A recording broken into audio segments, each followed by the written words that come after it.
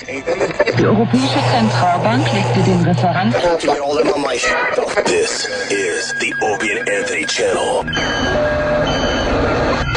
And now, a show the likes of which America's never seen. So appalling, so offensive, yet so entertaining. It's not your normal show. Beamed from satellites in space down to you every single day. What planet are we living on? It's the Opie and Anthony show with Opie. We're experts, and we already know this is going to be great radio, so shut the fuck up. And Anthony. I live in a big house, I make a lot of money, and I fuck attractive girls. And little Jimmy. I don't even like in our opening. It sounds like a little... You dang open hand and don't listen to dang open hand. Stop with that shit. And now, here they are. Why am I introducing these buffoons? I'm William Shatner, goddammit. But enough of this palaver. Let's get the show on the road. Good morning, everyone.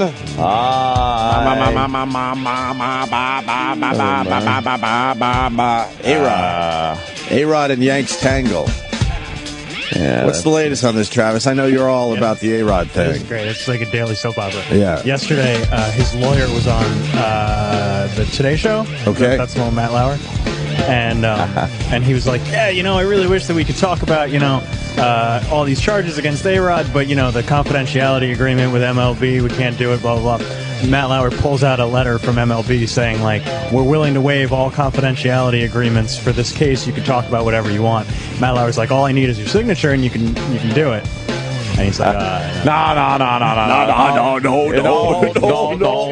He called him out. That was great. He totally fucking called him out. Matt Lauer. And he folded What right did the lawyer there. say? That's wonderful. He said that he's been asking for that agreement for weeks, and that he didn't sign it because MLB was doing a publicity stunt, giving it to Matt Lauer instead of directly to him. Oh, yeah, okay. But then MLB said, we've never said that players can't talk about the charges against them. We won't talk about it because it's confidential to us. But if you want to go out there and, talk about the charges against you, go ahead. So, did the guy sign it after the Matt Lauer interview? Of course not. Yeah. Of course not. These are the days. These are the days you miss the old school Steinbrenner. Oh, yeah. Georgie. He wouldn't put up with any of this shit. Oh, my God. Would he not put up with anything close to this? You think he would let Alex Rodriguez, while he's talking about how the Yankees are out to get him, play? Yeah. Oh, no. he'd probably bench him, right? Oh, he would fucking bench him. He wouldn't give a shit about what his lawyers told him or anything. Why won't they bench him? Screw him. Why won't they bench him? I don't know. That's probably some legal wrangling. And Girardi can do whatever he wants. Yeah, that's true. And Girardi is in full support of A-Rod. Yeah, getting thrown out of the game the other night after A-Rod got hit. Even though that is the weirdest fucking thing ever. Yeah. Your player gets hit, you run out to defend him, and you get thrown out. You get tossed. What the fuck did he say to the umps? They got him thrown. He's got to be the guy, though, that if the player is on the field and playing, he's got to be behind him. Yeah, he's got to protect his player. Whether personally he fucking can't stand him or not, the other players see a captain that isn't, or a skipper that isn't fucking taking care of his guys regardless, you lose confidence. But do you think, behind closed doors? I think he fucking can't stand the fact that... He said something to that effect, that it's odd to... he said, we're in difficult times. Yes. We're in strange times. You think he likes him? No. I don't think anyone on the team... Not Jeter doesn't like him anymore, you think? Weren't they good friends? No. Yeah. Okay. You think Jeter doesn't like him either? I can't, if everything that they're saying about him is true, I don't know how any teammate can like him, because there's allegations that he's throwing other players under the bus and leaking their names to the press. They got to want him gone just for the fact that it's a distraction from the fucking game. Sure. Think he's selfish? Oh God, yeah. Oh. Yes. Yeah. All right, so that's the latest on A-Rod. Every day it's something new. If only he could get press like this because he played well. Now that would be great. He hit a home run in Boston. All right, yeah. After he got hit. Right, yeah. He's doing all right. Did he play last night? I don't even know. They were off. Oh, they were off last night? Okay. He's about a piece of shit. Yeah, he really is. Jimmy's going to be on Imus in about 10 minutes. Yeah. Even though he's here. It must be a very quick walk, right? It's literally across the street, down the elevator, across the banks, up the thing. Hey guys, how are you? That's it. How are you? Do I go on ISDN? It's a big week for Jim Norton. His comedy special comes out Friday. Very excited. On Epix, 10 o'clock. Yes. American Degenerate. It's a good one. They're all good, obviously, but this one I'm really happy with. I know you're very happy with this one, so compared to the other ones. Yeah. And so you're going on Imus to promote a little bit. I am. And Patrice's Unreleased is on iTunes today. Right. You can get Patrice's Unreleased. We have advanced copies of it. And David Cho did the album cover. It's really cool. It's hard to get him to do anything because he's a very, very hard to get artist. Yeah. He makes a lot of money. And he did that for free. He did that for free. That's awesome. Yeah, it was nice of him. Yeah, go get Patrice O'Neal Unreleased. It's out today. For digital download, and then what? The hard copies will be out a little later. October 1st, you could actually have it in your hand. Who uses hard copies anymore, if anything? Travis, is that a gay thing? Yeah, it's basically a thing in the homosexual community. Oh, okay. They like to touch things. Yes, I need some tactile. I gotta touch things. I don't get. I just like CDs. Hard copies of anything. It's so much more convenient to just have a digital copy of it on your phone, and then then you could just pop it in your vehicle. You just pop the fucking thing, and now you're listening in your car. You could use that one digital copy in so many places. I don't disagree with you. I still buy CDs, and then I'll import it into iTunes, and then I'll never listen to the CD again. Yes. But I just like having the physical. Wow. In case they come in, you can have them sign it. It's so silly to hold on to that shit, but I do. You know what? That is a Jimmy Norton reason right there. Yes, I have all my DVD fucking boxes. They're in a giant box downstairs. I should throw them out. Yes. Yeah, I want to just throw all my DVDs out. I'm still too scared to do that for whatever reason. You know what? You don't I have need a fuckload of DVDs in a closet. So many. I sold almost all of mine. Really? Because I realized that it was, a dying medium. And then I started thinking about when I would get them signed here, I was like, these are going to look as silly as like if I had a bunch of signed VHS tapes. You know? That'd be like great. in 10 years, that's going to look really silly. I don't know, in a way, depending on the autograph, it could be kind of cool, though. A little retro. Yeah. Put it in a case somewhere in your house. Cassettes are coming back now. No. Why are they coming back? They're doing like, how they do Record Store Day? Yeah. They did Cassette Store Day a couple weeks ago. God. Stop it. Cassettes That was just a fucked medium. You couldn't even keep them that long. They would fuck up. They'd stretch out. It was... Get stuck in your car. Yeah.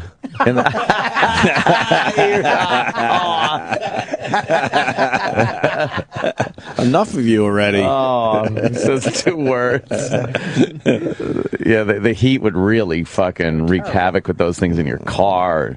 Remember when it actually got so hot in your car that the plastic case would warp? Now Jimmy's leaving. Yeah, I just wanted to come and say hi. Oh, you're so weird. I love Jimmy. Why wouldn't you just hang out? I know, I probably should, but I It's just so weird. I'm so used to coming here. This is my job. Jimmy works really hard. I have to show up for work. I have to make my face seen and then run across the street and come back to work. Oh. What the hell? You guys sit. You guys, you millionaires philander. What do? I do the grunt work. What do I know? All right, we'll listen to Jimmy on Imus in a few minutes, so you don't even have to change the dial. Hold down the fort here until Jimmy gets back. Now, what's funny, like, if we were doing an interview with Imus today at 6:35... We'd have taken the day off. Pretty much. That's how we are. We definitely wouldn't be interview. We wouldn't be here at 6. We're going to take the day off because... Jimmy came in to do 7 minutes of radio because he's a workaholic. Yeah, we would have absolutely taken the day off. I feel like we should take the day off because Jimmy's on Imus. Jimmy's on Imus. Come on. We got Imus on. Imus's cowboy hat is getting bigger. It is giant. Bigger. And he pulls the brim down so it's over his eyes now. There's your bobblehead. And then the other guy was crying, like Lou pointed out. The other guy was not crying. Yeah. Ruben Amaro Jr., the general manager. Bobblehead name for Charlie. I'm not coming. We're looking at Imus. Bernard, you've done it again. He's broadcasting under a huge cowboy hat. Yes.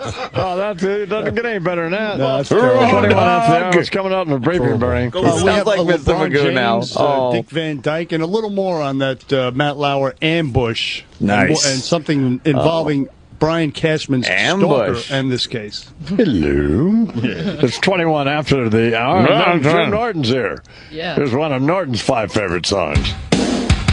What? Somebody put something in my drink. Somebody. I have no Just idea. said Imus said Jim Norton's here. He just left us. He's not there yet. How's he do that? Jimmy runs very quickly. So Matt Lauer ambushed A-Rod. I love it. Jim Norton's top 5 songs. Crazy Train. Ghost Riders in the Sky. All right. Run to the Hills. And National Acrobat. And Crazy Train. Oh, I was going to go with Kaja Gugu. Kaja Gugu. Too Shy. Hush I'd Eye. Yesterday on the Worst Of, because, of course, Sam Roberts isn't here until tomorrow. Instead of the after show, there was a Worst Of, and I was listening to it on the way home, and it was me and Jimmy and you and Bobby going through our crappy songs, the gay songs that we have on our iPhones. Right. It was funny. Yeah, I was listening. It was some really bad ones. Bobby outgayed all of us. Yeah, right? yeah. Okay, Bobby good. really did outgay us all. All right, good. Jimmy was pretty good though. He's got some real shit on his. Yeah. All right, now we're just going to wait for Jimmy to cross the street. Jimmy. We'll listen to him on Imus. The I-Man. It's a big week for Jim Norton. Yeah. Hope everyone watches his special this Friday at 10 on Epix. I'm sure. Did you watch the fucking big fat testicle guy? No, why would I? I didn't either. I didn't either. People were like, Anthony, you watching it? And I'm like, I sat there and spoke with him yesterday. Right. Why the fuck do I want to see how disgusting it is? I felt like I grew a 50-pound testicle listening to him yesterday. Yeah. Holy fuck, he was telling his story in real time. Wow. And he would just, he's one of those guys. Why are we trashing him? He was nice. He was very nice, but he was one of those guys that tells the story in great too much detail. In great detail. So I went to the doctor, and I believe he was located in a part of California that doesn't have a very good viaduct system for water. Yeah. And I'm like, wait, where are you going? He had a lot of those pregnant pauses. Pregnant ball pauses. Setting up the story. Yeah, set it up. I couldn't.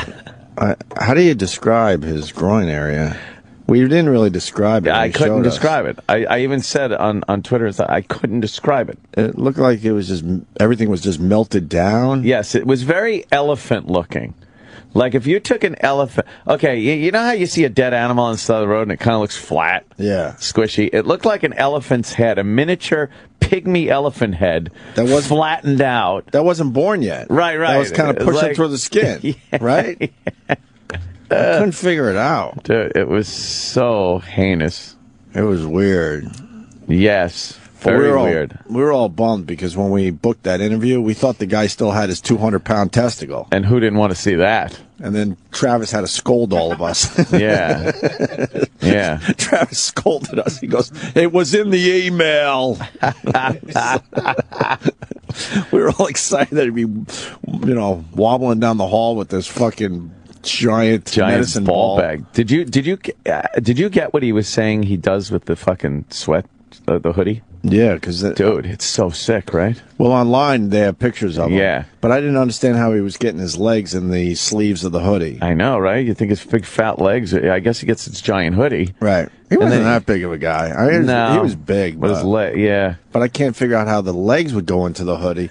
And then he uses the actual hood to cover up his big, huge ball bag. Up his ball See, there bag. it is. Look. Hoodie's up. What the fuck? Hoodie's up for ball bags. And then that's a tribute. And then he has a huge drum that he places his massive testicle on, or testicles. He kept talking about it like it was only one that, Jesus.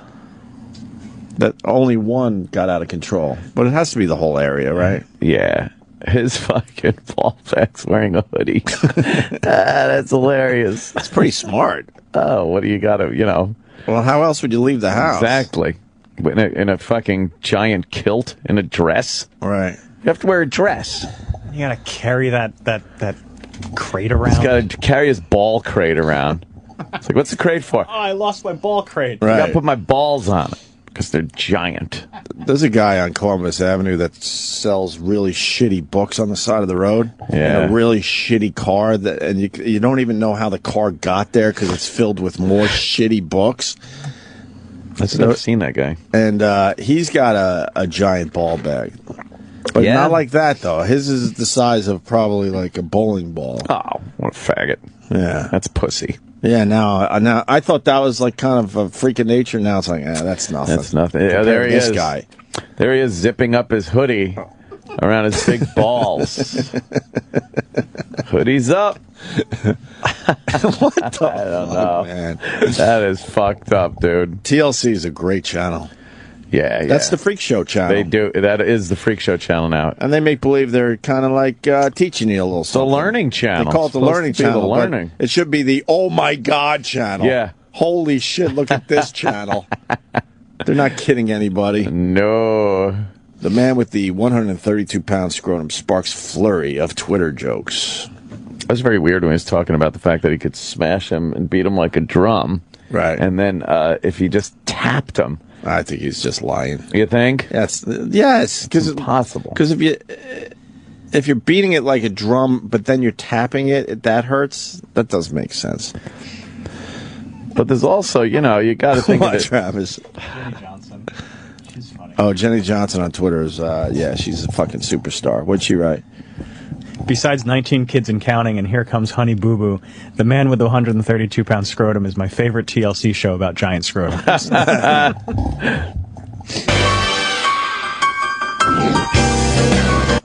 They might be coming back with Jimmy. Oh, maybe. Maybe. Oh, Jimmy's here.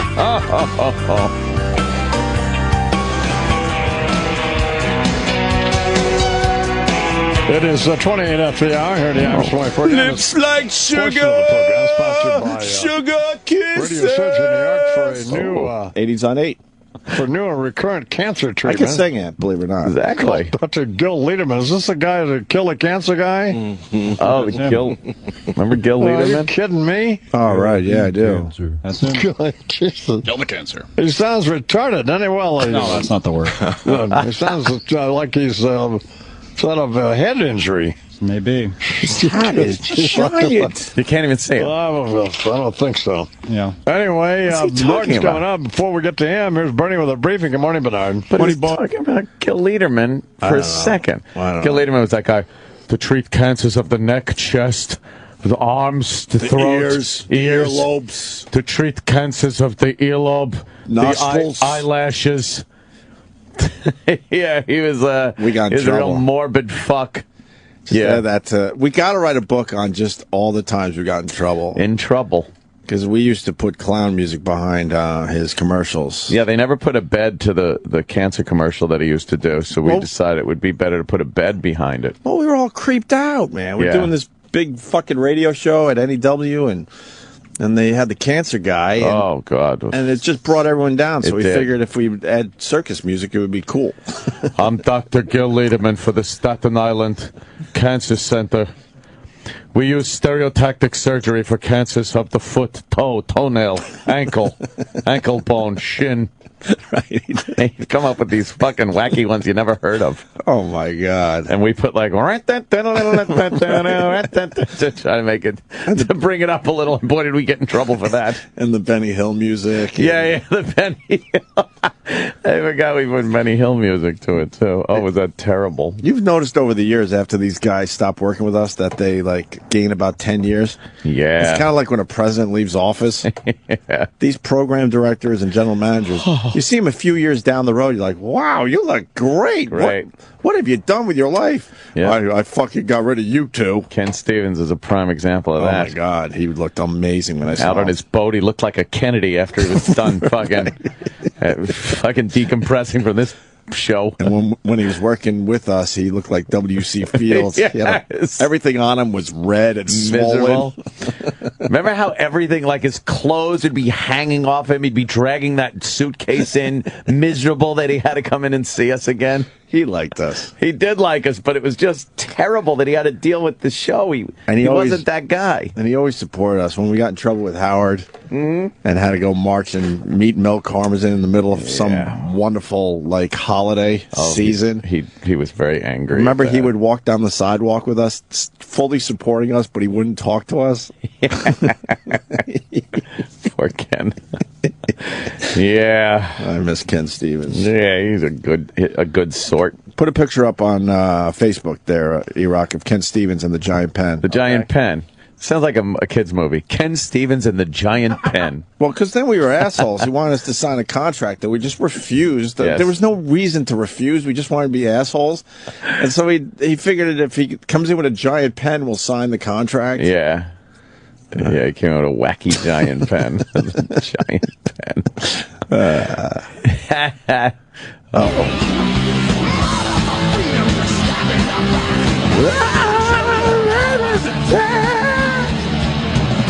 Run to the hills. Run for your life. Run to the hills.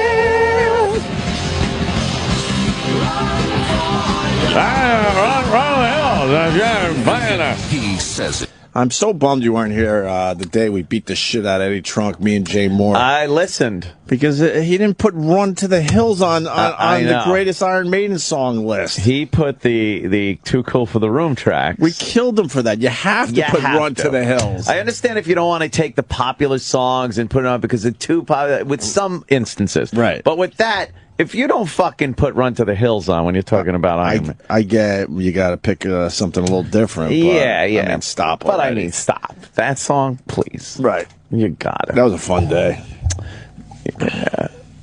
Run to. We're just waiting for Jimmy to be on. Jimmy. Imus. They were teasing him. They're using him for TSL, I think. Yeah. Yeah. Time spent listening. What? Do you want that bit for this week's podcast? I was going to ask What do we got here? We still don't know what we're doing for tomorrow's podcast. We got a company man here. Well, what do we got here? Figured out weeks in advance. Era. I guess we made Huffington Post with our scrotum interview. Oh, yeah, Huffington. There was a quick mention of you guys. Man, do I hate the sound of just Huffington Post. That's why you say HuffPo. Huff. Yeah. Is that like Mopo with Maury Povich? He tried doing that thing. Whatever happened to Maury? Is he still around? Why doesn't he do our show anymore? What happened with him? Wakes up in cold sweats thinking of primordial dwarfs. Good old Maury Povich. Maury. He's 74. Maury is 74. He looks great. Maury's doing something right.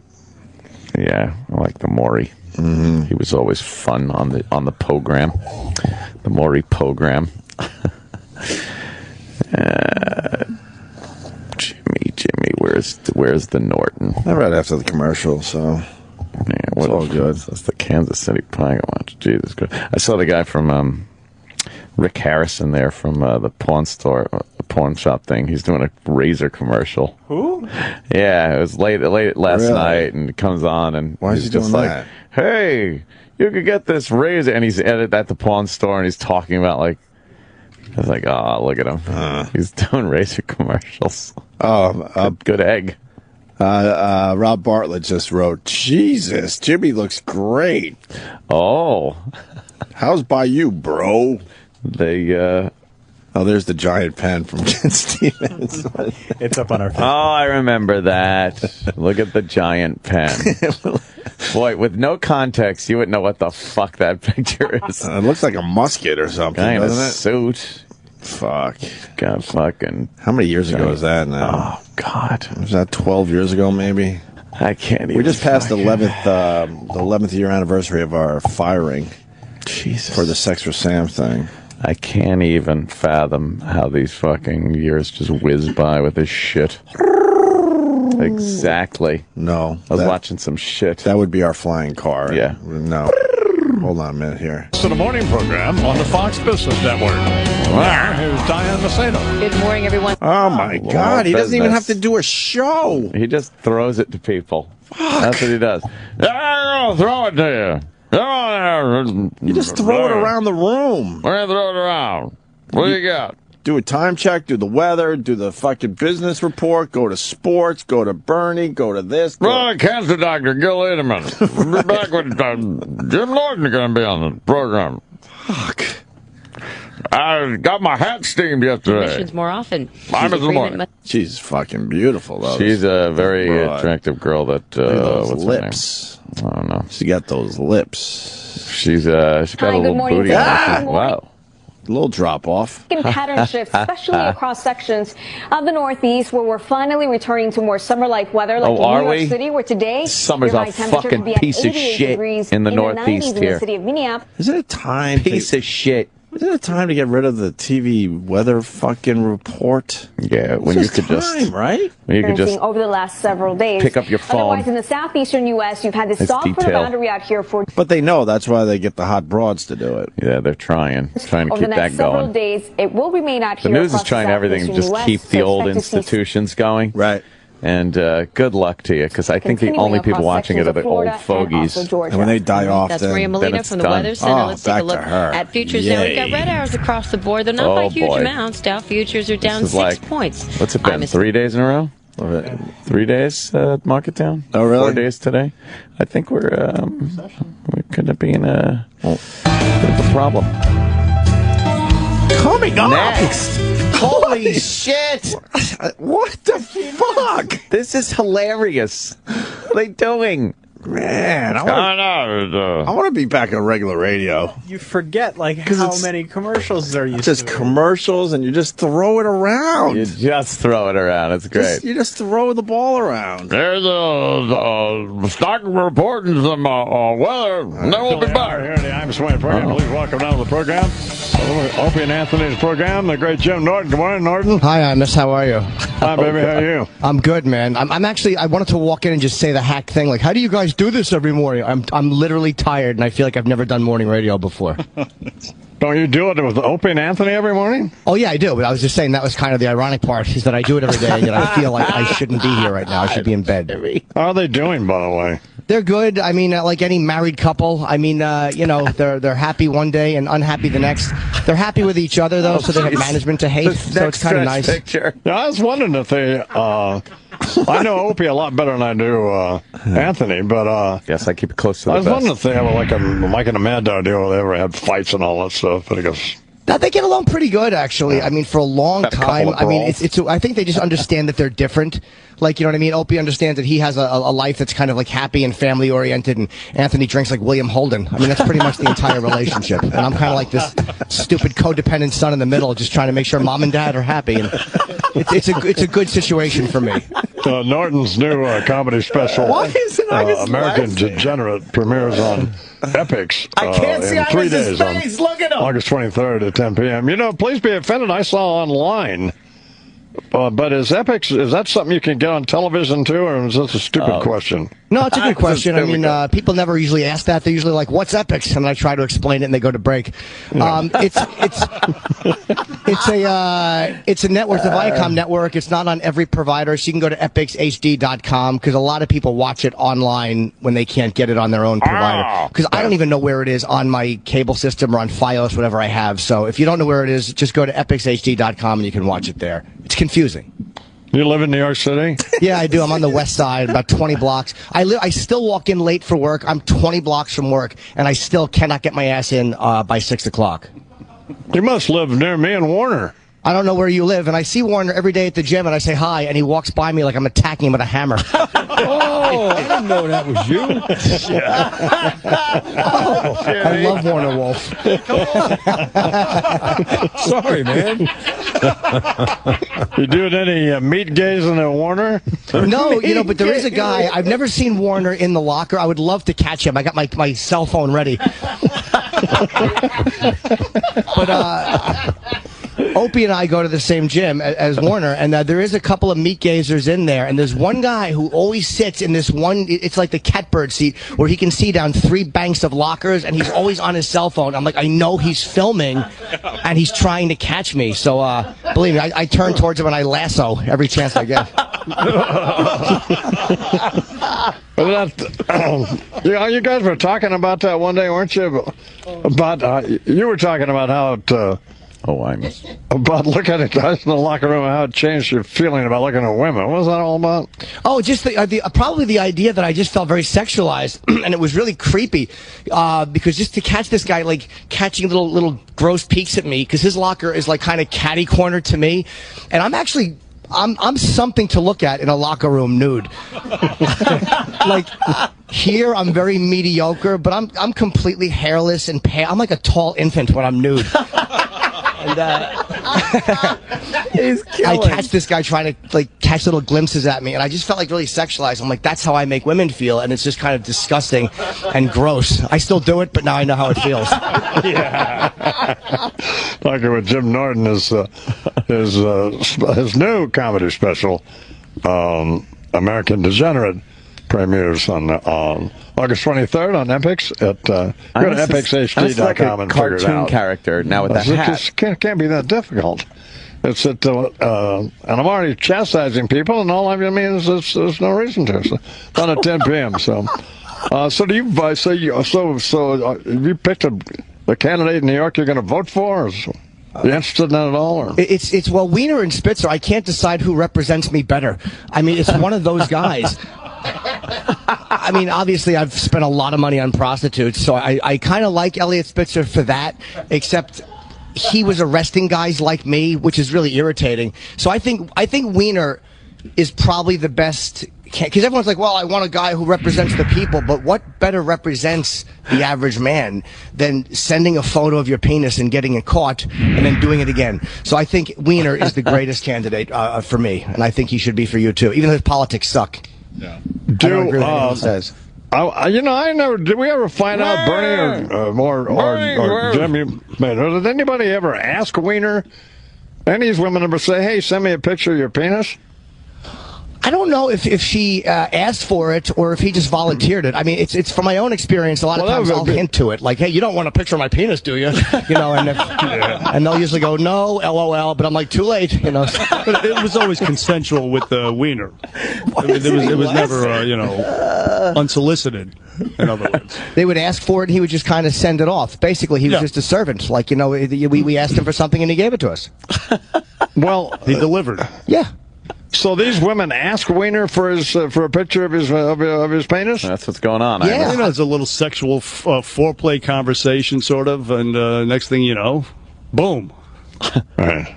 Is there anything better than that? When a girl, when you send that to a girl and she writes back, "Wow," that would be. Yeah, you realize you didn't send yours. Oh, no, I sent the black one. Sorry.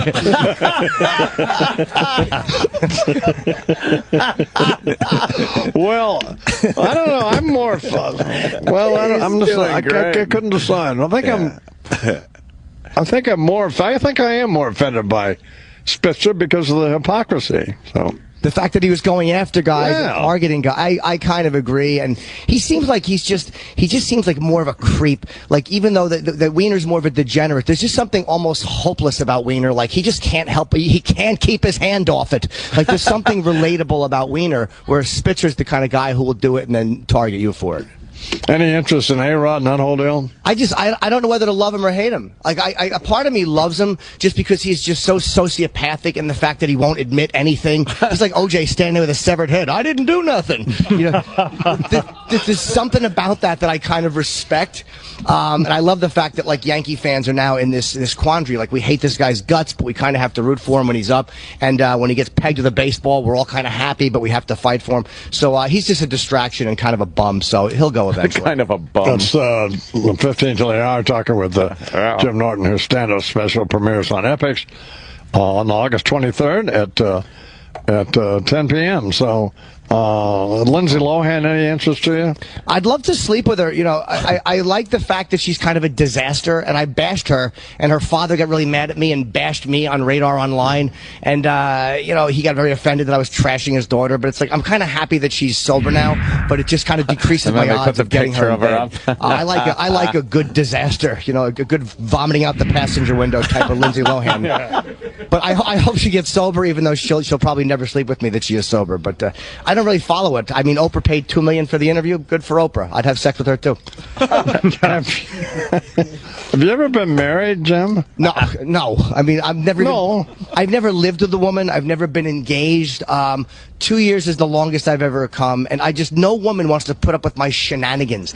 It's literally, I sext until 1 o'clock in the morning. I have Sabbath pictures on the wall. There's no woman that wants to have the child of me. So no, I've never lived with a woman. I've never been close to it. Okay. So, sorry, I didn't mean to bring the show to a halt with that realistic, honest answer.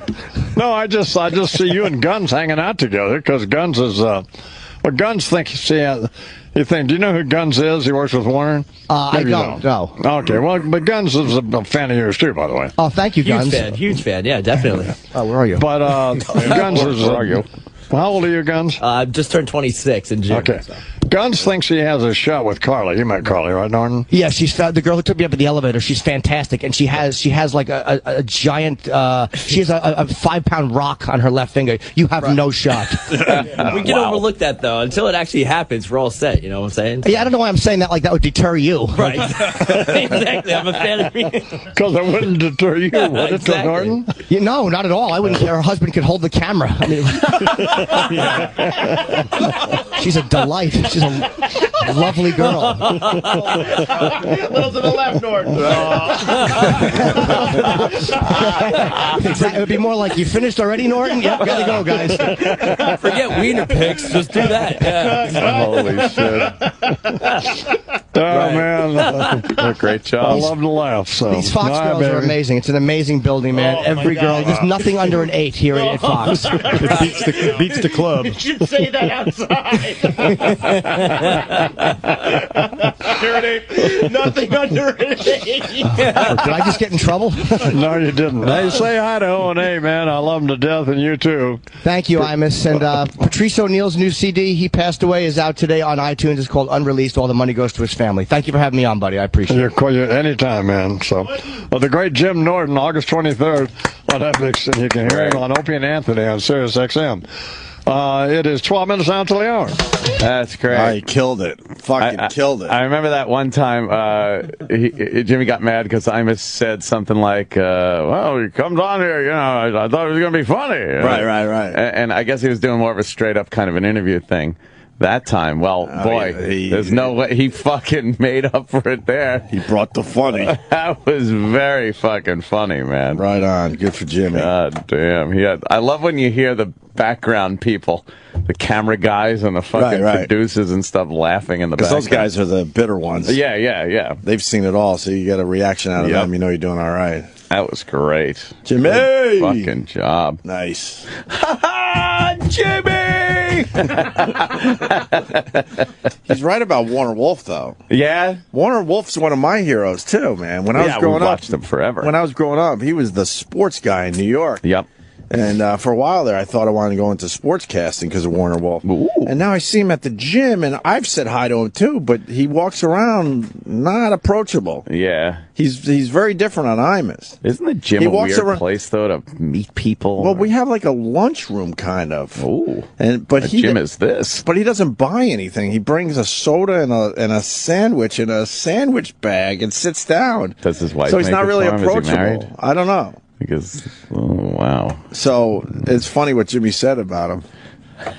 He doesn't like the gym. Just seems to be a weird place to like. Hey, how you doing? Like, leave me alone. I'm fucking. You know. No, I mean, no one really talks at our gym. Yeah. They're all fucking stuck up. Do you and Jimmy have assholes. little chit chats? Oh yeah. At the gym, yeah. Yeah, as we're pulling each other's puds. Nice. Puds. Just helping each other out. Yeah, you know, a couple of boys. Before we get into some reps. Yeah. Before we pump iron. Nice. We pump our puds. I haven't been to the gym in, I don't know, when did summer start? Oh, really? Well, that's why I dig holes every day. Oh. That's my workout. That's the workout now. And now I'm digging holes for the entire fucking beach. The word got out. Who knew there was the demand? The word got out. So such a demand for holes. The kids come a running when they see me with the big shovel. Yeah. Oh, yeah. But they won't fucking let me complete the goddamn hole before they start pushing the sand back in. Ah, damn kids. Drives me nuts. What are you going to do? My wife had to tell me to relax because I don't yell at my kids because I know what that did to me when I was growing up. But I get really frustrated. Don't push in the hole! I get really frustrated because all I want to do with my digging is hit water. You're right. I'm a little obsessive at times. Oh, so if you're going to dig a hole, you want to hit water if you're at a beach. That's all. And I'm getting close. The sand is getting damper, and you know it's right about any there. minute now. And then my kid runs around the top of the hole. Just all he wants to do is push the sand back in. Why doesn't... And then I'm like, not yet. And then my wife's got to go, relax. He's having fun. And I'm like, but I'm not having fun. Why wouldn't he enjoy doing that, knowing that Dad'll just shovel it out again? But he doesn't want me to shovel it out again. What he Don't just even wants ask why. Fill the hole up. You try to figure out why. No. If I knew why, man. I have no clue. It'd be a lot easier to, raise a kid. I gather. And then as soon as it's done, he's all about. He jumps in the middle of it. It's over his head. That's how deep these holes are. Oh man! That's and then he so just dangerous. starts scraping the sides like this, and just wants to pull it all back in. That's dangerous. No, we're right there. Oh my God! And oh, that's so dangerous. No, I'm following the codes. Sand is crazy stuff. No, you got to follow the codes. Yeah, yeah. I cut some things into the side of it, so. Oh really? If there is some kind of collapse, it isn't going to be that bad. Yeah, I got all sorts of codes. I codes. Follow my hole digging. Know you very proficient. Well, that's pretty much the only exercise I've had all summer because I'm like all about just fucking chilling the fuck out. What is this Travis laughing at? It's certainly not my dumb Eric's story. Just making a joke. Eric is in my ear. What is he saying? You wouldn't get it. In your ear? Yeah. Oh. In your ear. All right. I don't have kids, but I'm searching for my little cat.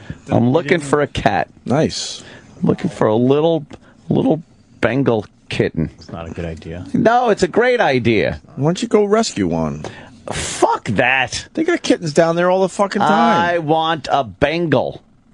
I want a little spotted Bengal kitty. You can't find the good ones in the rest. Oh, really? No. That's why. Fuck the rescue cat. There's a reason they're in there. How's their temperament? Well, they could be a little rambunctious, but I like that in a cat. I don't know. Little Jack was rambunctious. No, he Have that wasn't. in your online profile. Jack was rambunctious. Jack was half fucking human. That was a creepy cat. No, that was JD. Oh, Jack. JD was. Oh, you're Jack right. JD was I'm sorry. Melinda's cat. No, you're right. JD. Right. Yeah. JD was. JD was. JD cool. was a dog. Yeah, basically. yeah. It was creepy how Very he cool. behaved. I could cool as all hell. Tap my shoulder, and the cat would jump right up on my shoulder from the couch and stuff, like a little parrot. Adorable. Little parrot. But now I'm looking for I have a couple of calls in to a couple of catteries. Nice. For a little Bengal kitty. They're adorable and they're fun. Play with them. Meow, meow. Why didn't you take JD when it all went bad? Because you really liked JD.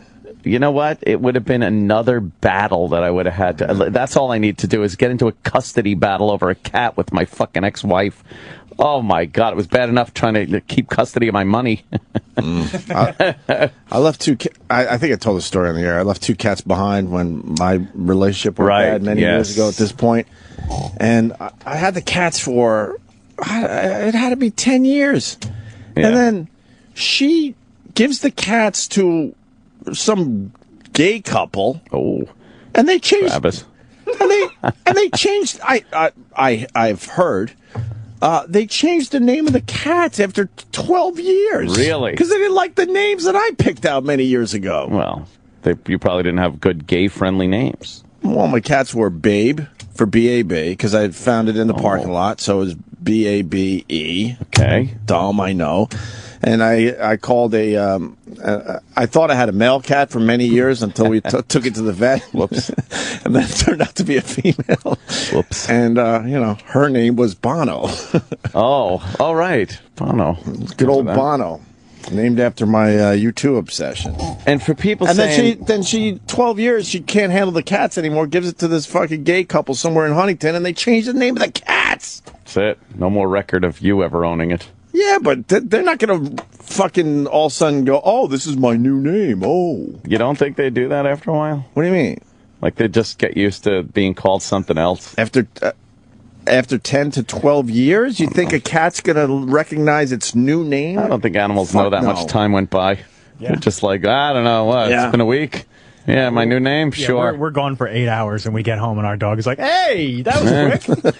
And now I'm getting these things, people going, don't be a faggot, get a dog. Well, yeah. Fuck you. Like, I need a cat you can fucking leave for a while and go away, like to Vegas for a week or something. Yeah, but cats are assholes. I know. I don't mind. Yeah, 9 out of 10 cats are assholes. You know I don't that. mind. I don't mind a nice asshole cat. Where it just fuck them. They're aloof. It's good. I don't have time for you either.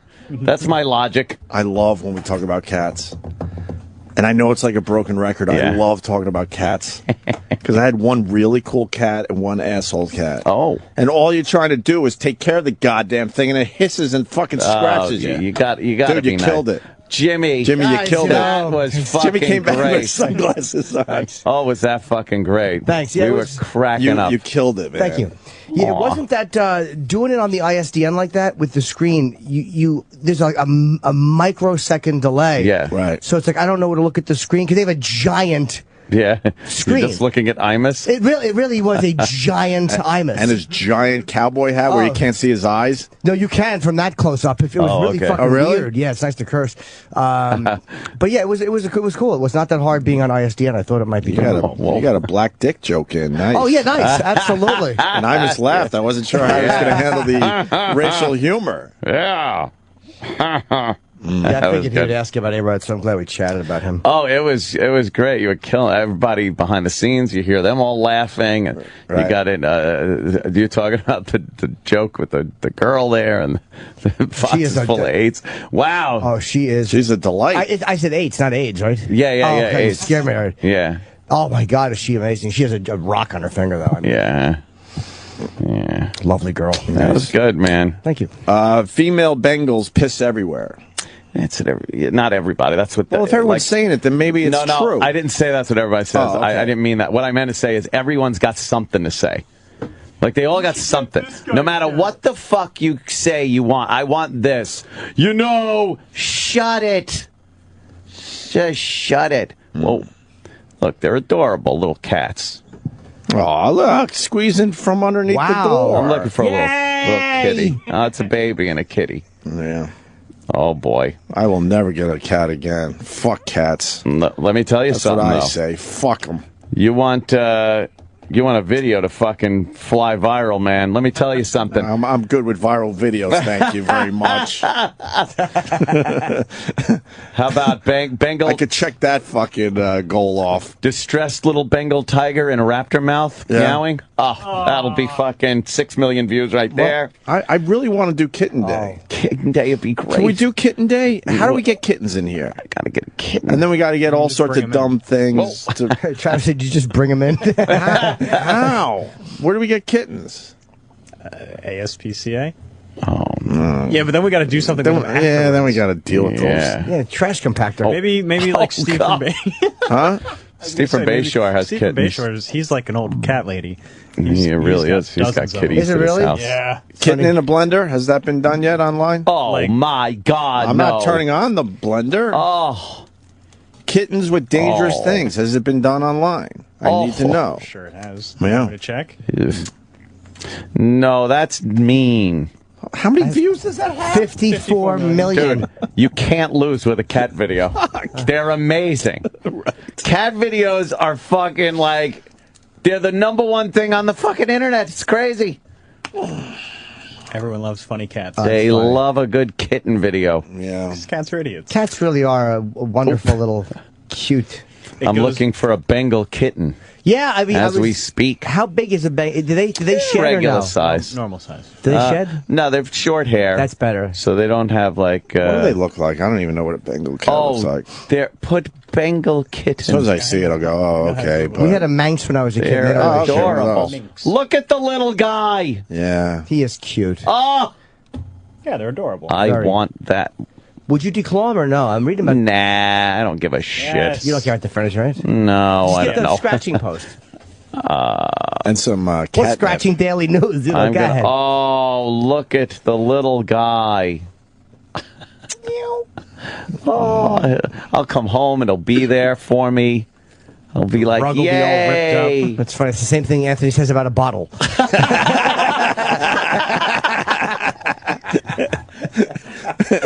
We laugh because it's true. Yeah. It's gonna fucking piss and scratch. No, then it's gonna hiss at you. It's not even gonna be aware that you're taking care of it. It's God, I hate cats. No. It's gotta be trained properly. And you're gonna do that? Yes. Oh, really? You're gonna train something that doesn't want to listen? I have plenty of time on my hands once I get home to train the little kitty, and I have help. There's people that'll give me pointers. I don't know. And I think this is a bad idea. No, it's a great idea. Look how cute it is. It's adorable. And I tell they aren't afraid of water. They aren't? No. They actually like water. Could you see that video? Bengal kitten swimming in pool. Whoa. 18 million views. Here's the video I can see. Man named Big A arrested for accidentally sitting on cat like Christopher Moltisanti. No! As he's tiptoeing around the compound. Oh, my goodness. Getting sneaky video. Yeah, getting snippets of info. Terrible. Getting snippets of interview. This one's already got 4 million views. Bengal cat walks on water. It walks on water. Wow. Oh, there's a cover on the pool. Okay. This is going to be funny. Wait, this is all it did, and it got 4 million, almost 5 million views? 5 million views. That's very dangerous with the cover on like that, Yes, the it is. solar cover. He's thinking about it, though. If he slips in... He's touching it. He's oh, boy, is he ever. He's trying to figure it out. They can swim. I mean... Yeah, but under the Under cover. that? Oh, They're not going boy. to get under the cover. But if he falls in there and the cover goes whoosh, and then he's under the cover. Well, at least there's a responsible owner filming the whole thing. Oh, okay. He's testing the cover. Look, he wants to go. Oh, I don't know. He's thinking about it. Is he going to go? He's got two. No. Oh, man. What an apprehensive little cat. All right, he's got one paw on the 5 cover. million again. views. 2 paws on the cover. Both front legs. Here I go. Nope. Goes back. Oh, his little This other buddy's gonna cat goes, help "What the him." fuck you doing?" You do that, I'll smell your asshole for a second. All right. Nope. 5 million views? He never does anything. No. He just tries and never quite. He can't figure it out. He's like, it's water, but it's not. Now he looks around. Like, And fuck it. That's 5 million views. 5 million views. It's got no finish. Boom. It just ends. Let's do Kitten Day. Got to do Kitten Day. How great would Kitten Day be? It'd be great until you realize you have cat hair all over you and you're fucking sneezing and your eyes itch. Oh, look. It's in the bathtub. How many views? This is only 30,000. 30,000. What? That's Bullshit. crazy. Yeah, that's bullshit. Hold on. We got to go to Steve the therapist. Oh, here we go. Well, I guess is our new Are you therapist. sure it's the therapist and he didn't just put 2 words together? I guess he's taking over for Lydia, huh? Whatever happened to Lydia? I don't know. Those big tits of hers. Steve. Yes. Happy birthday, Jimmy. Well, hi, Steve. I have to speak in favor of Anthony getting a cat. Oh. This is Anthony making a committed long-term relationship. This is very positive progress for him. It is, right? You know, it's something that he's going to love, something that's going to love him back. He's going to give unconditional love. If he's successful with this, he may graduate to a relationship where he could do this. Ooh. Thank you, Steve. That's a 1 in the plus column. Yeah, I think this is a good idea. I say go for it. Well, this will be the final nail in Anthony's human contact coffin. Like, he barely needs people as it is. Now it'll just be him and his cat with a fucking pistol on his leg and a bottle in his right hand. Fucking.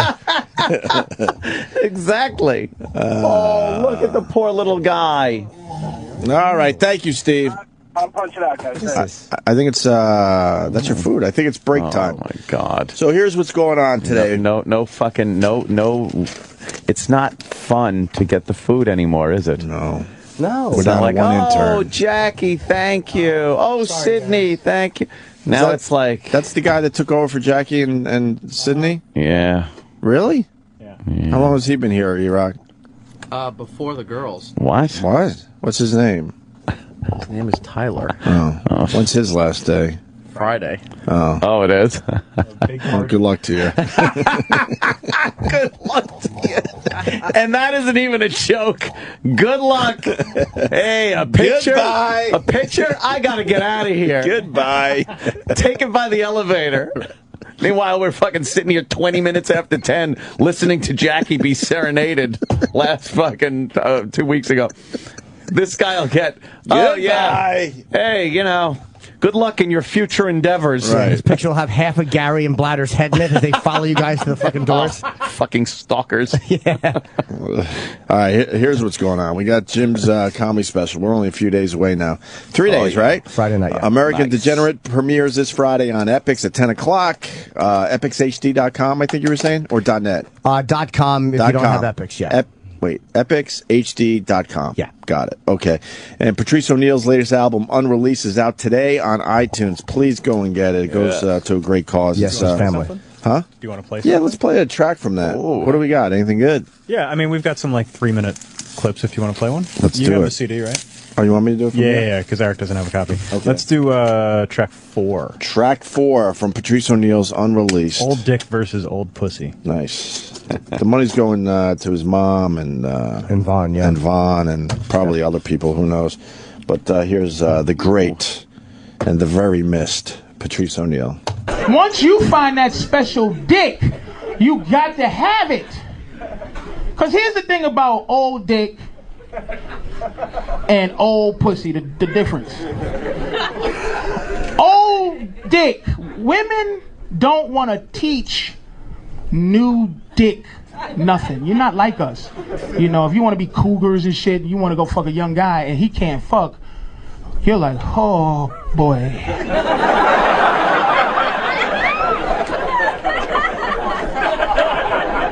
Here's the thing. Now, there's some passion that has gone from me and my girl's relationship, meaning I just don't have the ability anymore to look at her and get like, excited.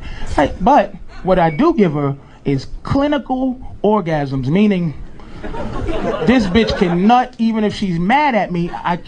She could be like, just fucking eat my pussy. Come on. And she can nut because I know how to make her nut. That's it. And I know how to make a nut. It's never, when she wants to nut, it's never romantic. It's just, she lays on her back, 2 pillows, and she cocks her legs back. I get into a comfortable, I rest my chin on her coochie, on the hole, the pussy hole, to get like a good base. She spreads her cooch open with her 2 index fingers, and then I hold her titties and do this, and then I just.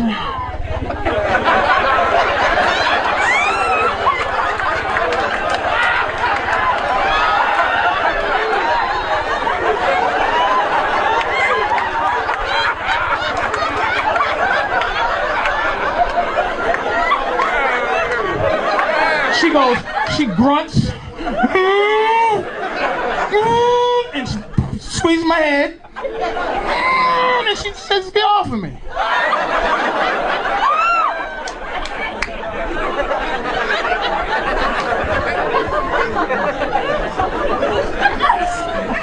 And then she unsexily asks me, you coming? Yeah. She gets in a position, licks my nips, I beat off, and that's sex. Now, I can replace that with the passion of new pussy, but men don't mind teaching women shit. That's the thing, that's the difference between old dick, old pussy, is old men love new pussy because we like to teach new. It's nothing better than introducing a girl to some shit that. That's why your strange dick was cool, because you've been with. You've seen it. It's just like, look at that new shit with the bag on it, baby. Ruben's introduced new fucking that kind of dick, and it's just like you'll never be surprised again, like he surprised you, you know. The Opie and Anthony Show will return in a moment. After all, millionaires have to piss too. The Opie and Anthony Show.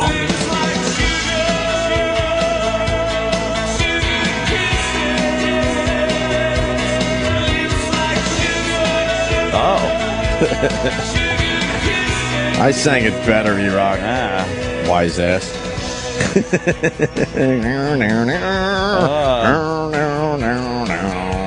80s Sound 8. You should probably, look at the hot clock. Get yourself a sheet with all information about the artist. I got a bone to pick with Martha Quinn if we're talking about 80s on 8. I'm a company guy now, so I'm listening to a lot of different channels. Yeah. Sampling, and consulting. Oh. She did some, 80s on 8 trivia thing, 80s trivia, and I guess you could play along on the website if you want. Maybe we could do that. That sounds cool. And she actually had a pretty good question. She asked, what football team won the most Super Bowls in the 80s? In the 80s. I listened to this on the way home yesterday. I would have to say the 49ers. Jimmy? I think the 49ers is correct. Well, you're both right. And she gives the answer, but then she doesn't give how many they won. Oh, Martha! And I don't know how many you think they won in the 80s. Well, I'm gonna but why guess. would you have?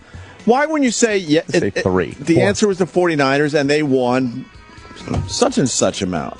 4? Yeah, I think the 5th one was Steve Young. See, we don't even know. Wow. It was 4. Okay, 4. Nice. So make sure Martha Quinn knows that I have a little problem with her. It was a good question. It kept me tuned in, but then she doesn't give the number. Broadway Joe Montana? Yeah, can we play the 80s game? And Steve Young, what did Steve Young win in the 90s, or was he in 89? What are you? A douche.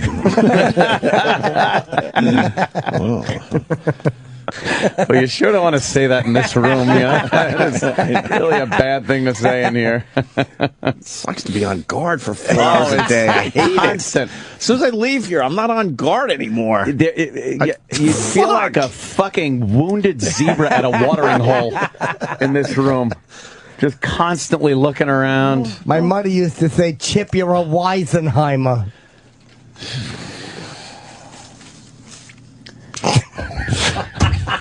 What do you do with that? Wise. This is going great. Okay, faggot, what's next? Oh, God. Steve Young won the 89. 89. 89 season or 89 Super Bowl? Well, 89 Super Bowl, 88-89 season. That's always that thing. Right. Like, what year was that? Oh, no, it was... now. All right, then. Because... So Montana, won 3? Okay. Damn. Montana won 3 in the 80s, and then Steve Young won the 4th. Bradshaw won 4, didn't he? I know Aikman won 3. Staubach won 2. And I think you're just playing the game all by yourself, aren't you? Right? Does Bradshaw? Bradshaw won 4. Okay, yeah, he's the winningest one, right? I don't think anyone else has 4. 9, 10, 13, and 14. What does Brady got these days? 2.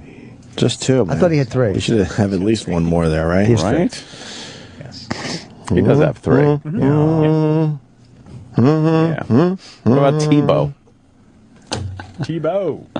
I was thinking about you on the way in today because I made it to the Grateful Dead channel. Oh, God. By the way, Underground Garage could be the best fucking channel on Sirius. Oh, yeah? You like that one? Holy fuck, I do.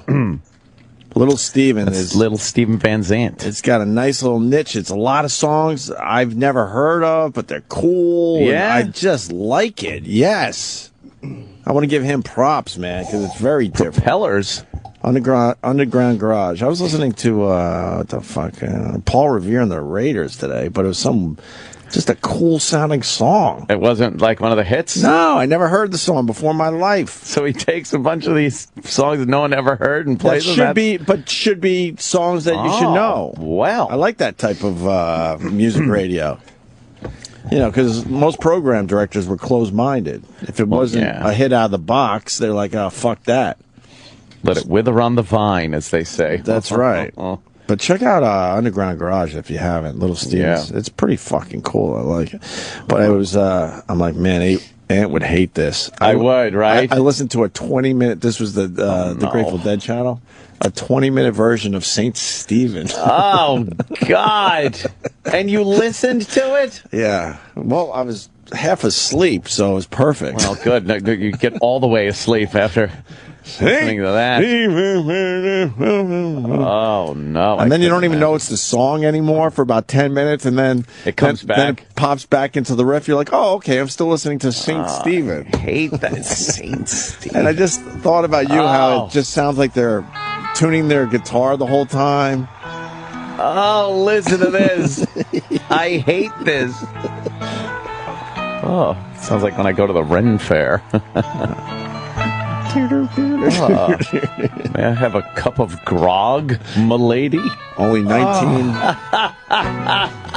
The Renaissance Fair's coming up in Tuxedo, New York. Oh, maybe I'll go. Cup of grog, m'lady. You're gonna go? Pardon. Could you direct me to the privy? Oh, I'd be so embarrassed to talk like that. I don't talk like that. No? No, not unless I really get a lot of grog in me. By grog is cum. It's this weekend. It's this weekend. What are you doing? You got to get up there. I'm sorry, it's every weekend. Yeah. Whoa. Until September 22nd. Yeah, okay. I got time. Could the show go up there?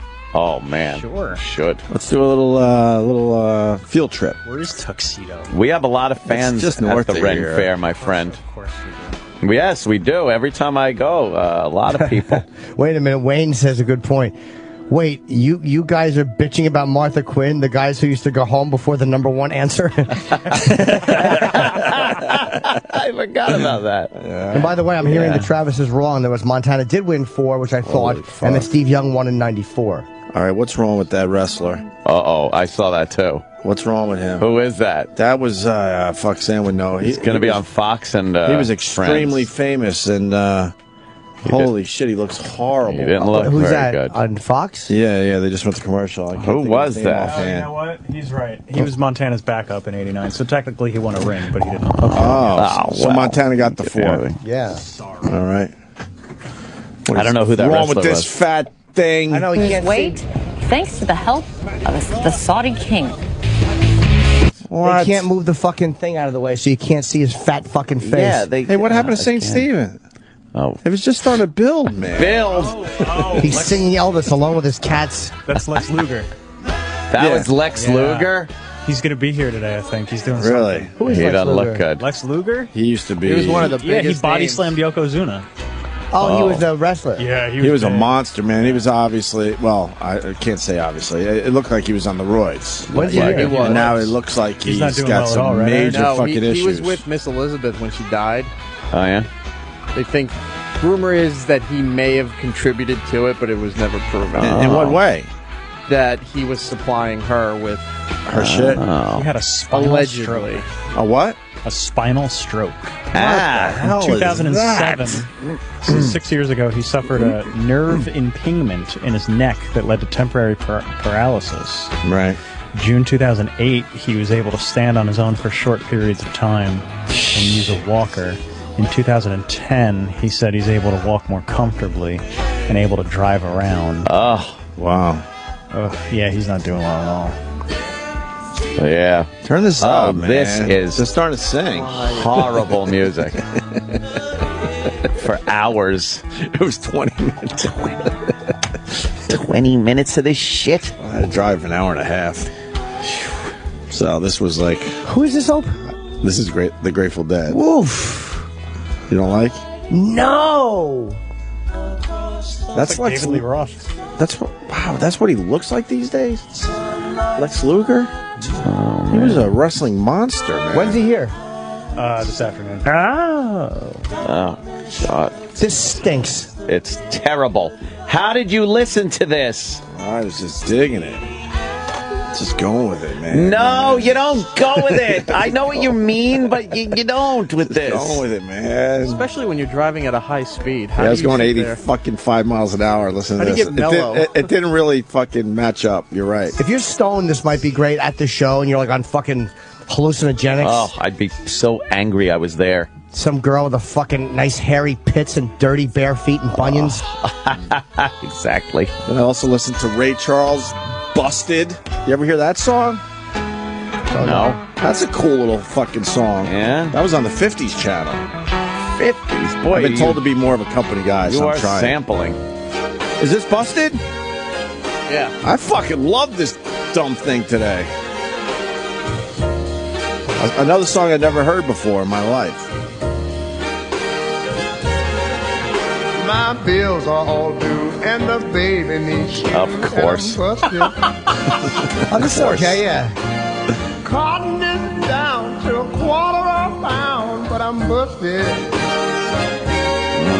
I got caught tugging my pecker. My mother said, busted! Good one, Chip. The town is gonna haul my belongings away, 'cause I'm busted. Oh, what happened? You don't like this amp? No. This is awful. Why is it awful? It's just the same shit. Big like a dog without his bone, but I'm busted. My brother said there ain't a thing I can do. My wife and my kids are all down. This is the beginning of a movie. Is it? Oh, it sounds like it. And I'm busted. What movie? No, it just this sounds like it would be the beginning of a movie.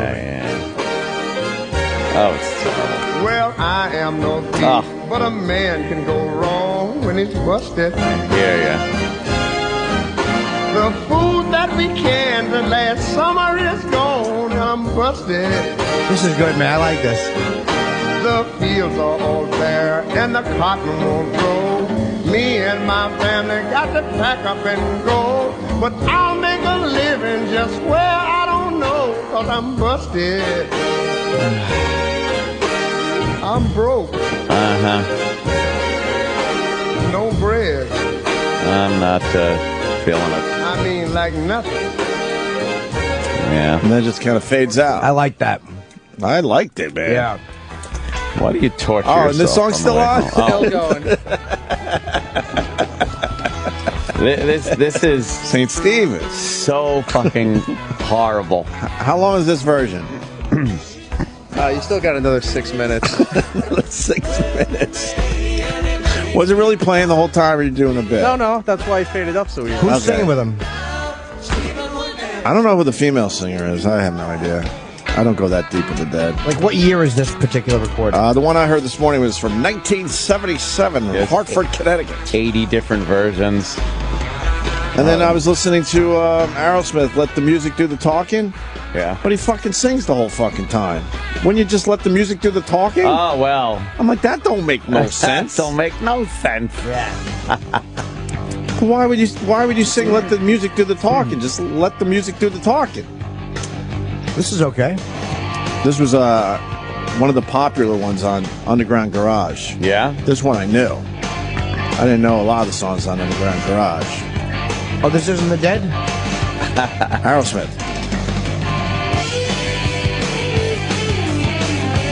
Yeah.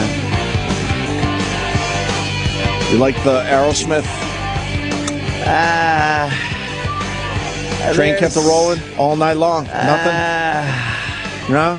There's a few that I could deal with. Sweet Emotion? What do you got? Anything? Toys in the Attic? Not really. You don't like them? I gotta be honest. Wait, you think they're overrated? Yeah. Wow. Yeah. Your music taste is tough, man. It really is. You don't I know, really I'm expand. terrible. You don't expand out too far. No. How do you not like very Aerosmith? For real? I don't know. Like, this to me is... You don't like some of that this down and dirty... generic fucking... You don't like that down and dirty shit. It should be in a race car video game. Oh. Yeah, this is like a Tony Hawk. Yeah. I don't know. I'm not feeling this. Holy fuck, he did body slam him. Yeah, I'm watching this video. Holy I think everyone shit. except Lex Luger is dead, right? Yeah. Crush is dead. Crush is dead. Yokozuna's Yokozuna's dead. Macho Man's dead. Right. Elizabeth's dead. Elizabeth's dead. Wow. Lex Luger's almost dead. Yeah. What year was this? 90... 3-ish? Somewhere in there, yeah. Because this led to the was Lex so Express, 90s. where he had a bus and just went around America. Bobby the Brain Heenan. Before he lost half his face. Right? Yeah. Is he dead? No. Oh, He might as well be. He should be. What's going on with Poor this Saudi bastard. man that weighs 1,300 pounds? What is that about? The king is offering to help him lose weight by removing his head. The king. Where was this? The Intrepid? Oh, it's still on it. Oh, come on. You can't see it because they have the fucking sign in front of his face. Put the fucking graphic up, and they... Is it really still on? Now you got 3 minutes. Now you're doing a bit. No. Oh, my God. You're under 3 minutes. Macho It's like Man. we never left. Oh, this horrible... If people... If you were at a concert listening to this and you liked it, you're a fucking asshole. Why? The whole place was into it. I probably made about 5 dead shows. How annoying would it be? Probably about. I'd be like, this is taking up time that you could play hits. Do you like fish? Oh. I never got into fish. Now I'm out. Stupid I tried fish. to. Never really got into them. There was no Barney Miller. Oh, whoa. I yelled at Stinky once for... Wasn't it Stinky? Like, called up. I hotlined Stinky when we were on vacation at NEW. And what? He was just doing the show? Yeah, he was doing the show and he played fish. How was he just doing the show? Why did we allow that? Because you used to play like 8 minutes of music hold before on. you started. What a story you've got. Yes. We'll go back to fish in a second. It's quite the story. You were at absolutely the top Lex of the Luger. wrestling world, but behind the scenes we had no idea the personal hell you had fallen into. Oh. Yeah, it's sort of a good lesson for young people, hopefully, that read the book, that, we reap what we sow. It's kind of a universal principle. And everything seemed like everything was going wonderful behind the scenes. I was making a lot of poor choices and bad decisions. Who I was hanging with and what I was doing, and it all unraveled at a certain point. What were some of those things you were doing, and what did you lose because of it? Drugs, alcohol, women, and I lost my family. I had a beautiful wife and 2 kids, but one guy corrected me one time when I was speaking. He said, "You didn't lose them, you gave them up for other stuff." My friends called it, "You were chasing a life of folly, Lex." That's what I was doing. Falling away, you got a lot of money, unbelievable shape, so you're playing to packed arenas. So you had all the trappings of fame and fortune. What was the allure that was you weren't prepared for? Jimmy's favorite wrestler. Well, I think with anybody, I'd go home and be the good father and husband back in Atlanta where I lived, and then I'd get on the road, and I guess I didn't have any accountability, because there's always temptation out there. I didn't have the accountability in my life to somebody or something. For me now it's God, but I mean to really sit me down and go, what are you doing that I felt that I had to answer to. Well, it caught up with you because you wound up spending 4 months in jail, but the good news is you met somebody who changed your life. I did. I met a chaplain in jail, and I stubbornly I didn't make any decisions to change my life at that point, but he pursued me outside of jail, Pastor Steve Baskin, very special friend, and he didn't try to share like religion with me, because I didn't grow up with religion at all. So he just became my friend and ended up eventually sharing the good news with me. And on April 23rd of 06, my life was supernaturally changed. Oh. Yeah. And you say that you're really trying to repair all those relationships that you lost. Good luck. That ego that you mentioned too, that was just this wild, huge ego. I hope to watch her taking a dump onto a mirror. So how can people manage that in their own lives, whether it's financial success or fame or what have you? Balance. I call it the sand versus the rock. What are you building the foundation of life on? Is you have faith in God? You have love your family and your friends. Lex and for me, Luger. Stop chasing a life of folly. Yes. That's what you're doing, Anthony. Chasing a life of folly. I sat the wrong way in an airplane for a long period of time. My head turned, and just due to my long story short, neurologist said because of all my muscle I still had then, and all my injuries, normal from football and wrestling career, bone spurs, I cut the blood flow off to my central cord. I woke up the next morning paralyzed in a hotel room, thought I was dehydrated. Being the athlete, I must not be, I must be dehydrated. I must have reached total muscle some water. Yeah. And it wasn't, I needed a lot more than the water. So, keep moving your head. I went to Shepherd Center in Atlanta, which is an incredible rehab center. And they're wonderful. And they gave me a 0 to 5% chance of any movement from the neck down. So, what I can do now today is incredible. I'm very thankful. Paralyzed. Well, it's great to hear your story, how you come back, where you've been, and where you're heading. Lex Luger, thank you very much for coming. Oh, thank you. Congratulations on your book. Go get it. Wrestling with the Devil. Wrestling with the Devil. Wrestling with the Devil. Okay, brother. Oh, my God. How does Wrestling with the Devil go, Chip? You got a little bit of that? If you could instantly write a song, what would it sound like?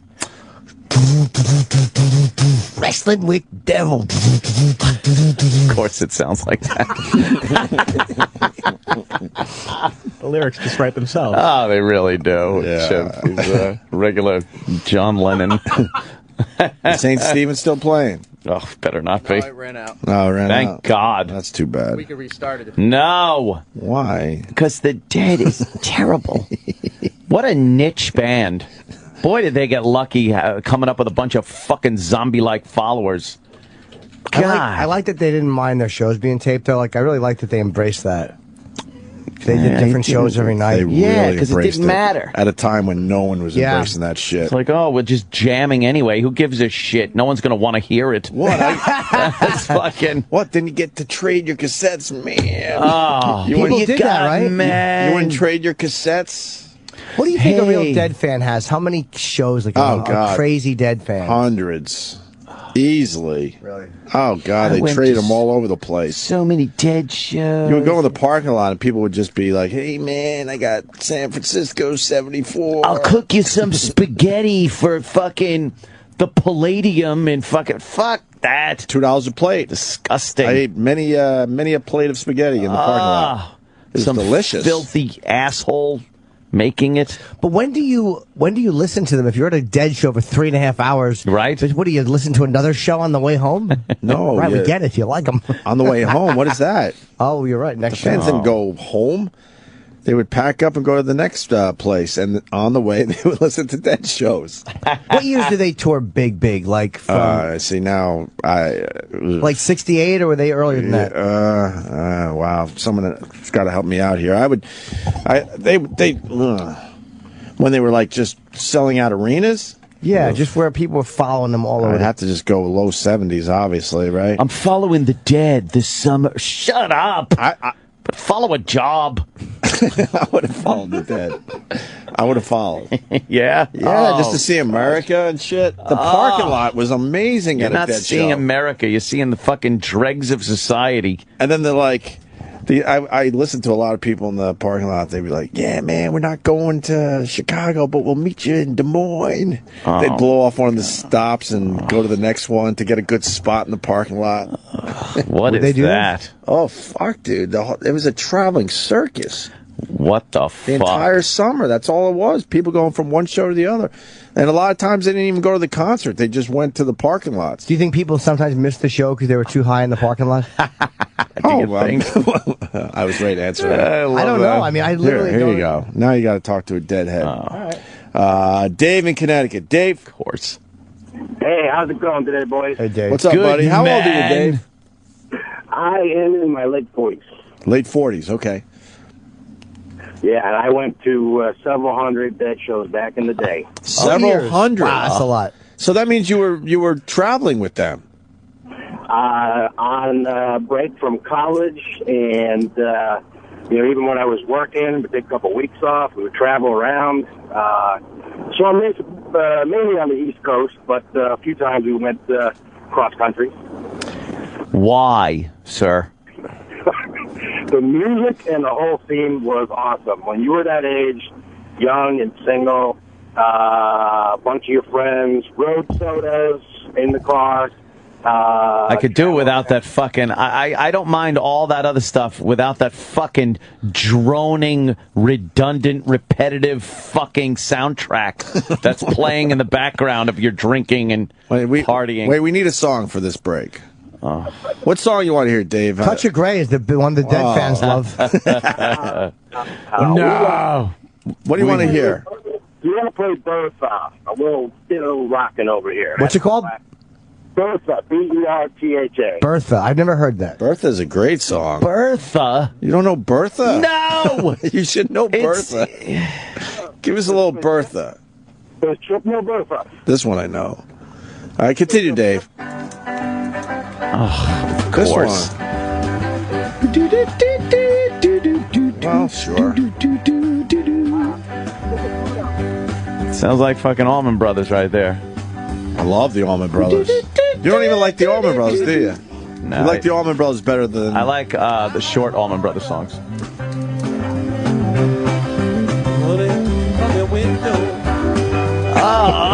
Listen to this. What? It's this again. He's not hurting anyone. Oh, he's hurting me. Why? I hate God.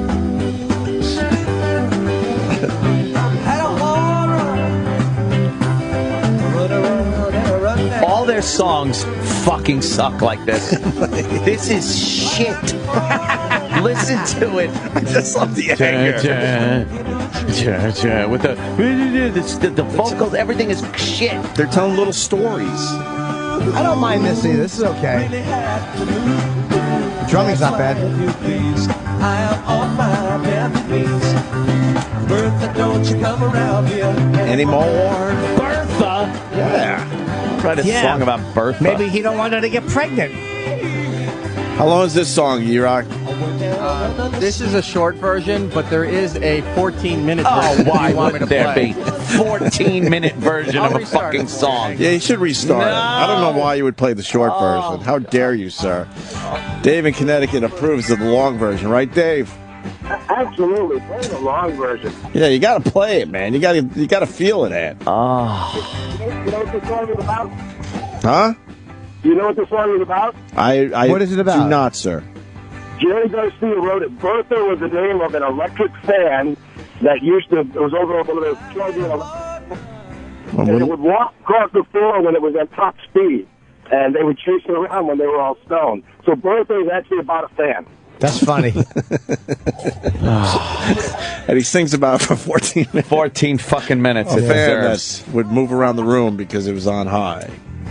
But if you're fucking tripping, that must have been pretty cool to see. Yeah. Oh, it was awesome.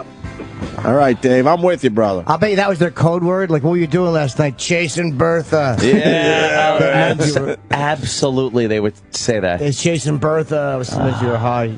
Was zooted. Let's say hi to one more deadhead, and then we'll move on. Greg in New Hampshire. Hi, Greg. Oh, hey, boys. Holy shit. You seen that Hanes ad on TV right now with the girl's bushes, like, right in your face? No. Holy fuck. You got to see this Hanes ad, Jimmy. You're going to fucking freak out.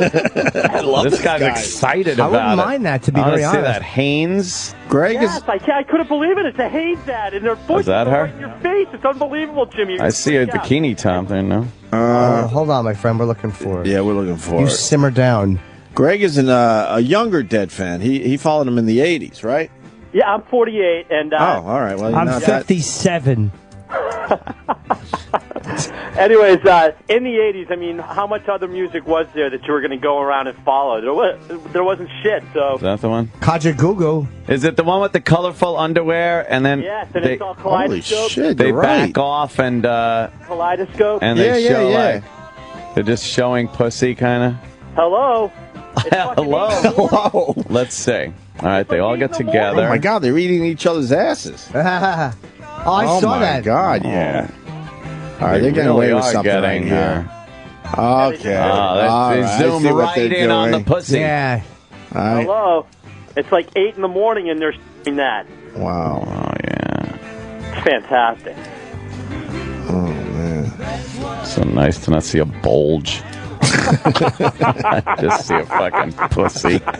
Yes! It just conjures up that thing of when you were younger and the first time you really got a chick's like pants off, but not her panties. Right. And you looked and were just like, that's fucking great. I could tell there's nothing down there. It's just like fucking, that's a vagina under there. You have to go through a few before you got to the fucking... No, but Okay. you just kind of... You just kind of know that you put your underwear on and there's a bulge in the front and you're like, But to see that, you're like, all right, that's a girl. Wow, they don't have to move their shit around. That's a girl. What do you got on the Dead in the 80s there, Greg? Oh, hey, it's kind of an acquired taste. It definitely grows on you. The first few times I heard the Dead, I thought it was shit. I heard the same story, sir. And you have to respect Jerry. No, I don't. He's a fucking rock and roll god. I don't know. He's not. Rock and and roll I don't god. have to respect him. And it's not acquired because I fucking went out with some broad who was so into the Dead, No, and she tried to get it grows on you. No, it doesn't. She broke your heart, and that's why you hate the Dead now. Now we got it. No, she Going didn't. to shows and you start getting into it. It's a different show. I every went night. to a show. I fucking listened and to then the you start song. Eating, you start eating clean doses, and you're tripping balls, and you're like, wait a minute, this is the best thing that ever happened. And all of a sudden, you're going to like 60, 70 shows. And He did a whole tour. One summer. How long did you do this? Did you follow them for? Was it just the summer, or was it more? Well, I did a whole spring tour in '86. That was like 13 shows on the East Coast. The Dead always did like 3 tours a year: a fall tour. Watching gardening would be entertaining on acid, so this guy doesn't know what the fuck he's talking about. It seems like the drugs are very important in liking the Dead. Well, I mean, most people do something when they do a show. I mean, you have a few beers probably when you go to a show. A few beers is different. I won't all of a sudden start liking a shitty band because I had a couple of beers. But if you drop some fucking acid or do some mescaline or something like that, you're going to enjoy anything. You know who my band is now? It's Fish. Those guys are fucking back. Oh, God, I hate this guy. dude. Oh, imagine him hanging out at a party or something. Hey, I'm in charge of the music. No, die. No. Let me just put this out there. All right. The only band that's played New Year's Eve the last 5 years in Madison Square Garden have sold out a four-show run. Of course. Culminating on New Year's Eve. Wow. Selling out Madison Square Garden. It's Fish. That doesn't mean anything. It doesn't mean anything. Sun Young Moon could have done that. It's a cult. That's true. It's a cult mentality. What's a Fish song, dude? What's a good Fish song? Oh, glub, glub, glub. Glub, glub. Oh, there's a hook in my mouth. Ba-da-da. Put me back in the water. Yeah. I can't breathe. Eyes on the side of my head. Leave her alone. She's just a guppy. Fish. Now, what is a good Fish song? Let's find a Fish song. Okay, you could start with a total noob Fish song like Chalk Dust Torture. That's a. What's it called? Chalk Dust Torture? Chalk Dust Torture, yeah. What's it about? Chalk Dust You Torture? got it, E-Rock. Yeah, hang on. Hold on. Oh, God. Phil Lesh. Hold on. And he gives him a slabo. Phil Lesh is the guy in Fish, right? No, Phil Lesh is in the He was in the Dead, yeah. Oh, who's in Fish? Trey Anastasio. Trey is the rock and roll whatever. god also. Oh, Trey Anastasia. Okay. Now, what did he play in the Dead? What band? What? No, Trey plays in Fish. He's the guitar player. He's a god. Was he in the Dead or no? No. Oh, there was nobody who crossed over? I thought the Dead was just old Fish people. Maybe over the years. No, it was an East Coast, West Coast thing. The Dead is from San Francisco, Fish is from Burlington, Vermont. Oh, of course, Vermont. Yes. You want to know how long this song is? How long they've been around? How long is this song? Fish is on their 30th anniversary tour right now, Jimmy. Okay. 30 years for them already? Yeah. Holy Their fuck. logo is how I know I hate Fish. Huh? In 1983 when they were at UVM. Holy fuck. Yeah. How long is this song, A-Rock? We are at 25 minutes and 20 seconds left. Why would you do that?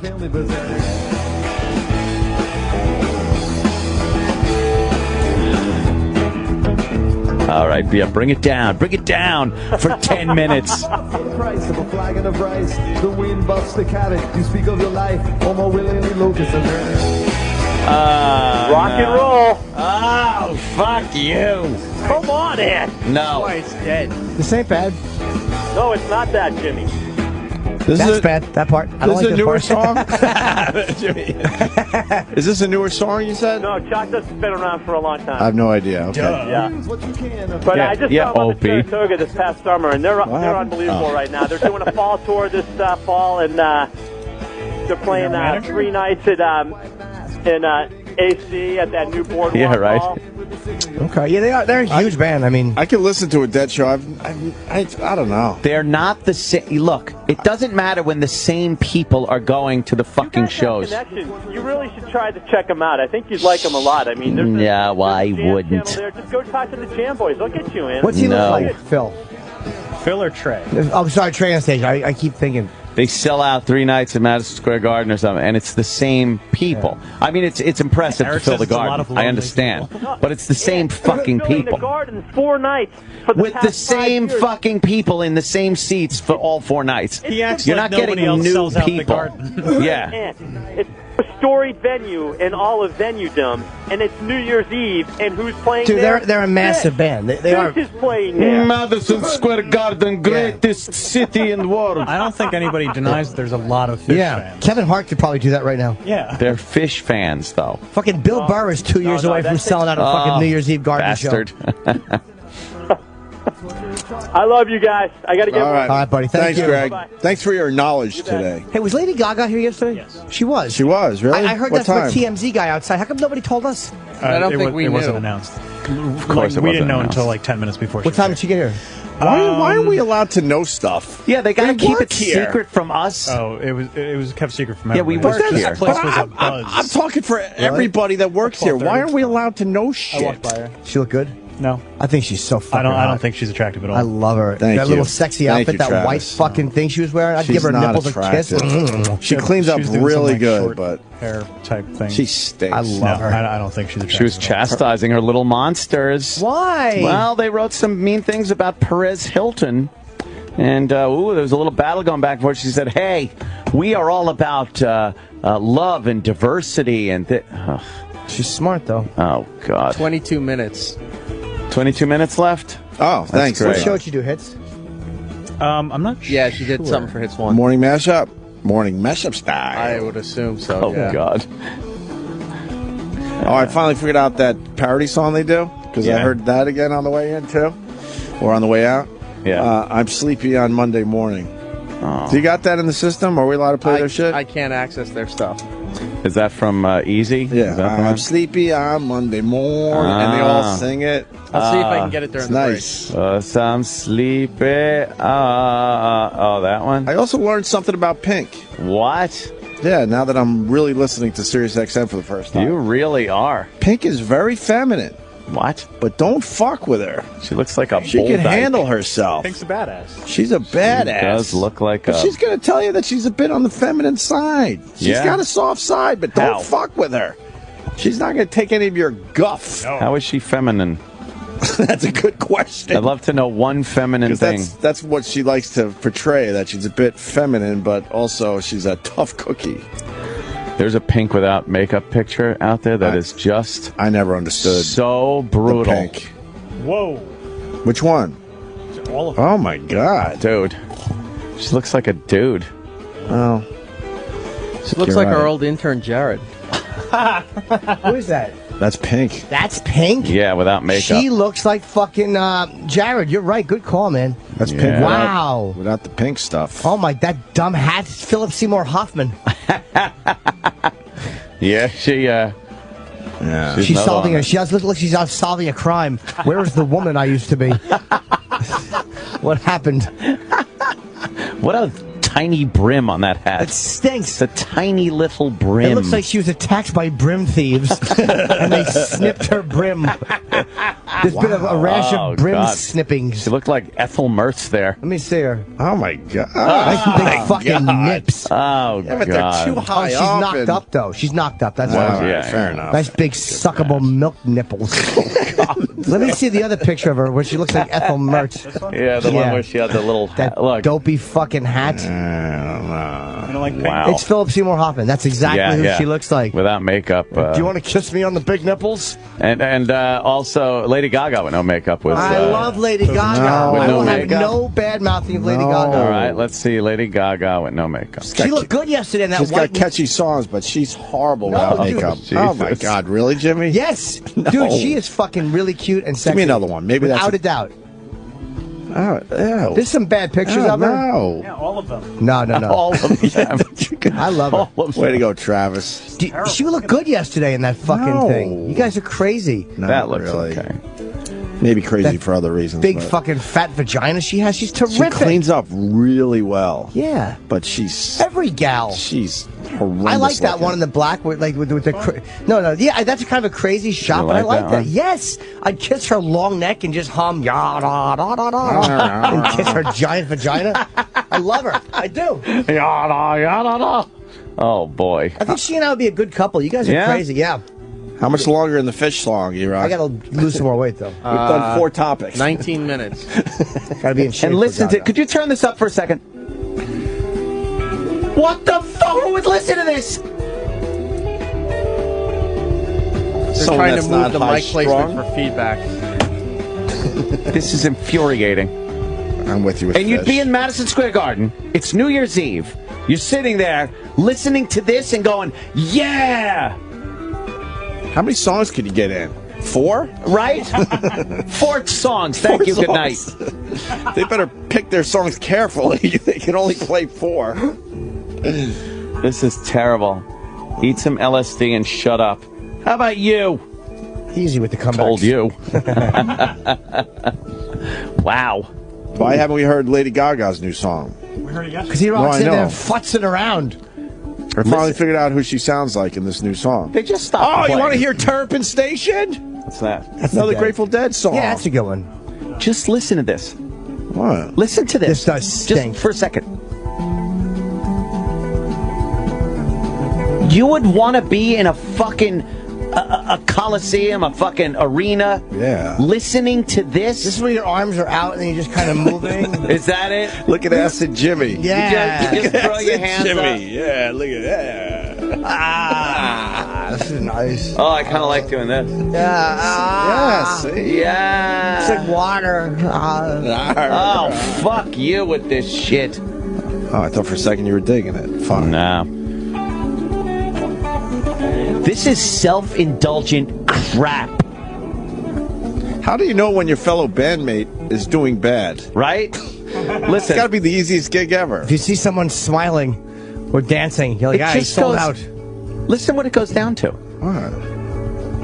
Yeah, you got to bring it down low before you start building it back up. No, if you wrote a good song, it would be dynamic in that way. This is terrible. This is terrible. 1650. It's self-indulgent. it's these guys. They took people's money so they could sit there and watch it and perish the thought anyone had an honest opinion and turned to the guy next to him and said, "This really fucking sucks," because they want to look cool in front of everybody, thinking that they really like this shit. And then you paid to listen to these musicians Yeah, but you fuck jam. around and noodle. It's different every time. You're watching a practice. Yeah. Yep. What about that? Can you do that? No one is enjoying this. Song If you're at shouldn't have Madison Square structure. Garden, New Year's Eve, you're sitting there watching this, they're doing this. Right here. You're mad. You're mad! It's better than Ryan Seacrest. I don't know. This is atrocious. This is atrocious. Do you think this is going on and they missed midnight? Like Oh, that this would be is going great. on. Yeah. Yeah, but would it matter? They come back, it's fucking man. June 4th. We'll celebrate New Year's whenever we want, man. Yeah. Look at this shit. Is this a crowd from Fish? We're looking at the crowd. The title is Crowd Grooves. Yeah, of course they're grooving. Oh What's the my song? Let's see what they're God. listening to on that. That might be a grooving song. It has to be. It's the same thing. Look at them. Oh my God, look at these fucking assholes. That guy used to intern for us, I think. Okay. Oh my God, would I love to hear Allahu Akbar right in the middle of that fucking crowd. Kaboom. Look at the light show they got. It's cool. They're What do they grooving. do? They're grooving. That's it. Grooving. I don't want to groove. They were grooving. Yeah. How many minutes left in this song? They move the way I move when there's two fingers buried in my asshole. That's how my body moves. I kind of groove on my stomach to get more finger in. Oh, more grooving. 5 minutes. And Why don't they're you all sing a just song? dancing around. Right, exactly, Jimmy. Just sing a fucking song. Why? They're grooving. Everyone's having a good time. They're just watching That's the lights, terrible. these stone dunces. Right. That's a cool light show. It's like it looks like the lights falling down from a column and then everyone's Yeah. spreading out. That's all they're doing is That's all they listening. need. They feel like they're at the party in Midnight Cowboy when Rico is stealing lunch meat. Bunch of fucking dumbbells. They're grooving. Yeah. Yeah, man. Oh, there's a beach ball. Yeah, look. Of course there is. Like Throw in a I beach wish that ball. was old dynamite.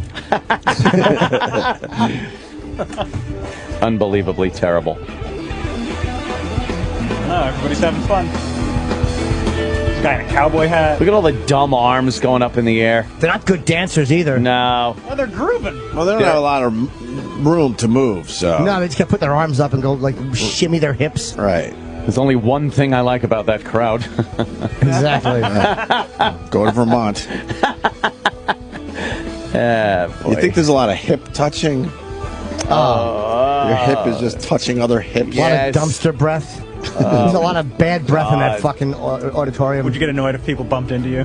I'd be so annoyed just being there. Why? Just being there. Just you curmudgeon with a black hat and a gun. They're all trying to have fun. You're like, get out of my way! Stop touching me. Trying to get back to his seat. You're just yelling, play a song! Yeah. Two fisting beers. Come on, move! I bet they don't even sell beer there. Oh, why would I they? bet, you know, I have to. just because everybody's like, It's so... Now they're all drunks. They're just standing there playing their instruments. fucking around. It's very boring. Totally boring. I like to think I could be in Fish. You could be. You could. Just get up there and just... Yeah. This takes nothing. Wow. This is just fucking around with Enjoy your the dumb hate instrument. today, sir. Enjoy the Fuck hate. them. Let them try. They probably can't work computers, so I'm safe. oh, look at them. It's a good time. How are they enjoying it? Guys taking photos. Yeah, man. They look. are terrible.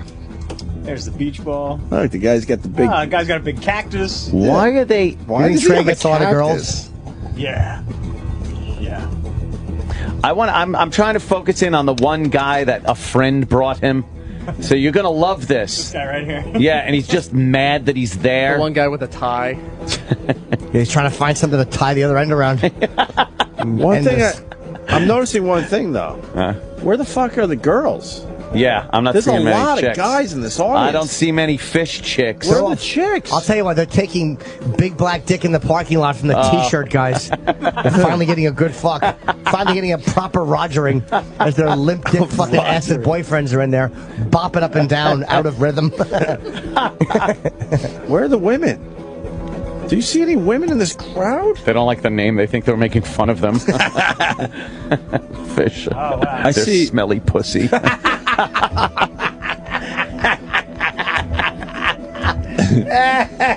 there are way more guys than girls in this crowd. Yes. Could be an OA event. Yeah, right? Yeah, what are we saying? Jesus. Where are the chicks? You're right. There's not a lot of chicks in this crowd. You see them sprinkled about, but that's all guys right there, right? Yeah. A bunch of dudes with fucking trucker hats on. E-Rock, how many more minutes left in the song? 11:07. All right, we're getting there. Almost half over. This is so bad. Are we half over? One song. Yeah, we're half over. All right. That fucking, by the way, when Anthony said yesterday, when he said pigs in a blanket, and you said that's how E-Rock sleeps, it's one of the fucking meanest, fastest things I've heard in years. Very mean. I felt very bad. It was just a pig in a blanket is so fucking mean. That is mean. A pig in a blanket. I apologize, E-Rock. How's the movie coming? It's doing all right. All right. Oh, good. Good to hear it. What decade you up to? Or you're writing it all at once? I stopped writing for a while. Oh, damn it. I'll pick it back I hope up. you don't have writer's block. We got to talk to a girl that goes to fish shows. Oh, cool. Yes, we do. Amy! Hello. What's up, Amy? How are you? Talking about fish today. We're noticing in this crowd shot of this one particular show, there's not a lot of women in the crowd. Yeah, there's quite a few girls that go to fish shows. I mean, there's definitely more guys, but there are definitely quite a few girls that go. Yeah, I'm not seeing them. Interesting. And what do you like about fish? I know that you guys absolutely hate the music that they're playing. Mm-hmm, correct. It makes it sound so, oh, yay, hippie, but I like the music. But I will agree with you, when they start jamming, you're just like, oh, fuck, stop. It's been 20 minutes. Oh, my God. See, you're right. Yes, there are people who, like, when I go to a show, I enjoy it, I love it, but it's just like, okay, be done with this song and move on to the next one. So, yeah, it gets a little annoying. And do you get high? Not anymore. Oh. What do you used to take? Like acid? No, not acid. I mean, mushrooms, pills. Oh, pills. I've been there sober also, and I enjoy it actually a little bit more because you're not, falling over. And as far as people bumping into you, absolutely. People bump into you the whole time. God. They're, ugh. We're looking at some video of people just, grooving, but it's now it's at crowd level. It's like in the crowd, and man, this looks like a group of people I want nothing to do with. I mean, that really. Would probably be true. Yeah. That would probably be true. A lot of people who don't smell so good. Yeah, a lot of peasant dresses and fucking girls like fucking and people are blowing bubbles and fucking doing that. I mean, doing that. I have wings and I'm flying dance. Oh those God! Are the people that you need to watch out for. The ones that spin around. There are people I've watched at shows who have just spun in circles for 30, 45 minutes. Oh, nice. And I don't. And I go to shows and I don't get that. It's just, there are definitely some strange cats at some shows, but there are also some, quote, normal people that go. I mean, I like to consider myself not a spinner with wings on at a show. I'm kind of normal. Like, I have a normal life. I work full time. I have kids, so. Oh, all right. Well, you used to be a little crazier, it sounds like. A little bit. Back in the day, but you got to grow up, and I think that's this. You see, some of them don't grow up. No, you don't.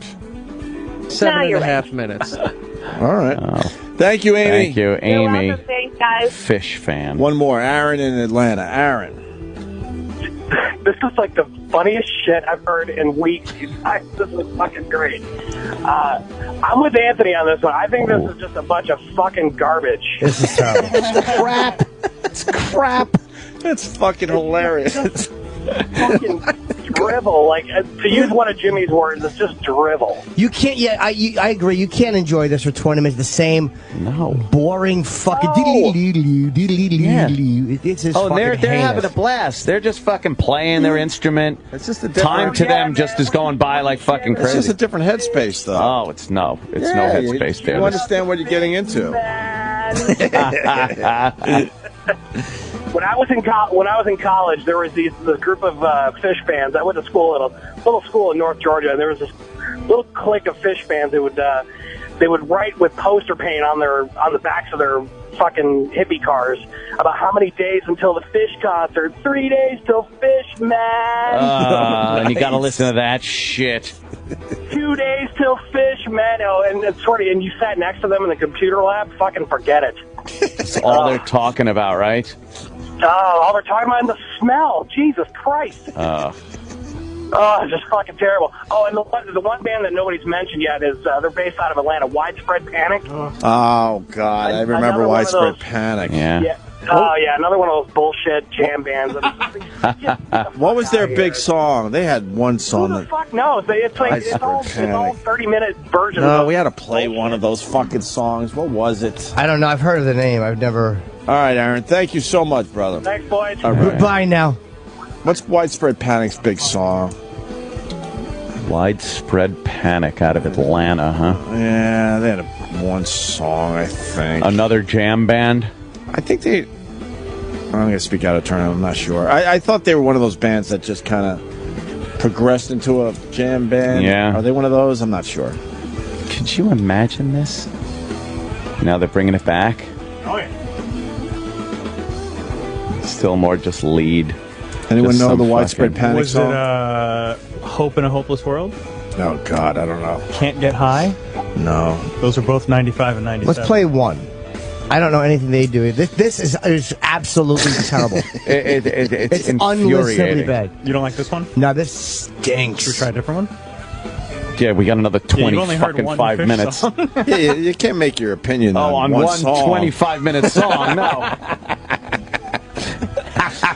There's a guy on Twitter, jam bands, Nick's Hex on Twitter. He writes, I fucking... oh, wait, that's not the guy. Oh, no. It might have been the guy. You inadvertently credited someone else? No, I think he also had another tweet. Now I'm trying to find the other tweet. Whatever. Basically, he said, I think it was his sister-in-law, followed Fish around all summer with her 1-year-old. Oh, that's a good thing to do. Was that the guy that said that somewhere? Whatever. Yeah, 1-year-old on tour with a fucking... Oh, here it is. Yeah, it was the same guy. My sister. Oh, it's his sister. My sister followed Fish one summer with my 1-year-old nephew in tow. We almost disowned her. Does this song sound familiar? Yeah, that was Widespread Panic, right? Yeah. I thought they had a hit. Driving song? I've heard of that before. Is that the one? I don't know, but I've heard of that. Baby born in New York This sounds very early 70s.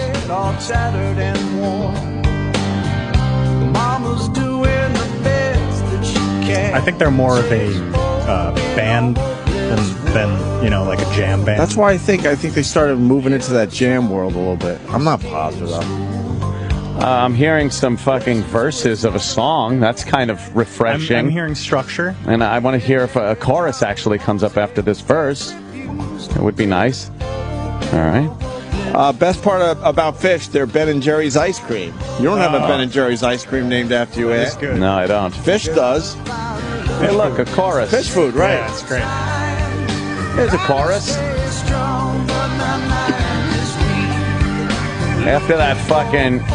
I don't like this, but after fucking listening to 25 minutes of Fish, this is fucking Led Zeppelin. I don't mind this. I think they're compared to a lot of, like classic rock, so they probably get lumped in with that jam band stuff. Yeah. Uh-oh, what is this? Fish is still going. Oh, cool. How many minutes now left? Listen. Got about 2.5. Now they've turned into some fucking... This is Spinal Tap's Jazz Odyssey. Jazz Odyssey. Well, we've got 2 songs we can do. You know that idea we've been thinking about doing? Jazz Odyssey? And there's fucking 3 people in the bleachers. One's doing the thumbs down to the band. Our bass player wrote this. Should we break? Yeah. This fucking... Travis goes, yeah. This fucking I CD. think everyone here has to pee. Okay. Yeah. Why don't we, you want to play something else from Patrice O'Neal's CD? I gotta shake the dew off my lily. What does that mean, Chip? Piss. Oh. All right. Good track 7. 7? Okay. Threesomes. A couple things. This is Jim Norton's week, man. He's got his big comedy special this Friday on Epix at 10 o'clock. Please watch EpixHD.com if you don't get Epix. American Degenerate from Jim Norton premieres this Friday with an amazing opening to the special as well. And then Patrice O'Neal, our old pal there, he's got an album out called Unreleased. It's going to help his mama. And Vaughn and other people that he left behind. So it's on iTunes now. Please go and get that. And we're going to play another track from Unreleased by Patrice O'Neal. You said 7? 7. All right, let's play this. It's called Threesomes. You got a man now? Everything good, or you lying? Which one of y'all single? This one's single? She snitched on you. You single too? Where's your man? You don't even know who he is. This is some unhappy shit going on. This motherfucker. I'm trying to start a revolution. I'm trying to get like threesomes, man, to be. And I don't even mean threesomes. I should say multiple. Like I want another woman in my life, and I think financially I can handle 2 girlfriends and then a side hoe to them 2.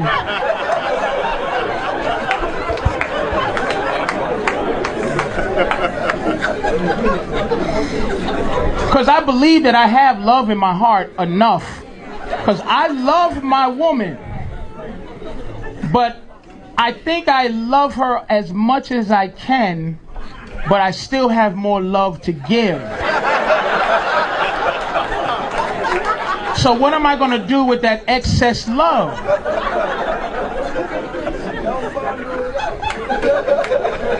But it's up to you,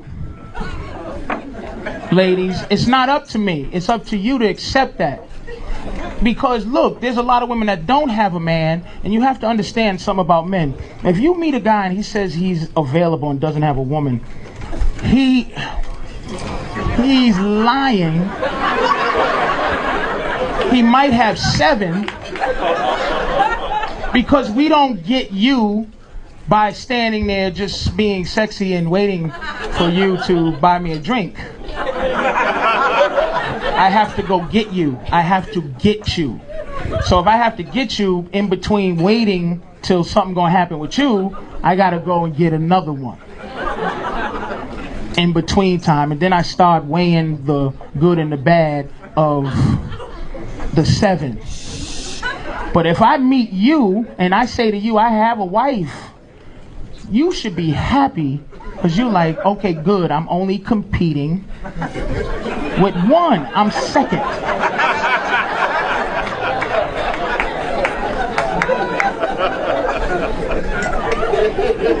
But women are insane because you think because you the one that you're special.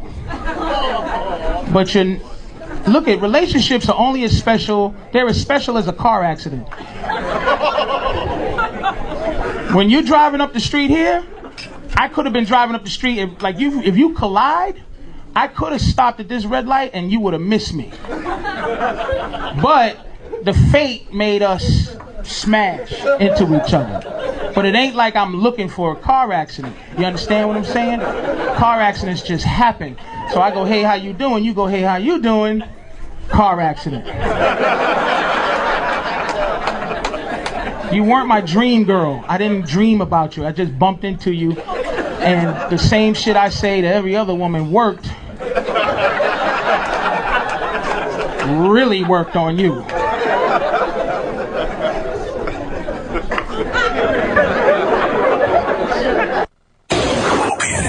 This is the Opie and Anthony Show. Sirius XM. Sirius XM. The Opie and Anthony Show. It's why we're sleeping. Sleepy on Monday morning. It's Tuesday. That's why we're sleeping. I referenced this. That's the morning mashup. Yeah. Sleepy on Monday morning. See, they're just cracking themselves Oh, up. man. Just having a good time with each other. That's a good thing to have. A good time. Do those guys ever fight? I don't get it. I don't know. They do a radio show with somebody. There's got to be some fighting that goes on, man. They are constantly. You see them walk down the hall together and everything. I don't get it. They seem like they never have an issue with each other. No, they get along very, very well. That's dumb. They talk like 3 minutes an hour. Well, yesterday they were terrific. Oh yeah, yeah, they really were terrific. They were talking about things that are going away. Little phone break. Denny would appreciate that. Oh, he probably would. A would. Little phone topic. He probably would. Although he's a more music guy. But oh my God, what happened to that chick? What happened? She's the one that got attacked by the bear. What? 12-year-old girl mauled by a black bear near the home. Oh, another. I can't tell which one was mauled by the bear. Yeah. Which one? Which one was mauled by the bear? The girl on the right. What's wrong? What part of her body? See, she's all bruised up in the top by her eye. Oh. Yeah. From my house and from my house, or my house and my cabin, that I couldn't run that fast, that far. But it was just very terrifying, very scary. I bet. Of course it was. And not only did the bear catch up to you and attack you once, the bears went away a little bit, and then you tried to run again, and it attacked you twice. Do you remember feeling anything or thinking Sometimes anything? the bear goes away. Sometimes the bear don't go away. You remember thinking anything? Of course. I was thinking, oh my God, I'm gonna be eaten alive. I'm not gonna survive this. This bear is gonna kill me. This is it. I'm a goner. And where is she from? She sounds weird. Really feel it. Grand It was Rapids, just- Michigan. My Okay, whole that body makes was sense. numb, and it just really Almost hurt. Canadian. And I was reading that at one point that you even tried petting the bear, maybe to try to calm it down. How did that work out for you? Yeah, the second time gotta it yank on kind of his stopped dick. by me, and I was like, "Good bear, please don't hurt me." But that didn't work. And Elizabeth, I mean, your daughter really takes this entire experience in stride, but I mean, she needed 100 stitches and had suffered some very deep cuts in her thighs as well as in her back. I mean, what do you make of this entire experience? Obviously, first and foremost, just relieved that she's okay. Oh, absolutely. It's one of those that you never want your children to hurt, and you want to Never want protect them them attacked and by a keep bear. them safe. You know, this is a run that she would do every single day in a place that she's familiar with, and for her to get hurt out there like that, it was absolutely the scariest thing I've ever experienced in my life. Absolutely. Me too. That's Fuck for yeah. sure. And Abby, you played her. the thing that seemed to kind of save you in the end was you ended up. That's an interview that should have been 2 minutes, and they're stretching Right, it. just stretching. I mean, we've been guilty of that ourselves. Well, of course. Wouldn't you just jerk off the bear? You Wouldn't think that be your would move? work? Just grab it and fucking start cranking. Suck its dick. The bear. You're getting mauled by a bear. What's your move? Wouldn't you just try to jerk it off and hope it just, turns on another fucking part of its brain? That's a brilliant idea. Well, what would you do? I'm not sure. I probably wouldn't even think of that, though. I'd probably, the fighting thing. Well, she tried petting the bear, but she should have fucking, didn't work. Gave his pud a tug. Yeah? Give a little bear pud a tug. Yeah. See if it fucking distracts him. What would you do? Well, I would shoot it, but... Can't run up in a tree, because they fucking climb trees. Yeah. But as they're climbing a tree, though, you can fucking stomp on their paws, down on right? his face. Yeah, maybe. Something. But he'd probably grab your foot and pull you right out of there. With his mouth. Bears... Can you outrun a bear? No. Why not? No. They will fucking pounce on you. No, what you got to do when you're running away is as you're running, you got to point down the thing. Oh, look, honey. Does that work? Yeah, he never fucking heard goes of that. right down the street. Yeah, you're supposed to... Put your arms up in the air like you're at a fish show. yeah, you're supposed to groove with the bear. Yeah, if you do a little Just groove, he lulls him to sleep. There you go. Exactly. There's the magic. Yes. Yeah, once in a while you hear the to- magic of Opie and Anthony. Yeah.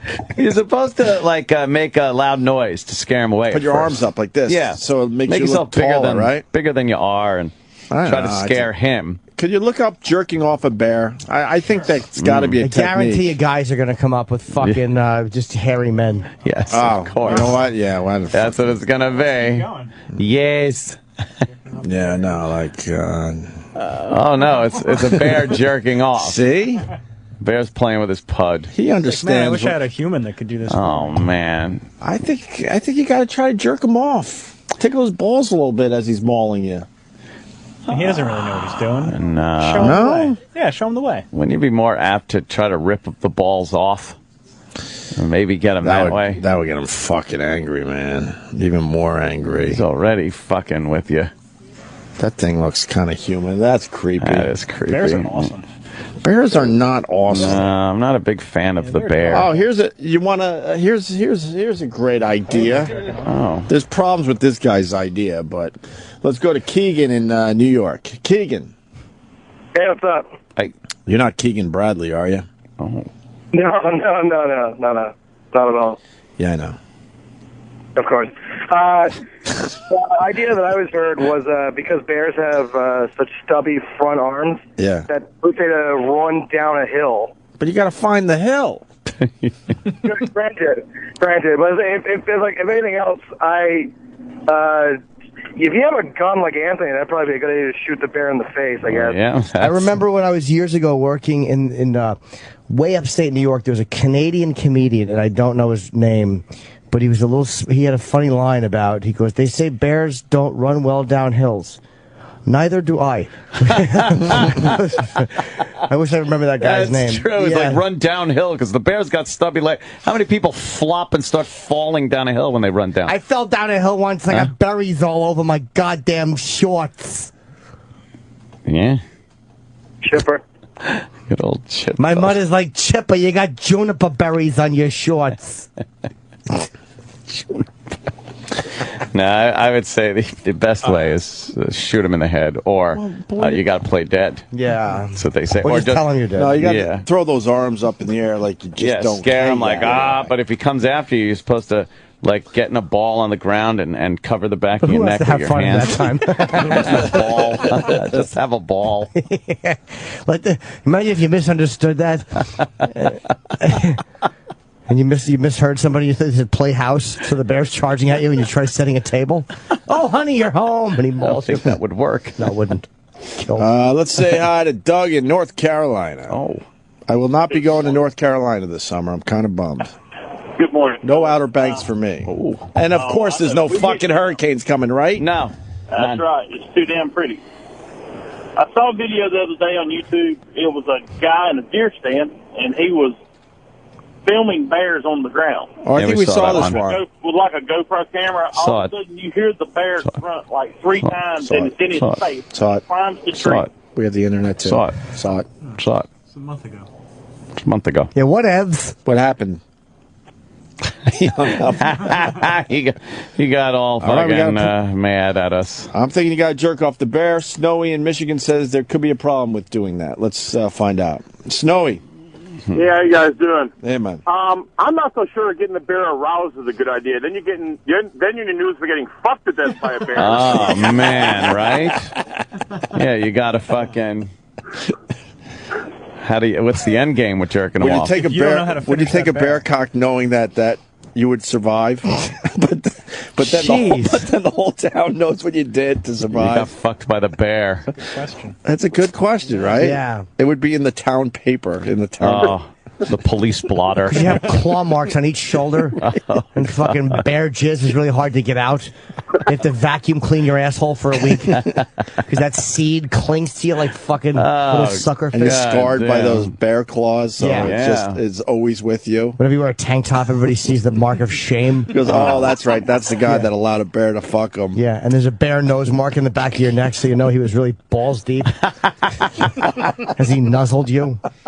He held your shoulders and nuzzled you as he came. Fell asleep on you.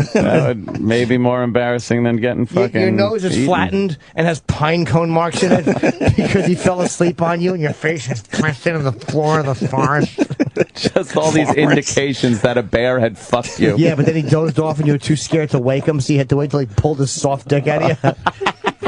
Fucking 8 hours later, he woke up to go get an apple. He crawled away.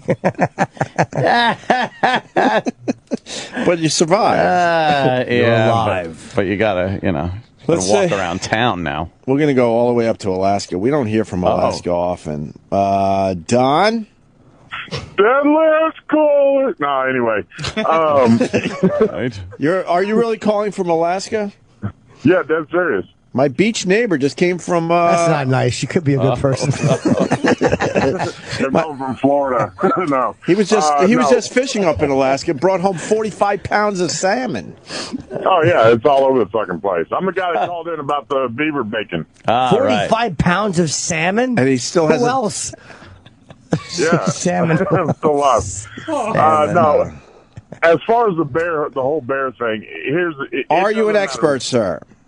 I would say definitely. We've got bears all around our camp. What part of Alaska are you calling from, sir? We're dead center between Anchorage and Fairbanks off the Denali Highway. Oh, what the fuck is that? Just sounds cold. It's in the middle of fucking nowhere. The only radio we get is y'all because it's on satellite. Who's y'all? We got fans up there? Yeah, at least one.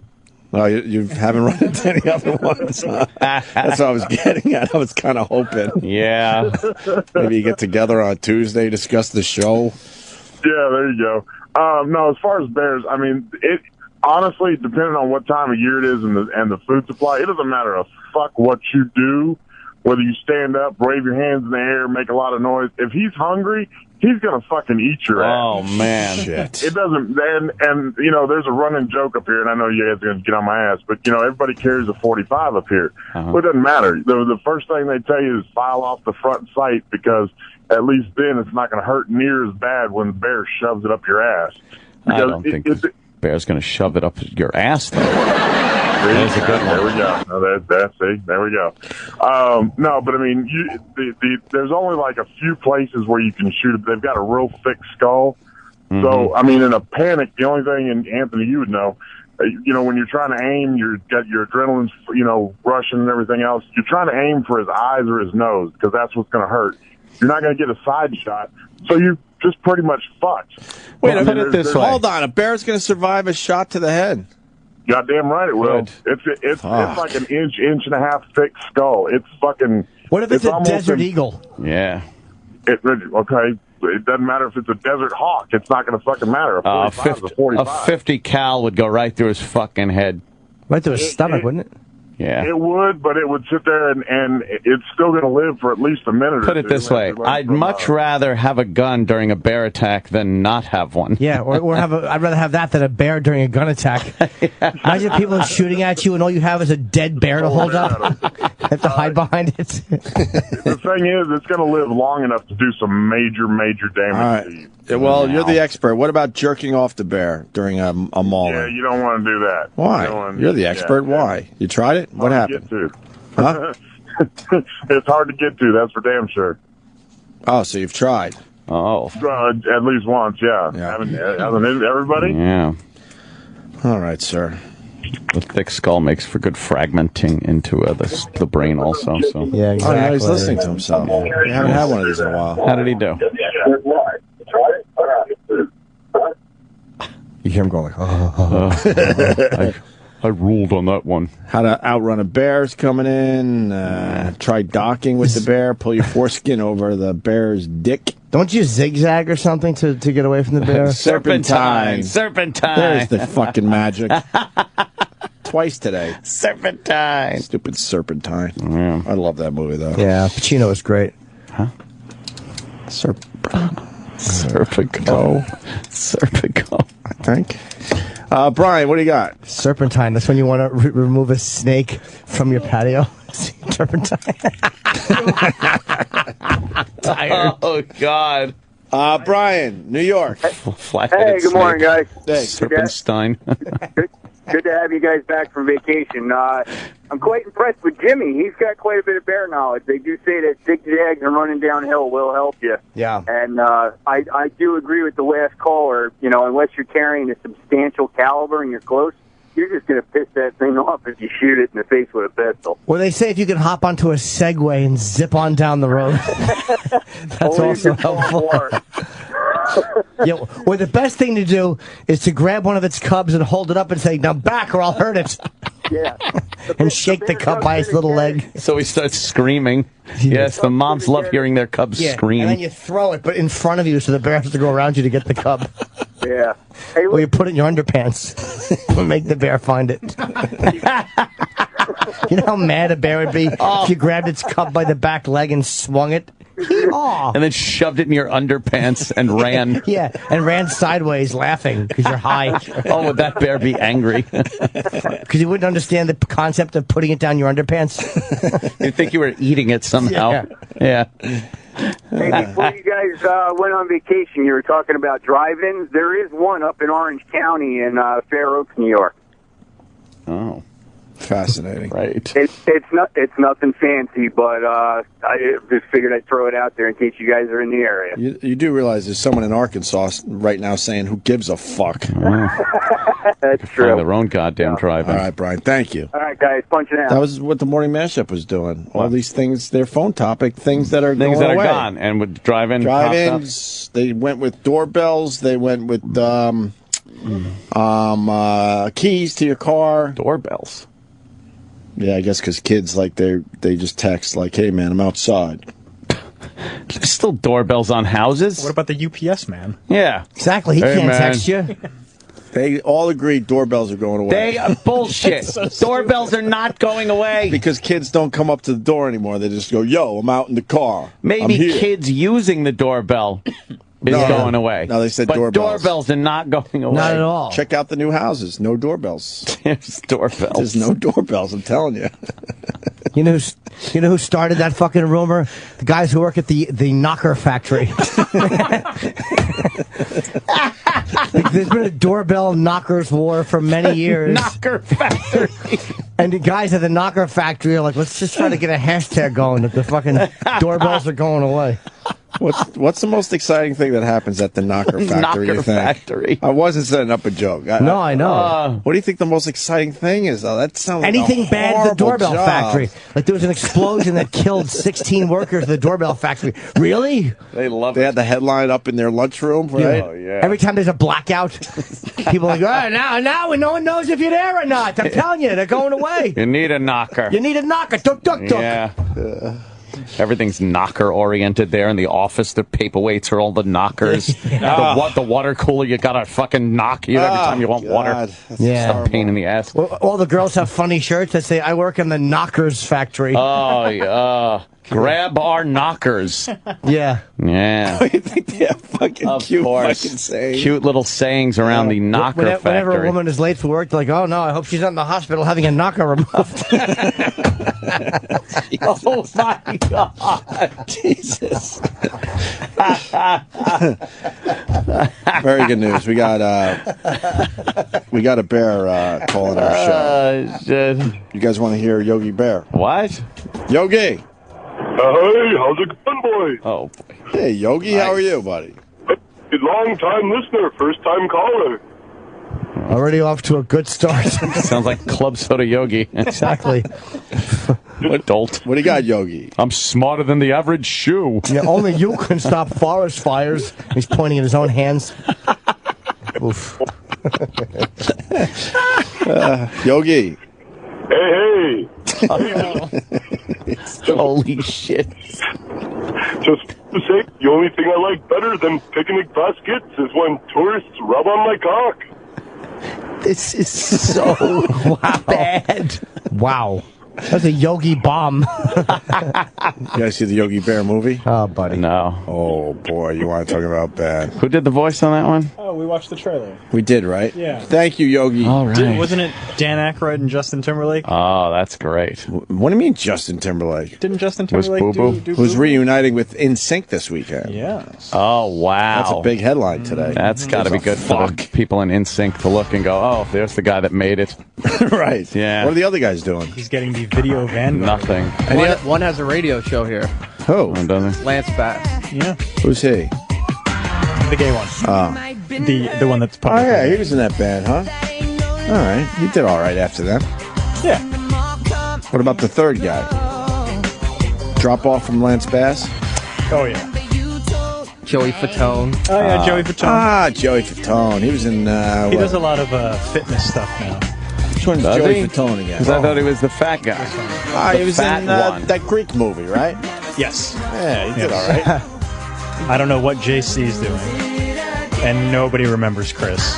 Poor Chris. Yeah, what's Chris doing? Let's see. Yeah, where does he work? Damn. Pergament. He had to get off from work to go to the VMAs this weekend. Yeah, is it important? You're going to have to make that day up. Oh, God. My old band. You know. Can we talk about old bands again? Another one of my favorite breaks. Well. All right, if you got it, but it's going to cost you. You got the... we're behind this time of year. It's very busy. No, but see, I was in it. I don't want to hear about some band. Yeah. He works for an inner tube company. This is a big week. Labor Day weekend's coming up. Or is it Memorial Day? Yeah. Whatever it is. We don't He hasn't know. accumulated enough hours of vacation. Yes. Oh, poor guy. Inner tubes went away. With that goddamn thing on the side that would fucking dig into your hip. Yeah, because Swimmies took over for kids. But why couldn't they figure out the inner tube? They always had the fucking air thing sticking Because out. they were made for tires. Yeah, they were not made for pleasurable enjoyment and fun romps in the lakes. They were made to carry actually people. fucking go inside a tire. I might have been a little white trash. But they Oops. I thought they made them for swimming for real. But not many inner tubes, even in tires. True. So yeah, that's it. But better than doorbells. Doorbells going Where away. were we? We're going to look up something. Chris was doing. Chris Kirkpatrick. Oh, the Yogi Bear movie. Oh, It yeah, was but what Dan is Chris Kirkpatrick I doing? can't figure it out. They're doing for the VMAs. They're getting the Michael Jackson, or he is, right? Yeah, he's getting the Michael Jackson Video Vanguard Award. Video the one Vanguard that comes in Award. the cake. The one that's he's getting the cake award. The Artist of the Year. Or the Artist of the Millennium. Artist of the Millennium. I want to thank you. It was 2001. Give me Artist of the Millennium. I got it. Oh, God. And but they're giving it to Justin Timberlake, right? Yeah, but so the rest of the band has to stand out there and watch this fucking guy that's already... I think they're going to be part of his performance. Yeah, they're performing a song for the first time in a while. They're saying they're reuniting. Yeah. Oh. So he's going to do his shit. They're going to come out. Then he's going to do his solo shit. Then they're going to give him the award. He's going to say thanks. Suck, though. Why? Britney Spears. Which one was this? Was this the Michael Jackson? Yeah. I love this. I can watch this every day. Yeah. Fat Britney or? They made them give an award for him to show up. Yeah.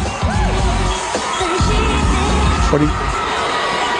I am thrilled to be here with you in New York on such a special night. And it's even more special because it just so happens to be someone special's birthday. Someone special. This is someone who has inspired me and just about everybody in this room and the world.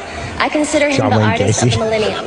He's a true innovator. I consider him the artist of the millennium. Yeah, it wasn't an award. And sold more records than any other artist along the way. So happy birthday, my friend, the King of Pop.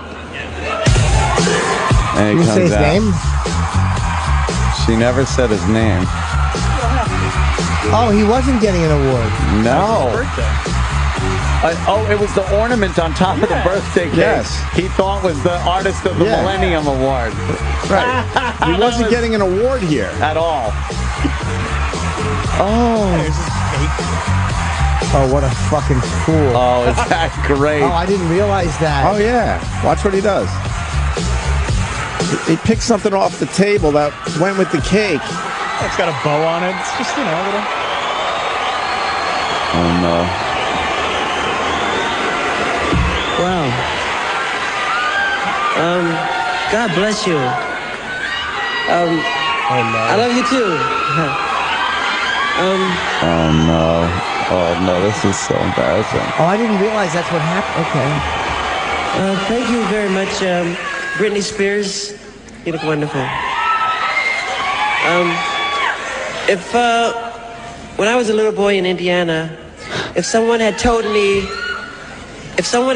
that one day I would be getting, as a musician, the Artist of the Millennium Award. No! I wouldn't have believed it. No, you shouldn't. This is really amazing. It's not getting an award. Birthday. Thank you so very much, but there's a couple of people I have to thank. Fanatic. It's possible. It's like a candle on the cake he took off. If someone told me I'd be getting propofol for my birthday. Artist of the Millennium. If someone told me... First, I'd like to thank Brittany's like, what? God, who makes all things possible. Yes. Really?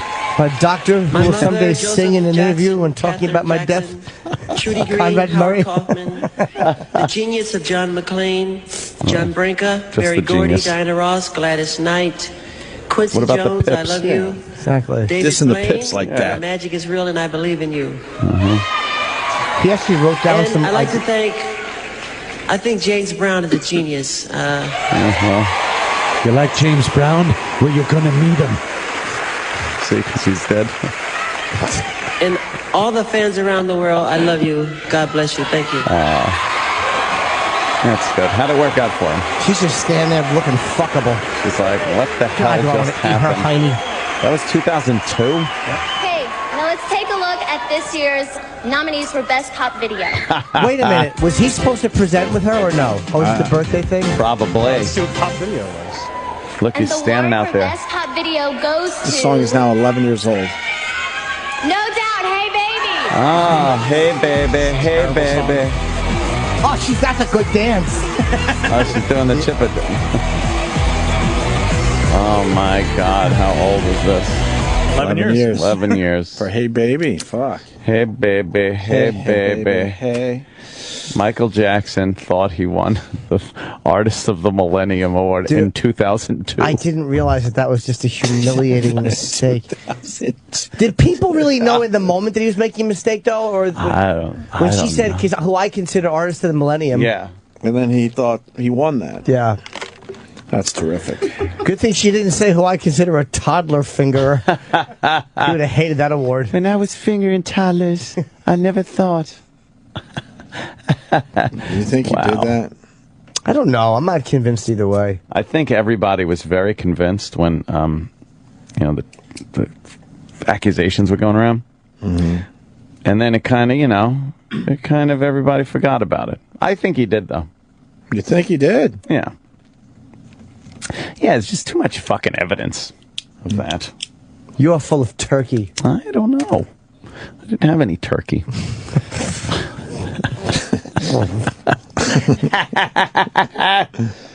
Goddamn, Jimmy. Why don't we ponder if Michael Jackson touched kids? No, let's do it. I have a hashtag game before we do that. Oh. I almost forgot. Oh, Jim Norton. As per suggestions to promote my fucking special, I'm giving away 3 signed posters.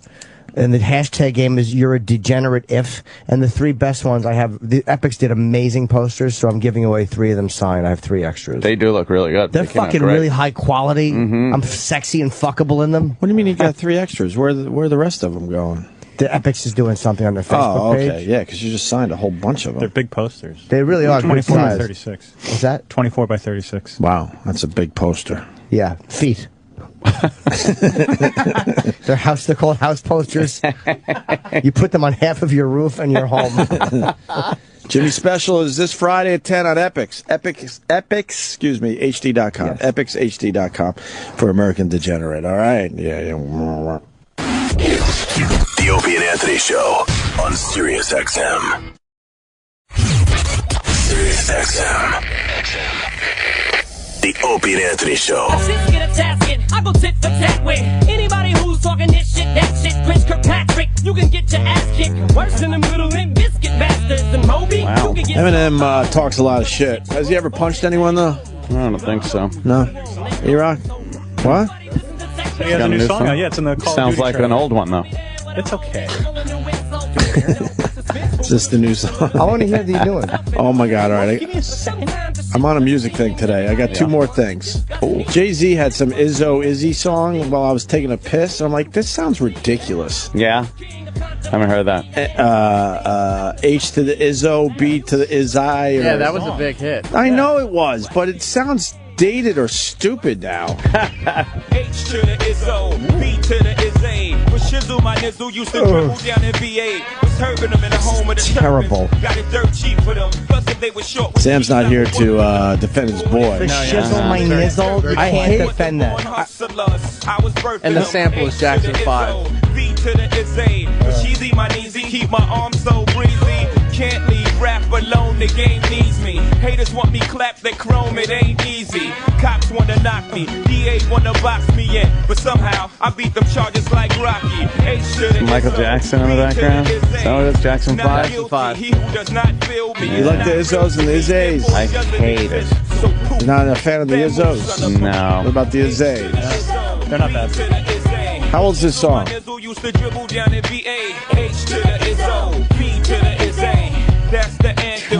12 years. Holy shit. Yeah, it kind of sounds... I don't know. What do you think, Jimmy? Horrendous. Horrendous. It's a big No, I hit. don't like this at all. Yeah. I don't. And then Eva Essence or whatever? Evanescence? Yeah. Whatever happened to that broad? Amy Lee? Yeah. She's still around. Because I was the whole thinking... band quit, and then she got a whole new Well, band. the whole band should have quit, because that was my point. I'm in the bathroom, and she has that amazing voice, and then you have to hear... Oh, no. I used to hate that shit. Yeah? She's got an amazing voice. What song was it? It was that big song, hit. It was Bring Me to Life. She's got this sick voice. Oh, I remember her. And then they have to... Then they, you don't like the Wake Me Up part? Wake me up! Yeah. Let's hear when it comes in. But you don't need it. This voice is ridiculous.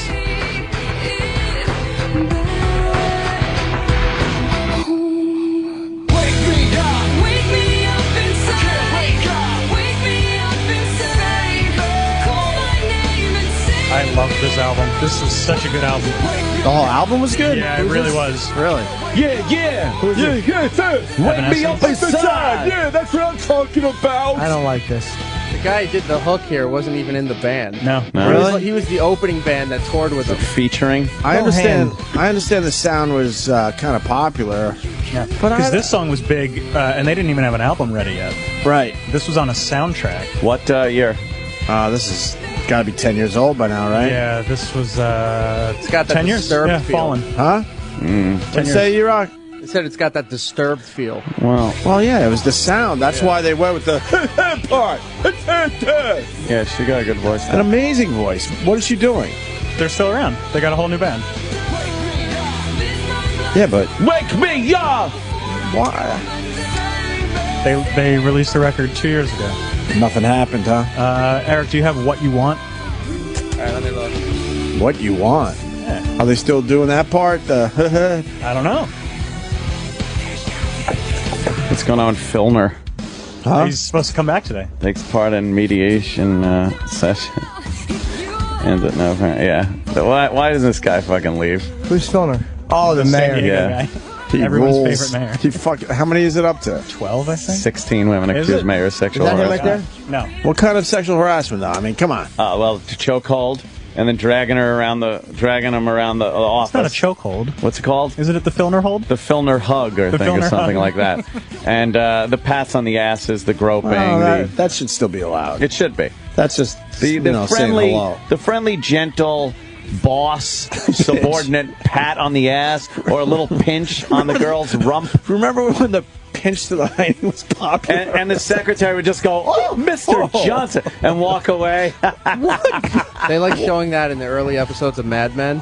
Oh, really? You see that? They were pulling those shenanigans. Good job. Is there a woman right on the Right on the ass. Hey. Is there a woman alive that enjoyed a good pinch to the hiney? I think there were. Really? Yeah, I think some of them girls liked that. Fucking taking some notes. Come on in here. I got some notes I need you to take. And she takes the pen out of her hair. Yeah. Yes, sir. That's some sexy. And then she'd shit write it right down there. and be like, come here. And she'd be, what, come here. Yeah, you did a good job. Smack her on the ass. Yeah. Oh, those were the days. You don't think they had human resources back then? Fuck that. If a woman went into human resources, a guy would go, oh, that's cute, and smack her on the ass. No recourse. If there was human resources back then, it would be like, excuse me, could you not have anal sex on the copier? Thank you. They were drinking in every office. Yeah. No one would get drinking. in trouble. There would be suggestions. They didn't even have to hide it. Like, they had the crystal bottles up on the fancy stuff. desk, and pour yourself a drink. Make it a double. Really? Double penetration next to the water cooler? Why Really? not? What were you thinking? In the early episodes of Mad Men, if they ran out of something, they would send the secretary to the closet to get packs of cigarettes and a bottle of whiskey. Of course. They just had it stocked. And a good pounding. Yeah. What? Oh, the old stock closet. Yeah. I can't get away with that shit anymore. Can't get away with shit anymore. So what's going on with the mayor of San Diego? What's the latest? Is it really up to 16? Yeah. Wow. All he's right. not. I lost He's count not of giving 12. up. Yeah, support dwindling for him. Really? He's supposed to come back today. Yeah, he's supposed to come back. Nice. But Another he's, guy that won't leave. I love won't when these leave. guys hang in there. It's the best. Mediation talks with He's a scourge. the entire city. Right. And he's not leaving. I guess Wiener too. He ain't fucking. No. Chip loves hearing it. Is Wiener's numbers turning around? No. They're on the rise. Yeah. That's Like what? Peckers. Peckers. Like Peckers. Wiener's coming. That's a good one too. Can't get enough Wiener jokes. I think Wiener's turning it around. Yeah, he's really tugging it up in the polls. Yeah, that's right. That's a good one. I guess when we were on vacation, Andy Levy had said, he goes, Wiener's like 2 days away from dropping an F-bomb during a press conference because he just doesn't care anymore. Right. And 2 days later, he dropped the F-bomb really? at a press Oh, that's conference. great. Yeah, it was brilliant. It looked like he was trying to do a political thing and find another way to say something without saying fuck, and then he just went, fuck. That's awesome. He doesn't care. Here it is. Oh, here. This is the prediction. There's his prediction. Yeah. And how long is that? That's cool. What else are you doing? Yeah. 7 minutes. That's a long time. Hey, That's time to go back to TV's Andy Levy for the post-game wrap-up. From Thanks Red for, Eye, of course. You're welcome, man. Now, I was thanking the teleprompter for just erasing everything. All right. That I was about anyway, to say. before I get started, Greg, I want to show something I think it's very important for America to see. Yes. Here's Anthony Weiner Monday night talking to BuzzFeed's Ben Smith. Frankie, can we roll that? I said the first thing I was going to do as mayor was hold a press conference tearing out your, there's the internet, right? Tearing out your bike lanes. Okay. Just for the record, what he said there was an F-bomb. Now, here's a clip from Red Eye Saturday night. That's 2 nights before of us talking about Anthony Weiner. Frankie? I think this is fantastic. I agree, Greg. He doesn't care at all. We are a day or two away from him dropping F-bombs at press conferences and campaign events. Brilliant. Well played. Well, stand it, let's slow clap. Wait, I don't remember that show. No, Bill, That's about it. Andy. That's 5 days early. He's wrong. No, it was 2 days. It's easy to say stuff after it happens. Right? Yeah. Give the turkey. But that just goes to show you how much Wiener really doesn't care. He really is just, you know what? It's kind of cool. I'm going in here. It's refreshing. It takes all this, though, to get a politician to speak honestly. I love that A-Rod's still playing. I love that Wiener's still in the race. I love that the mayor's coming back today, you said? San Diego, yeah. So what? He was dragging women around the office by their throats? Well, he was doing a thing. He was like hugging them. But he'd like pull them around the office. He'd pull them around. The Filner headlock. The Filner headlock. So, he'd drag them on their little high heels. Really? Yeah. This guy is a fucking lunatic. A crazy person. Whatever happened to the Canadian guy that was smoking the crack? Still there? Oh, he survived mayor. that, right? Toronto mayor. There's no proof, yeah. No proof. That tape mysteriously disappeared. Oh, my God. Holy shit. What is that about? Put in Filner headlock sleeper hold. Really? Yeah. Stacy. Number 14. She was. She was at a public event when 2 of her staffers told her the mayor had arrived. She introduced herself, and he returned to her and asked her out on a date. Wow. Good for them. After asking her for a business card, Stacy claims he grabbed her forcefully by the wrist and clarified he was not asking her out on a business lunch. What a sex act this guy Boy, sounds he like. doesn't even want to try. Like, oh, good, she'll come out to lunch with me. Maybe I could do something and impress her or something. He's just like, no, this ain't lunch. What a power-hungry douche this guy is. The group wanting to recall Stacy said he told her, I'm not asking you out on a business lunch. I'm asking you out on a date. When I see a beautiful woman, I always have to go over and talk to her. Wow. You're a beautiful woman. The man who gets what he wants. Yeah. As Stacy was talking with her staff, she described that Stacey. the mayor walked up behind her and put his right arm around her neck and tightened the hold with his left arm, effectively creating a sleeper hold. She said the mayor asked her staff if he should make Stacy employee of the day. Uh-oh, what does that entail? You get to suck my dick. Right. Yeah, exactly. You're the lucky guy. Yeah. An asshole full of mayor jizz. That's your fucking prize. You have to do like a downward dog fucking yoga pose while he pumps his jizz into your shitter. But your picture will be on the wall. Yeah. Exactly. Picture of you from a happier day, smiling. There's good news and bad news. Employee. That's great. Week? Day? He did this daily? I don't know. Man, what a fucking cock. He's only been the mayor for like 8 months, so he was busy. Oh, he really wanted to, like, right away. I'm going to use my mayor powers. Get some chicks. Did we ever play the Amazon package story? This was pretty good. Ooh. Cleaning up a little bit in front of me here. What you got? News interviews a man whose Amazon package was stolen off of his doorstep. And, well, take a little listen. All right. It's not quite the crime of the century. There was this woman at my door. The video camera system sends me a screenshot. Perhaps a neighbor saying hi on Heather Bray Drive in Arcadia. But then this. She runs off into the distance in this weird kind of like, I don't know, like she's almost got a flat tire and is scurrying off in there. And in her hand, Tim Lake's Amazon delivery. You always see victims on TV, but you never think. Yeah. In a hand, Tim Lake's. Could you hear that again?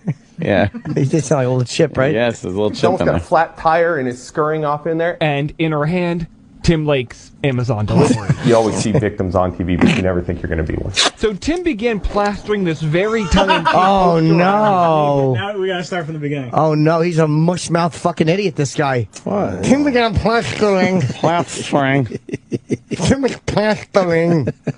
Oh, no. If Voss and Blair's cousin Jerry had a child. Well, he picked a good profession. Oh, my God. Wow. You don't have to talk a lot, so that's good news, Yeah. right? Jesus. Plastering. I can't listen now. Oh, no, I want to hear from the beginning. All right. They probably try to write the copy around it. Yeah. Just say, I hate the guy on Walnut and his jewelry. Yes. Oh, you mean Steven Singer? Steven Singer jewelry? No, don't say that. It's uncomfortable. It's not quite the crime of... Yeah, this guy's got it bad. It's not quite the crime of the century. It's an impediment. It's not quite the crime of the century. There was this woman at The century. Is there video of this guy fucking mushing his way through it? Mushing. Mashed potatoes mouthing his way through this fucking endeavor? We're never going to get to the end. How can you? It's not a... Yeah, Michael Bublé. Yeah. I've got the world on a string. On a string. Not a rainbow. Got that string around String. my And we did at least an hour on this, and no one picked up on it. We're the only ones that picked up on this. Yeah. He can't say string. No. String. It started over again. Quickly. I've got the world on a string. Suffering succotash. This is terrible. That's Michael Bublé. It's a big star. What a world, what a life. I'm in love. Ugh, what drivel. What a fucking fruit. He should be holding a cock while he sings this through a fucking hole in the wall. I'm in love. You hear how he says sing? Placid. Yeah. Lucky me. Lucky me. A face full of semen. Life's so wonderful thing. Yeah. So is proper diction. I've got that string. Once I got that string. Silly what? He's fucking... It's embarrassing. No one has picked up on us on this. We're the only ones. As long as I got that string. If I should ever I'll kill the rabbit and make it look like an accident. Louis Beans. We're on. Try not to trip me up with those big feet of yours. I got that string around my thing. I got that string around my thing.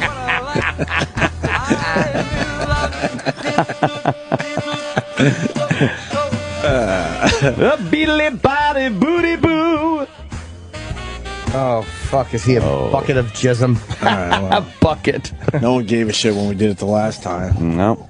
But Bublé has a speech impediment. This is the guy. That's the guy we're looking at? All right. This is Greg Argos. Left him with a speech The impediment. video does not show him. Why would it? They probably always make him talk behind like a wall. Or they make him hide behind things and peek around. Just your eyes. Just show your eyes. It's not quite the crime of the century. There was this woman at my door. The video camera system sends me a screenshot. Perhaps a neighbor saying hi on Heather Bray Drive in Arcadia. But then this. She runs off into the distance in this weird kind of like, I don't know, like she's almost got a flat tire and is scurrying off in there. And in her hand, Tim Lake's Amazon delivery. You always see victims on TV, but you never think you're going to be one. So Tim began plastering this very tongue-in-cheek poster around his neighborhood. It won't happen again, not as long as we're getting the word out. Detailing what happened On Friday, Pause the 2nd that. day of August. Speaking of in the year our tongue-in-cheek, Lord. you're supposed to put it behind your teeth. That's why you're saying that. I put my tongue in my cheek and I try to say certain words. Yeah. How do you not know that when you're an adult? Close your fucking teeth. Silly. How about Silly. this? If your mouth is, when you're going S, if you're going S and you can still fucking put a chiclet standing up in your mouth, you fucking grow up. Well, there's nothing wrong with this. Yeah. String. Rabbits even. How about you train your lips to fucking stay close? You hear this? Silly boy, I'm on a string. String. I got love on a string. My mouth is too lazy to close The all the world on way. a string. got that string. Think of the door in War Games. That's what your teeth should be like when you're saying S's. Slam shut. My teeth aren't open. Turn it I'm up. in love. Turn us up. Maybe we misrepresented this. I got a song that I sing. A and what? I can make the rain go anytime I move my finger.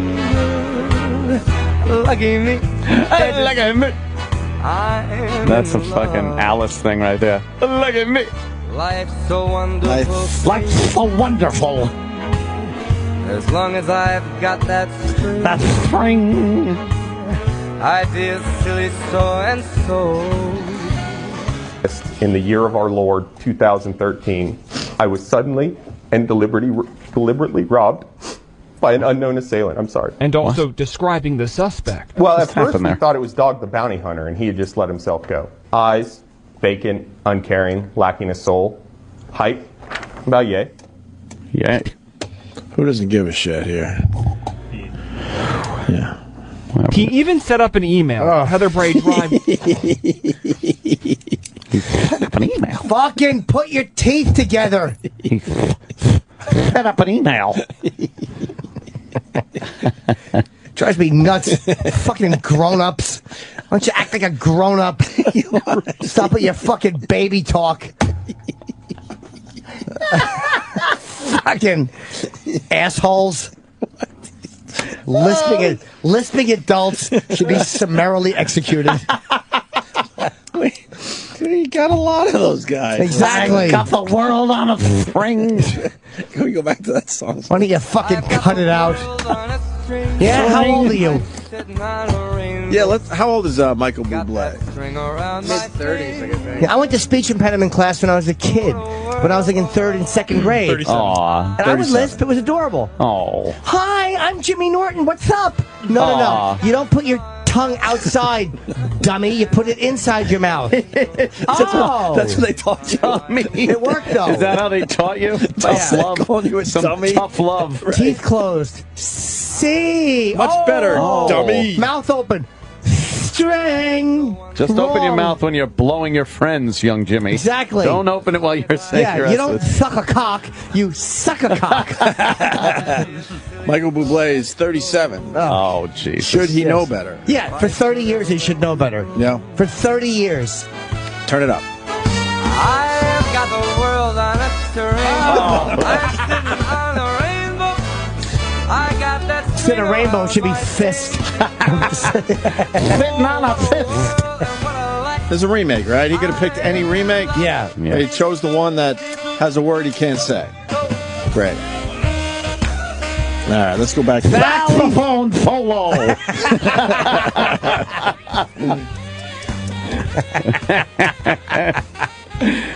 He even set up an email, Heather Bray Drive Justice at AOL.com, for tips leading to the capture. And I think AOL's still cool. So far, 3 emails. One's from the AOL team and 2 are from the same guy. nothing.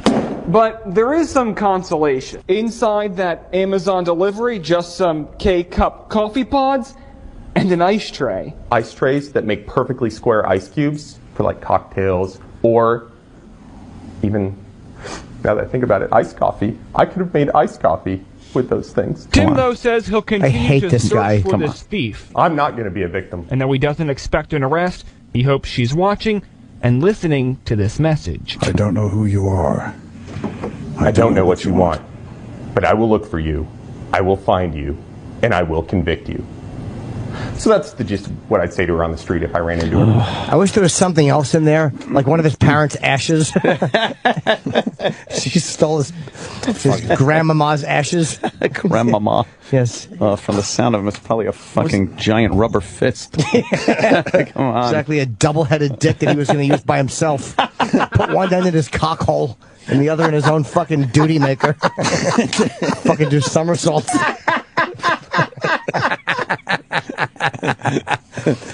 He's gonna lay there on his stomach looking like a fucking handbag. Was that a goof story? Shit. He's not crying over. Of course, he was trying to be funny, yeah. Yeah, he's trying. The other guy's lisping away. Yeah. Oh, first, it looks like your Amazon delivery. Oh, boo, oh, boo. How did the editor run that? Yeah, right? This story's fucking awful. Can we go back to the song? I've got the world on a string. Oh, string. I wish he had his neck on one, too. Got that string around my finger. Oh, what a world, oh, what a life. This is fucking terrible. Grow up. I got a song that I sing, and I can make the rain go anytime I move my finger. Lucky me, can't you see? I'm in love. There's a new girl in town and she's looking good. Fresh freckled face in the neighborhood. There's a new girl in town. I did silly so and so. Yep, if I should ever let you go. I got my tongue on a string. I've got the world on a string. I'm sitting on a rainbow. I got that string around my finger. Cock. Yeah. With a string around his dick. Yeah. Twitches when he sees a man's ass. Pulls out the rainbow. Yeah. He has a string around his fingers to remind himself to close his fucking teeth when he says S. Oh, hey ho! You know what helped this guy? If you sat next to him with garden shears, and when he lisped, you cut off his pinky, and then said you're losing a digit every time you do that, and he'd never do it again. Man, we almost lost Dick Van Dyke, huh? Yeah. Holy shit. He learned not to burn. What happened? Remember that? Did you see his tweet afterwards? No. And I thought it had a plan at first. Then it started to smoke, and then it burned to a crisp. Not only that, there was a fireman and a nurse and a cop just happened to be passing by. Oh. Wow. Somebody's looking after me. How old is he now? And what happened? He was in a Chitty Chitty Burn. He was coming back from doing Kevin Pollak's podcast. No. You know what? Kevin Pollak is airing his Dick Van Dyke's podcast got moved back a week. Right. Because mine is airing, because Kevin's airing mine, so my special. So he poor Dick Van Dyke is a week later. Wow. 87, 88. I never liked his show either. Oh, look. Oh, that's where he tripped over the ottoman and burst into flames.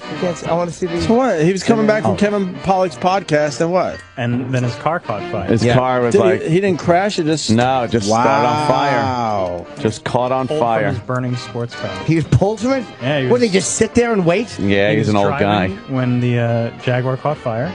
A Jaguar. Wow. Jaguar.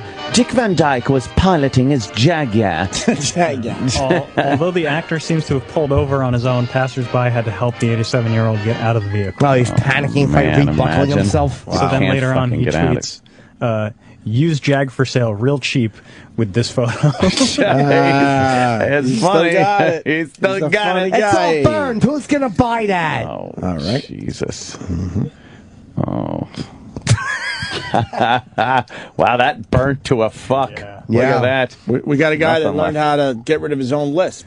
What? Lisp. Oh, great. Kurt Cobain, you're on the line.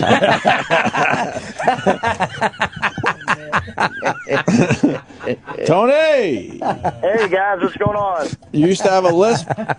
Yeah, when I was in, 7th grade, I was a fucking lisping little bitch, and then I was like, I can't go to high school like this. I'm never going to get laid. So I would spend, every night watching myself in the mirror, making sure my tongue was behind my teeth when I spoke, when I said my S's. Exactly, because you cared. You weren't a fucking baby boy who became a baby boy man. Baby boy man. I'm a baby boy man. I talk like a baby boy. Yeah, and sure enough, after a couple of months, it was gone. It was done. And I talk normal for the rest of my life now. Good for you. You pulled yourself up by your bootstraps. You got the world on a string.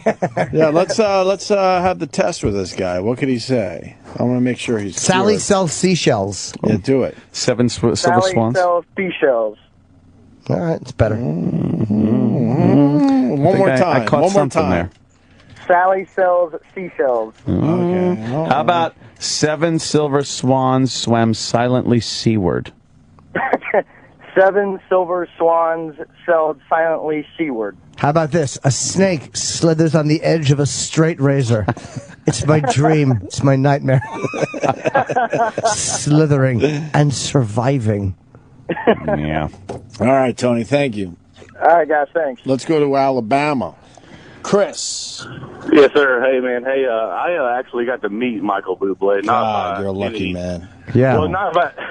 Did you Not meet by him, or any- did you see his cock come through a hole in the wall? No, I was actually down in New Orleans visiting some family, and he was doing some little bit down there, and I happened, and he, of course, anybody that goes to New Orleans got to go to Bourbon Street. So walking down Bourbon Street, he was down there, and he had his little entourage with him.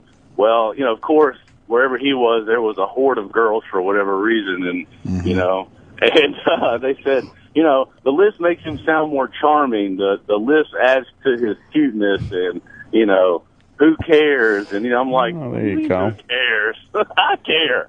I have to hear that. Oh, Jimmy. So you can hear it when he speaks. The chicks dig it. I mean, in his songs, it's stronger when he's singing louder or stronger, but it's definitely noticeable in a normal conversation, almost to the point where I just want to grab his tongue and push it down the throat. Yeah, the chicks dig it, I guess. Got the world They on a do. string. That's what's disgusting. Yeah, Dig it. I think that's what you're World getting at. on a string. All right, brother. Thanks, Chris. All right. Yeah, have a good one. Yeah, right The on. world on a string. It's horrible. Sitting on a rainbow. Sitting on it. Got that string around my finger. Oh, what a world, oh, what a life.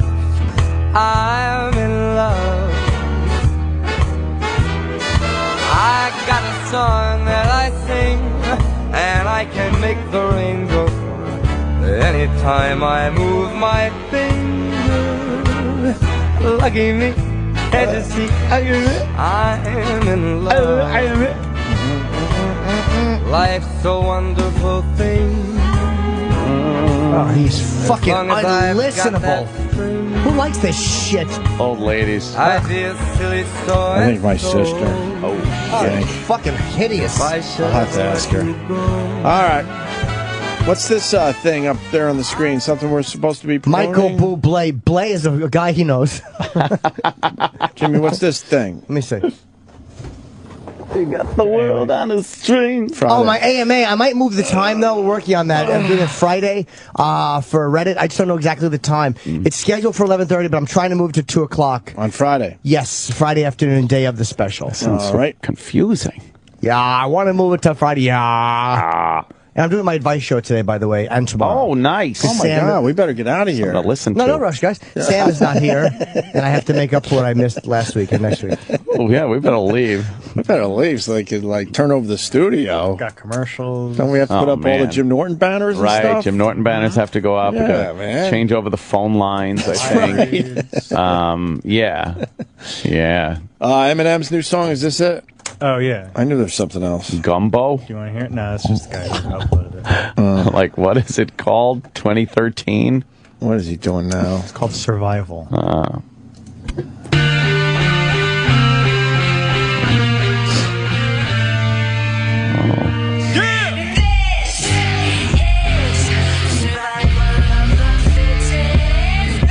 His voice sounds different. It's not him, Anthony. It's Oh. somebody else. Wow, Chippa. This is in the Call of Duty trailer. Yeah. The song goes very good with the trailer. Ah. Wasn't ready to be no millionaire. I was ill prepared. I was prepared to be ill though. The skill was there. At the beginning, it wasn't about the ends. It was about busting raps and standing for something. Fucking acronym. Cut the fucking act like you're happy. I've had it with Eminem. 43 seconds. Why is he so angry? He's got a lot of Very. money and what? I think something happened to your board. It's not on anymore. Oh. He's slapping. God. That song sounded like it could have came out. It's exactly like everything else. I used to like Eminem. I used to love it. Yeah, it was great. I like, Man. He's getting all angry. He's getting more and more angry as every word goes by. Right? He's become very reclusive. Oh, yeah? He doesn't do much anymore. Why Really? would he? He's got a channel here he doesn't have to show up for. No, he shows up all the time. Oh, he does in Travis. Sure. I need to know how much he makes to do nothing. Oh, God. Imagine that contract. That'd be crazy. Imagine if that's what you guys did. Jealous much? You get paid to do nothing. Just look at your... Yes. Fucking A. I don't think you care, but it sounds like an older song of his. Who said we don't care? No, that's what I'm saying. Is it something that he already recorded that he kind of broke out, maybe worked on a little bit to clean it up a bit, or is it brand spanking new? That's brand new, but it does sound like an older song. Yeah, that's what I said. It sounds like something that would have came out 10 years ago. Sounds like this one here called Till I Collapse. Till I collapse, I'm spilling these raps long as you feel them. To the day that I drop, you'll never say that I'm not killing them. Cause when I am not, then I'ma stop pinning them. And I am not hip-hop, and I'm just not Eminem. Subliminal thoughts when I'ma stop sending them. Women are caught in web, spin them in hawk venom. Adrenaline shots, the penicillin could not get the illin to stop. Amoxicillin's just not real enough. The criminal cop killing hip-hop, filling a minimal swap to cop. Millions of pop listeners, you're coming with me, feel it or not. You're gonna fear it like I shows it. The spirit of God lives in us. You hear it a lot. Getting more and more angry. Is it a miracle or am I just product of pop? Is enough. But sizzle my whistle, this is the plot. Oh, not this. So today. Till the lights go out, till my leg give out, can't shut my mouth. Yeah, that's a cool song, actually. Oh, man. It's good choruses. All right, now let's hear the new one. I like this. Can't shut my mouth, till the smoke clears out, and my high. I'm gonna rip this shit till my bones. Music is like magic. All right, here we go. Oh, God, we got to go through this shit from the beginning.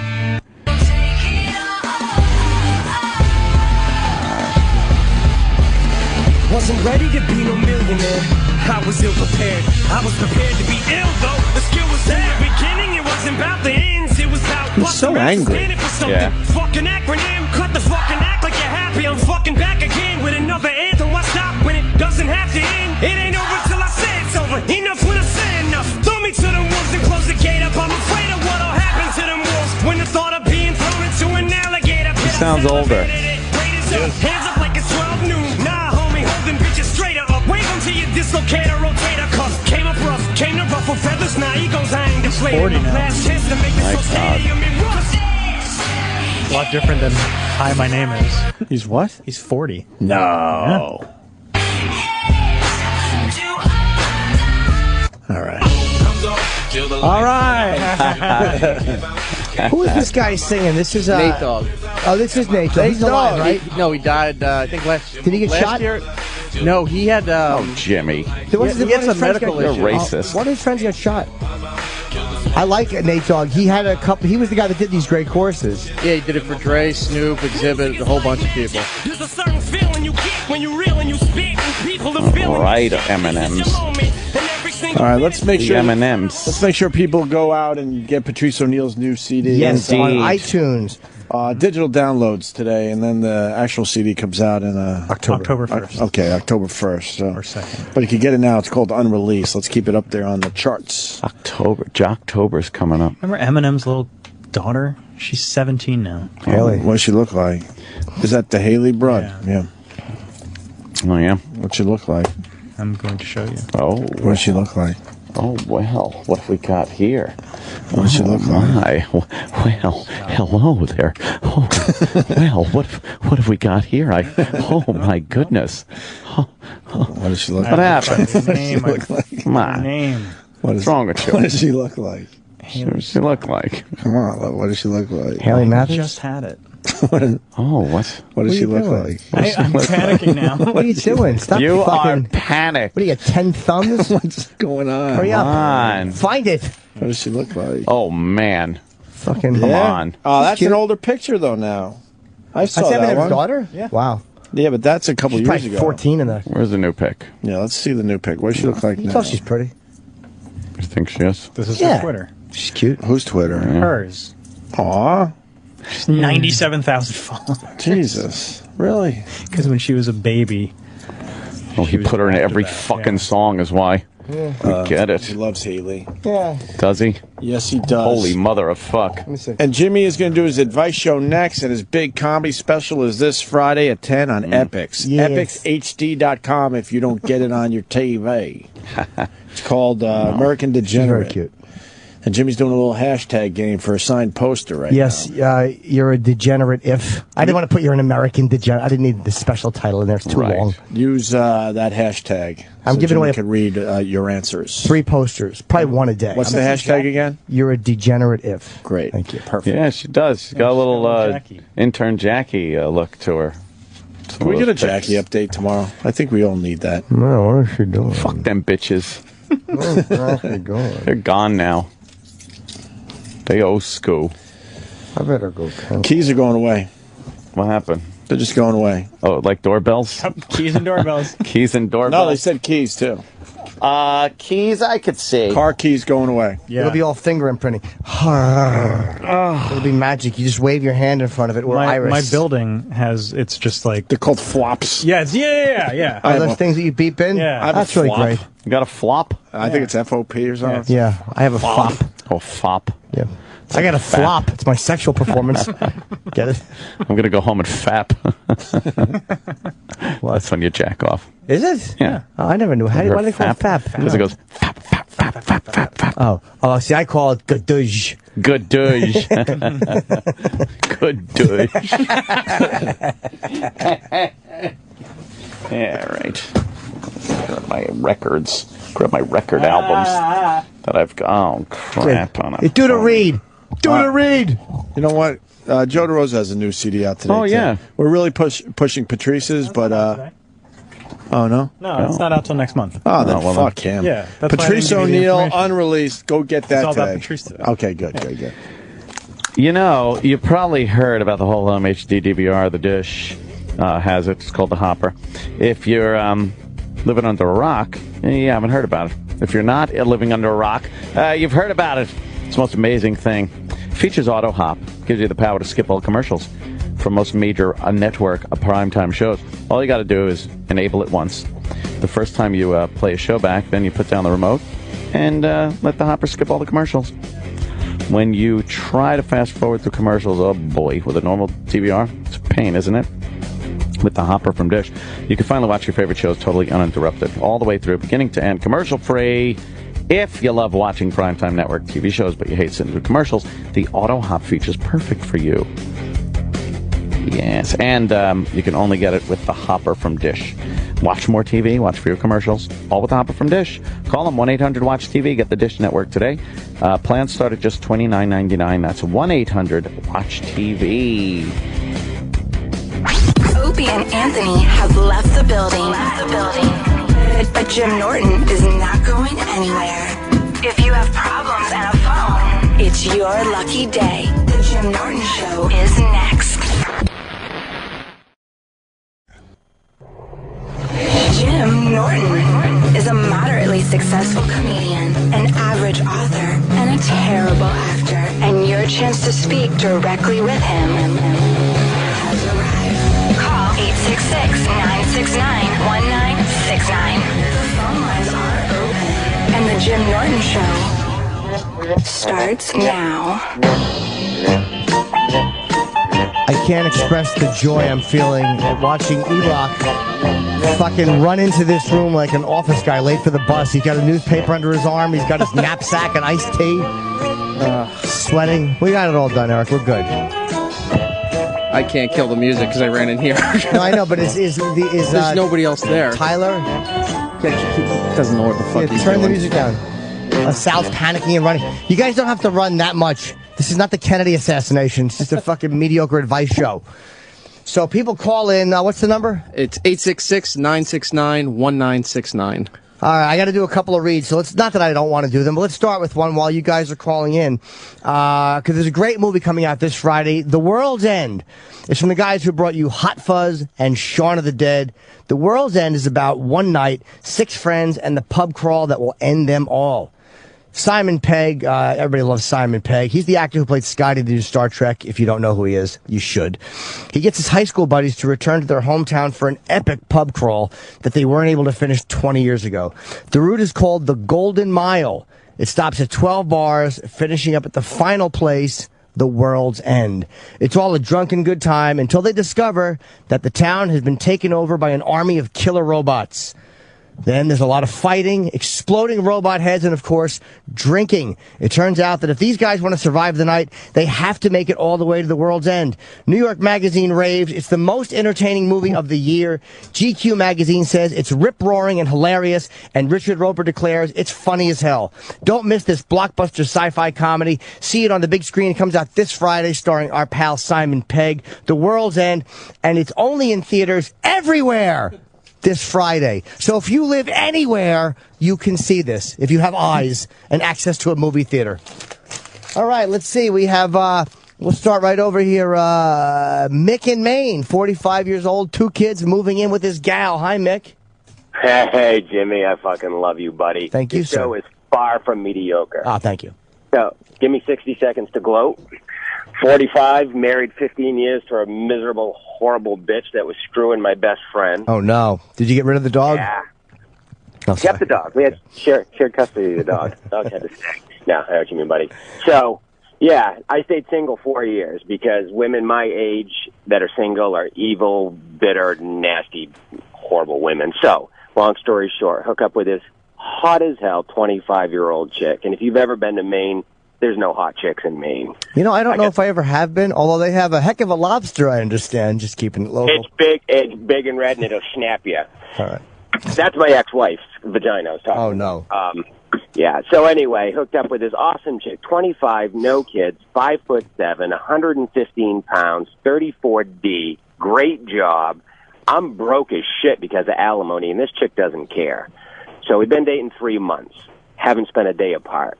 She's moving in this week. How do I tell my 2 kids? My son's 13, my daughter's 10. They've never even seen me with a girlfriend. I mean, they've met her, but they're going to go from dad's full undivided attention for 4 years, to a chick moving in. And she's a great chick. Maybe you could, do they know her at all?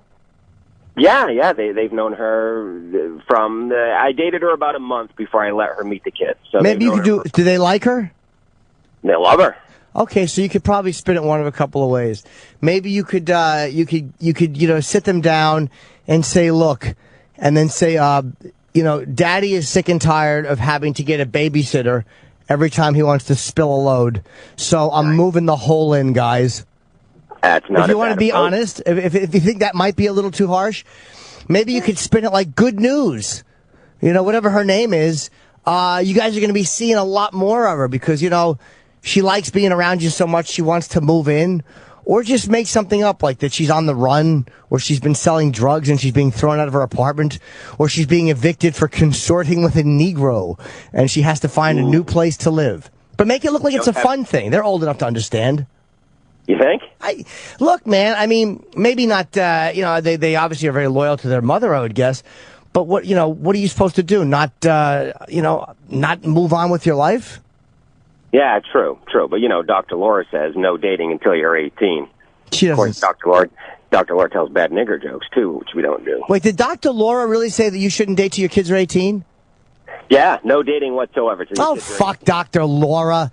Oh, fuck her and her stupid advice. Go on, be your kid's dad. Go take on the day. Shut up. Show your hairy pussy to someone with a camera. That's not realistic. That's not realistic. One other quick question. My son's 13, can't take his eyes off her boobs. How do I deal with that? I'll let him look, dude. It's normal. At least, be happy that he's not looking at at your buddy's crotch. That's normal for a kid to look at a pair of tits, As long as he doesn't do anything disrespectful. Nah, he's a good kid. Jimmy, when are you going to get a show 5 days a week? You could pull it off. I don't want 5 days a week, dude. I'm too lazy. I'm just doing an extra day today to make up for what I'm going to miss next week for vacation. But good luck, buddy. Let me know how it works out. All right, buddy. Take care. Take care, buddy. Let's see. Jeremy in Nevada wants to talk about Dana White and the UFC going to Germany. Yes. Hey, Jimmy. How's it going? Good, buddy. How are you? Good. So you guys talked to him about that doctor he went to in Germany. Yeah. And it's something that I know could help me out, and I didn't know if there was a way for you guys to get my information to him and see if he'd be willing to contact me. I mean, I guess we could, but I don't know if Dana would just reach out because he doesn't know you. I mean, that's... No, I get that. Or if there's a way to get, the name of the doctor to me, I could go from there. Well, dude, I don't. Did we say it on? Did he say it on the air or no? It's in it's- Dusseldorf. It's in Dusseldorf, but it's a referral service. You can't just go to this doctor. You have Right. to have a referral from somebody that's also been to that doctor. Yeah, see if you, dude. Did you try Googling Dana White doctor Germany? No, I'll try that. Yeah, and the only reason I don't want to promise you, like, yeah, we'll put you in touch with him, because literally, I don't know if he'd call you back or not. You could leave your information with Sal, whoever's working the thing, but I can't promise you anything, because Dana's really, really busy, dude, and he's got Rogan going over, so I don't know how many recommendations you're allowed, honestly. No, yeah, I understand, and I know it's like a 5% chance of him contacting me, so if it doesn't happen, it's no worries, so. All right, Jeremy, we'll leave your information with whoever's behind the thing there. And all we can do is promise to send it on. What happens with it, I don't know. But I would suggest Googling it, okay? All right, thanks, buddy. Bye. There's a bunch of stories where Dana's talking about it, but none mention the doctor's name. Oh, okay. Well, maybe you could just, or whatever. Where'd he go? He hung up. Oh, maybe they're talking to him. Brent in Kansas City. Hello, Brent. How are you? Oh, mighty fine. I'm pretty much a normal guy, I would say. Been married, about 6 years. But I kind of turn into a creep in my sleep, especially when I'm really tired. And I bug my wife. I kind of grope on her and sometimes try to have sex with her. And I'm completely sleeping. Well, I don't think that's making you a creep, dude. I mean, that's... What's so bad about that? I mean, Well, I guess it annoys her. Well, so why are you a creep? Maybe she's just a stick in the mud. No, she's actually great about it, but I think the thing that makes me feel creepy is I don't necessarily realize it's going on, but I can remember a little bit of it in the morning, and man, it's just, whew, I'm all fired up, and I apparently just go in and out, like I'll get it started, and maybe that's why she doesn't like it, because I don't follow through. Oh, you just give her a couple of fucking quick pumps and then you roll back over? Right.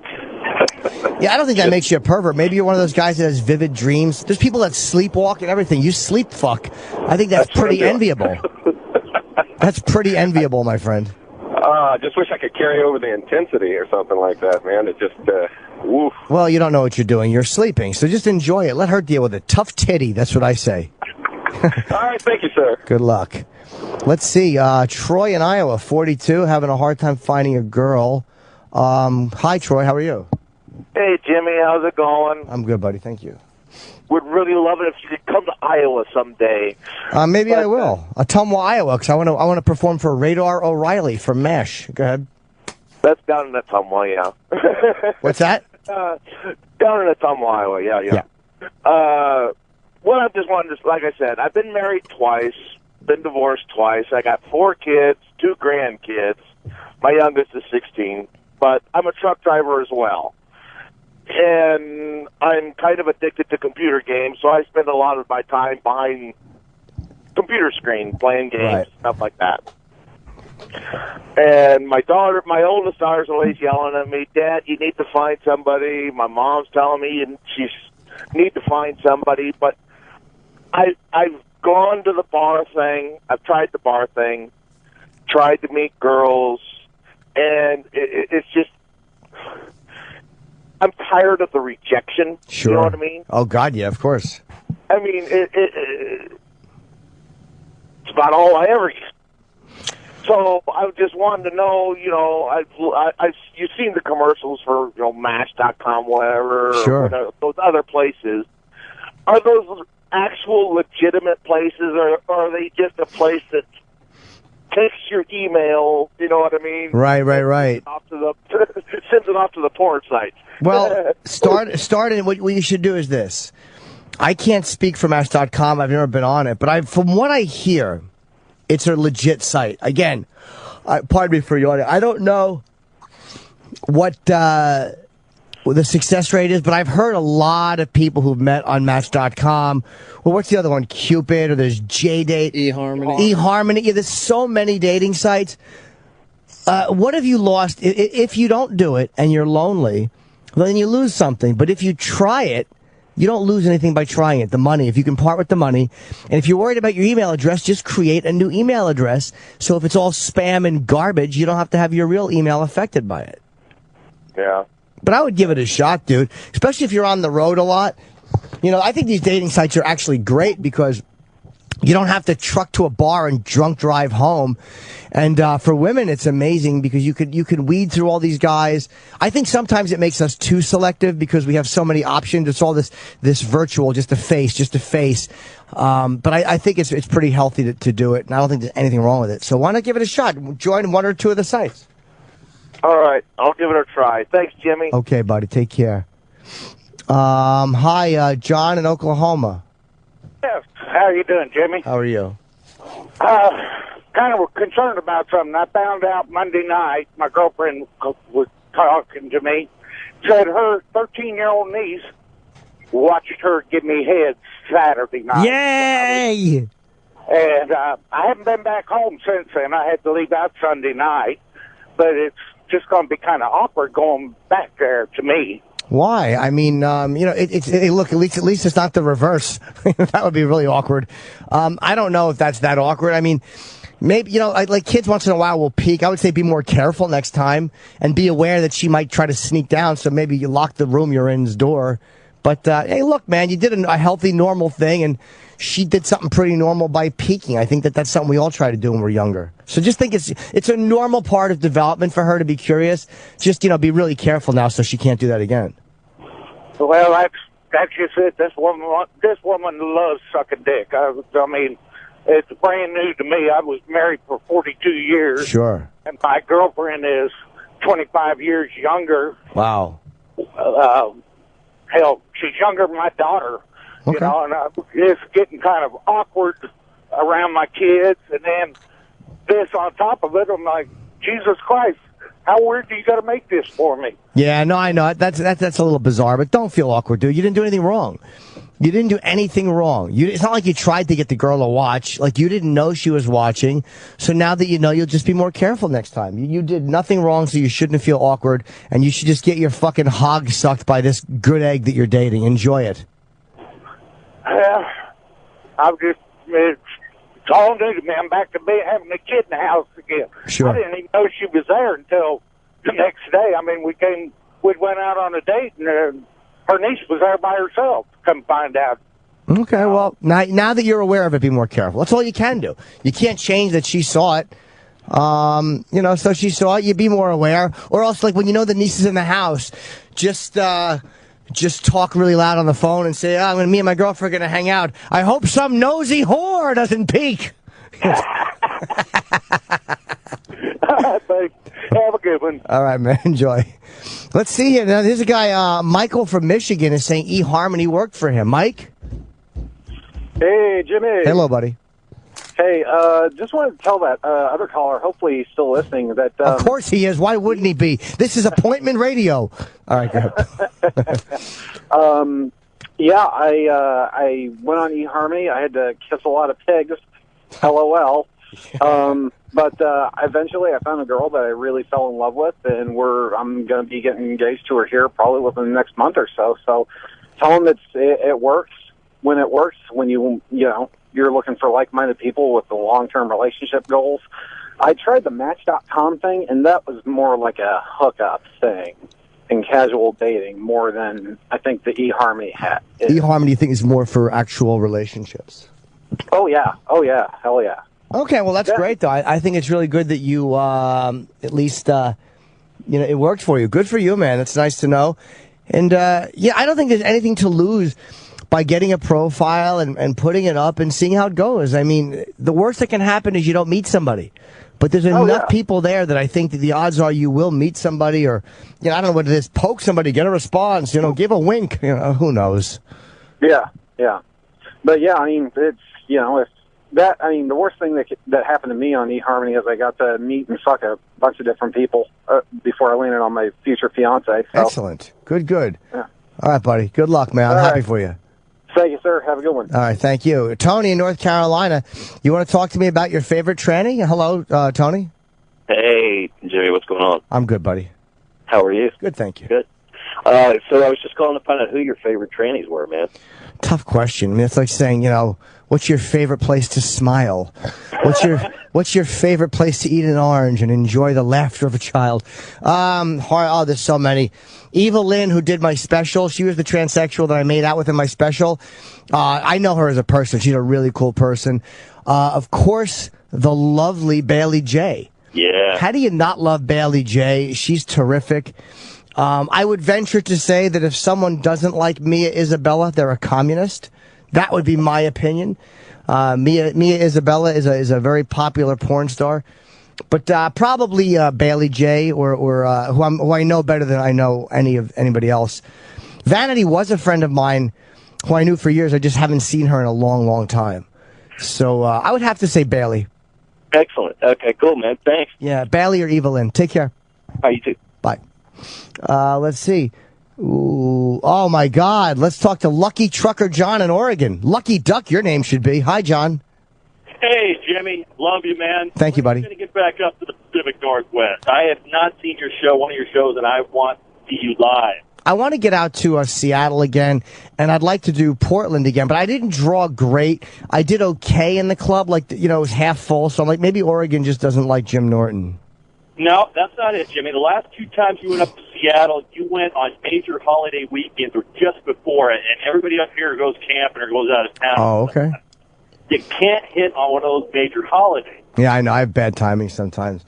So your wife is going to turn 50 soon. She wants to hit you with a strap-on instead of you doing it to her. Well, yeah, I mean, we've been married for quite some time, and she says, I think it's time that she's going to venture out. She and her girlfriends are thinking about going and getting one of those strap-on and whatnot. Anyway, I know you've had a little experience with this, and it didn't work out too well, but what are the pitfalls I need to watch out for? Now, real quickly to tell you, I've had a lot of prostate exams. I'm 51, and so I have no problem with, weird entry into that speech. But, I'm afraid that she's going to I'm going to take this out on him after, some odd years. I'll tell you the problem. You're gay! No, I'm kidding. But that's what our mind tells us when we want something in our ass. Oh, my God, am I gay? It's, I would suggest this. I have no problem with that, Jimmy. I know you don't. I could tell. I would say if her reasons for doing it are just because it's dirty and fun, then you should try it. If she just wants to, that's it. If she wants to pay you back and motherfuck you, I wouldn't do it. But just make sure the only pitfall is you don't want to fucking have her pull it out and have an Abe Lincoln hat on it. Make sure you fucking you enema, you clean out your asshole. I would suggest wash out your asshole first with a good enema, and then just let her go to it. Go slow and have fun. I think I'll probably end up doing that. Get Eros Lube. It's also called Pure. PJUR is a brand I like, and that will help. You could slip a fucking tire iron sideways into your asshole with that lube. It's the best. So I would suggest that, okay? Is this going to turn me on to trannies? I'm fearful. No, not necessarily. I mean, trannies are really... It's almost like... Here's what transsexuals are to a strap-on. If all of a sudden, you're driving a kit car and you're like, I got to have the real Porsche. That's what a transsexual is. Transsexual is the real thing, and a fucking, a strap-on is the kit car. So give the kit car a run and see how you like it first. All right? Jimmy, I love you, man. Get back up here sometime. All right, Trucker John. Good luck, my friend. All right, bye. Okay, Biff in New York now has a girlfriend that dumped him, and she won't talk to you, and you think she might be knocked up. Hello, Biff. Hey, what's going on, Jimmy, man? I don't need ass lube, but it's a pretty simple thing. The girl caught me cheating, man, and I'm fucked. How long were you with her? I was with her for 1.5 years, man, and she caught me cheating at her brother's birthday dinner, man. Oh, no. She physically caught you at the dinner? Well, the chick I was cheating on her with showed up to the fucking dinner. Wow. On purpose or by mistake? By mistake. It was a surprise dinner, and I was the guy, fooling her brother into the surprise, and when I got there, she was sitting next to the other chick. So what did you do? I sweated, and everybody made fun of me and took pictures and made it obvious, and then, when I got out of there, she put 2 and 2 together, and I was fucked. Oh, okay. So you really humiliated her in front of your... Did your brother's family all know that you were cheating? I think so. That's because that's not just betraying her. That's humiliating her. And she probably feels betrayed by all of them for laughing at her, or she probably feels like a fool. That's a really tough one.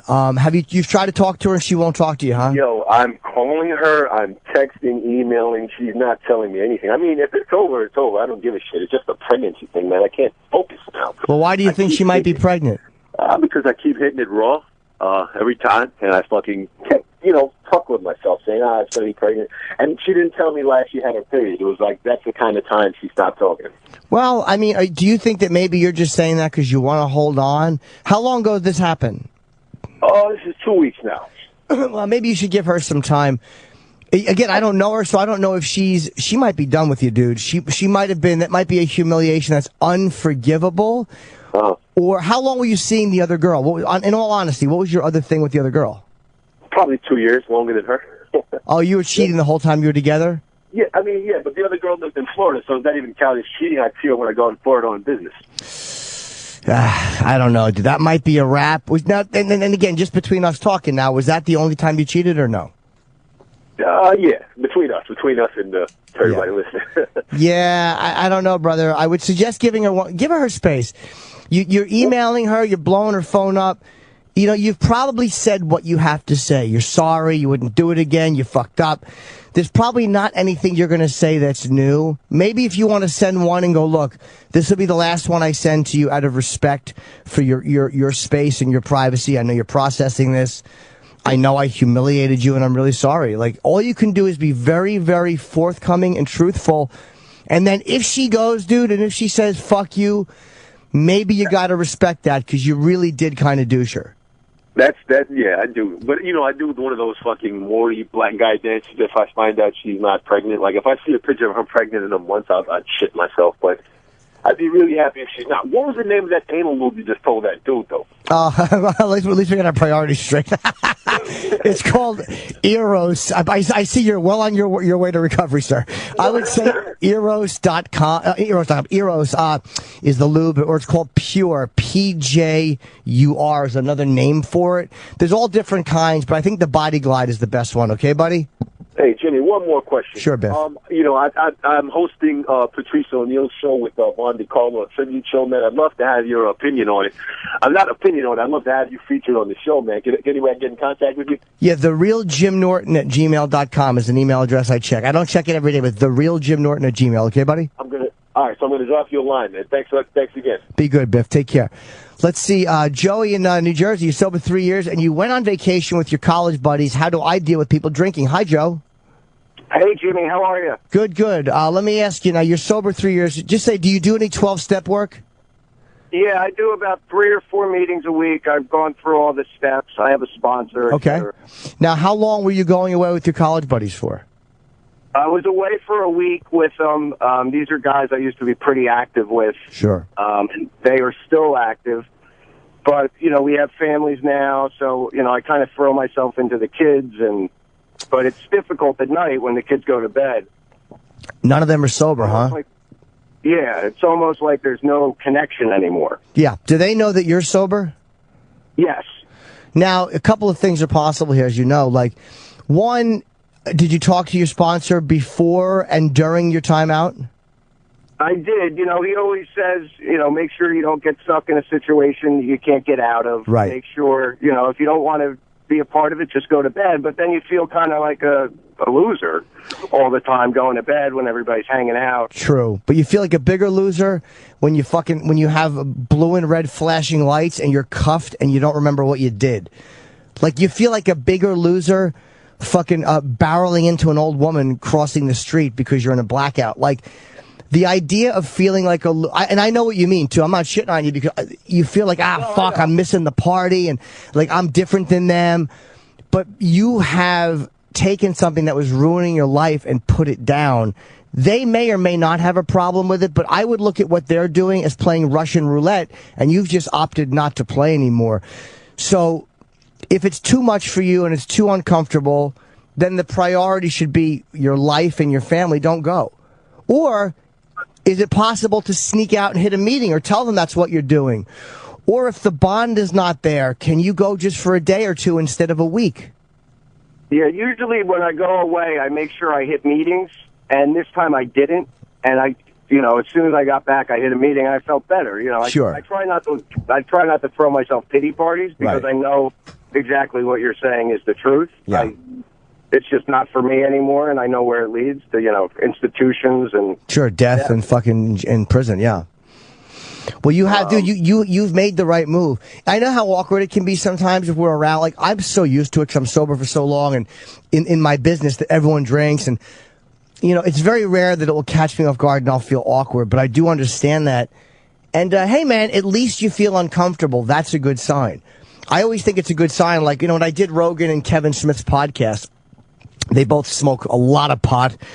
And Joe's like, I'll leave the room. And I'm like, no, man, I'll leave. I'll walk. And he left the room, and I could still smell it. And I was like, oh, fuck, that smells good. But thank God I was not in the room with him. I still can't handle being in the room for certain things. Like pot, I'll never be able to be in the room for. Because you smell it. So alcohol's slightly more comfortable for me because of my job, and I'm used to it. But I think the uncomfortability is a good thing. And you know what? Maybe you might have to make a choice one day that this is just not the scene for you anymore. Yeah, I agree. I'm not in the situation much anymore, but whenever I am, I'm uncomfortable, and I don't, you know, rush to put myself back in it. Yeah, because, dude, if the bond... How long you out of college? 10 years. Yeah, like you had a bond with those guys. If they're all still drinking, maybe it's time for you just not to go to that event, or maybe you, like I said, you just go for a day or two. Because the price you could pay by fucking up is ruining a great life that you're building for yourself. And it's not worth it for a bunch of people, some of who will probably wind up in the room someday anyway. Yeah, I agree. You know, so be good, buddy, okay? And Thanks, at least you're concerned. That's good. That's a good sign. Yeah, have a great weekend. Good luck, buddy. Okay, bud, you too. Thanks. Hi, Jay in New Jersey. A sex addict cannot stop paying for pussy. Hey, Jimmy, I called you up a few weeks ago. Remember I was talking to you about the strip club and how I was going there like 3 times a week and I wanted to go less, and you were telling me that doesn't replace like a real interaction with a girl? Right, yeah, sure. Well, I've definitely gotten better at doing that. I've gotten it down to like once every other week, or if I really have to, like once a week. And I'm making decent money, so it's not that bad as long as I don't do that. But I still like notice that if like I'm at my job because I'm a security guard, I have a lot of free time, and I work in a car, and I just see hot girls going in and out of the store, and that's like not that bad as long as I stay entertained, if I listen to you or if I go on the internet.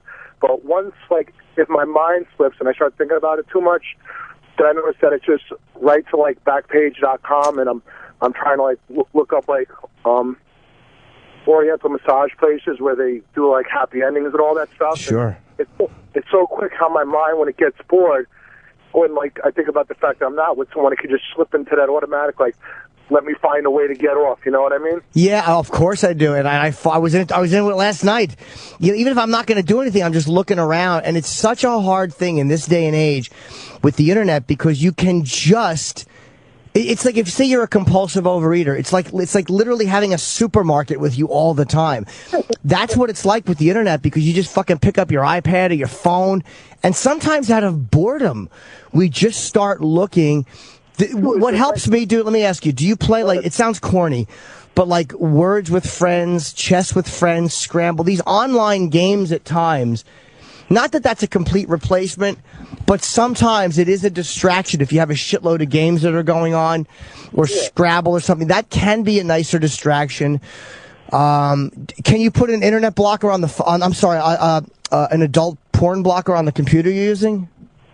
No, it's like a tablet, but like most of the time, like you said, there is other things to do. I don't have a lot of friends anymore because I used to smoke pot, I used to drink, and that was a couple of years ago. So I'm still trying to make like a new circle of healthy friends to have.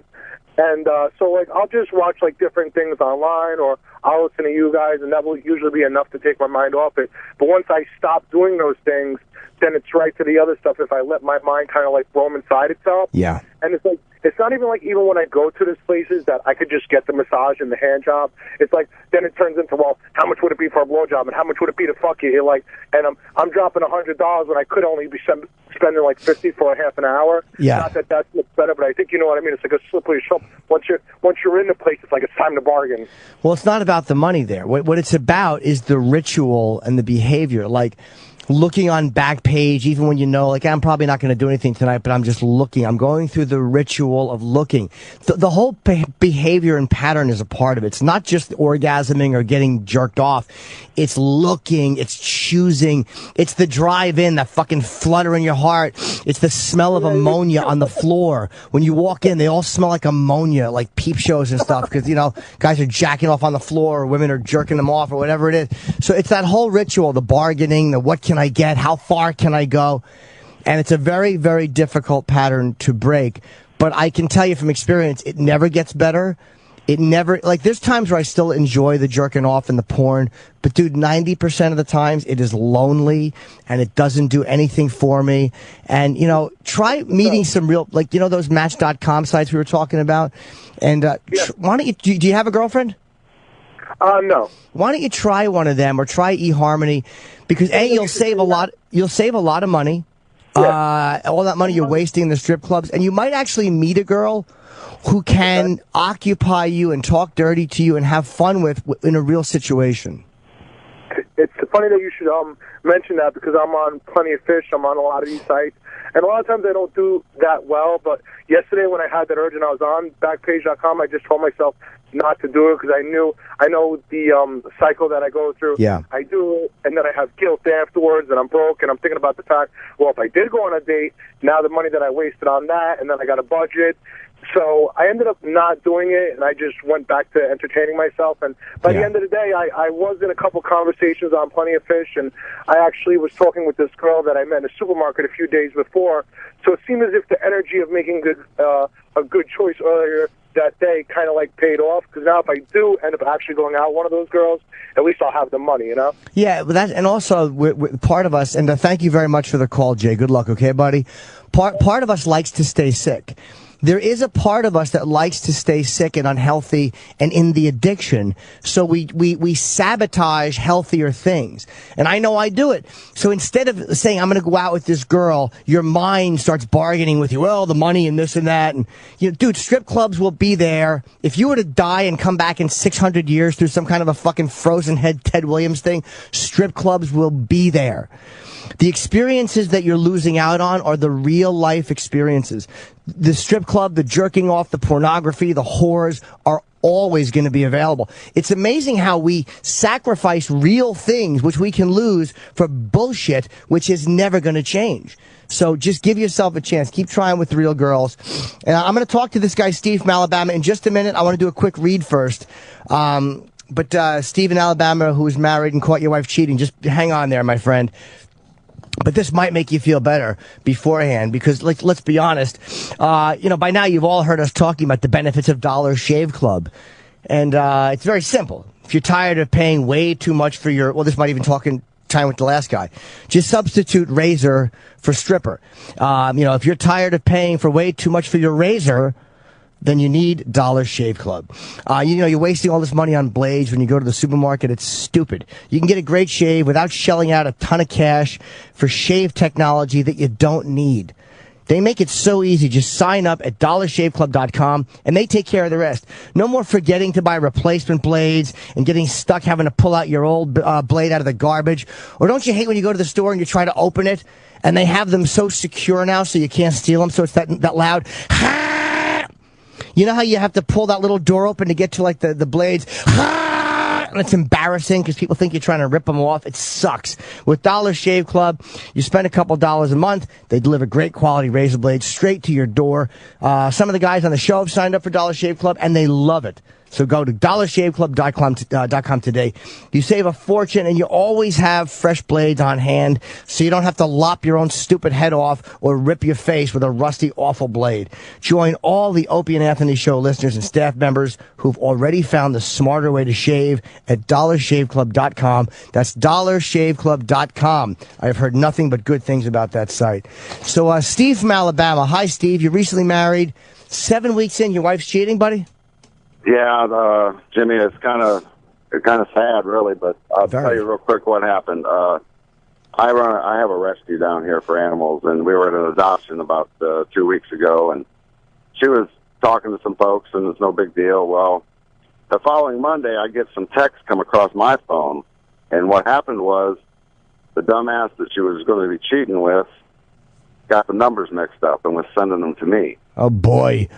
So what I did was I called a friend and asked if they would help me. So I would send the messages to them. They would forward them to her. Okay, so we had a little square going. They talked for 10 days. Oh, wait, so she was talking... Hold on. She was talking... Oh, I see. So basically, she gave her number to somebody, or both numbers. He's texting you. Your friend is texting her from his number. Right. Well, no, she didn't have his number, which that's what made it work, because she didn't know his number. So she didn't realize it was your friend and not the guy she thought Right, it was. right, right. Okay. So we just kind of, I just wanted to see where this was going to lead to. So we kind of played this box game for 10 days, and she was sending pictures and all this shit, and then they were going to, talk about hooking up and everything. And she actually did not, to my knowledge, physically fuck him, but the opportunity and everything was there, and she was going to. But I called her on it about 2 weeks ago, and what was her response? That she was sorry, of course, and never going to do it again. And what was her reason for doing it? Well, let me ask you now: is she a cheater, or was she panicking because she just got married? Because like a lot of times, people I think get married and panic at the finality of it. I don't think so. I mean, we were together about 9 months before we got married, but I've known her for about 3 to 4 years. Do you make her feel sexy? I'm not blaming you either, but do you make her feel sexy, and do you go down on her? I mean, Yeah, oh yeah, I'll do everything. Okay. Anything. And I think I just don't think I was able. She's the type of person who, the amount of attention you have to give her has to be everything, 24 hours a day. And I'm affectionate and like that, but I can't do it for 24 hours a day. I mean, I'm not that, I got other things I got to do, and I just can't sit around and hold you all day. You know what I mean? Of course not, dude. She's obviously, she sounds codependent and needy. And does she work? She does work? Yeah, she works. And you've talked to her. What do you want to do? Do you want to stay with her? I mean, you're early enough into the marriage where you could you get it annulled? I mean, I don't know how that works, but I mean, you obviously have a reason to get out of it if you want to get out of it. Yeah, and the thing is, I mean, I don't wish her any ill will or anything. Sure. But I just don't think I can be married to her anymore. I don't think I can trust her. I mean, after 7 weeks in. Yeah.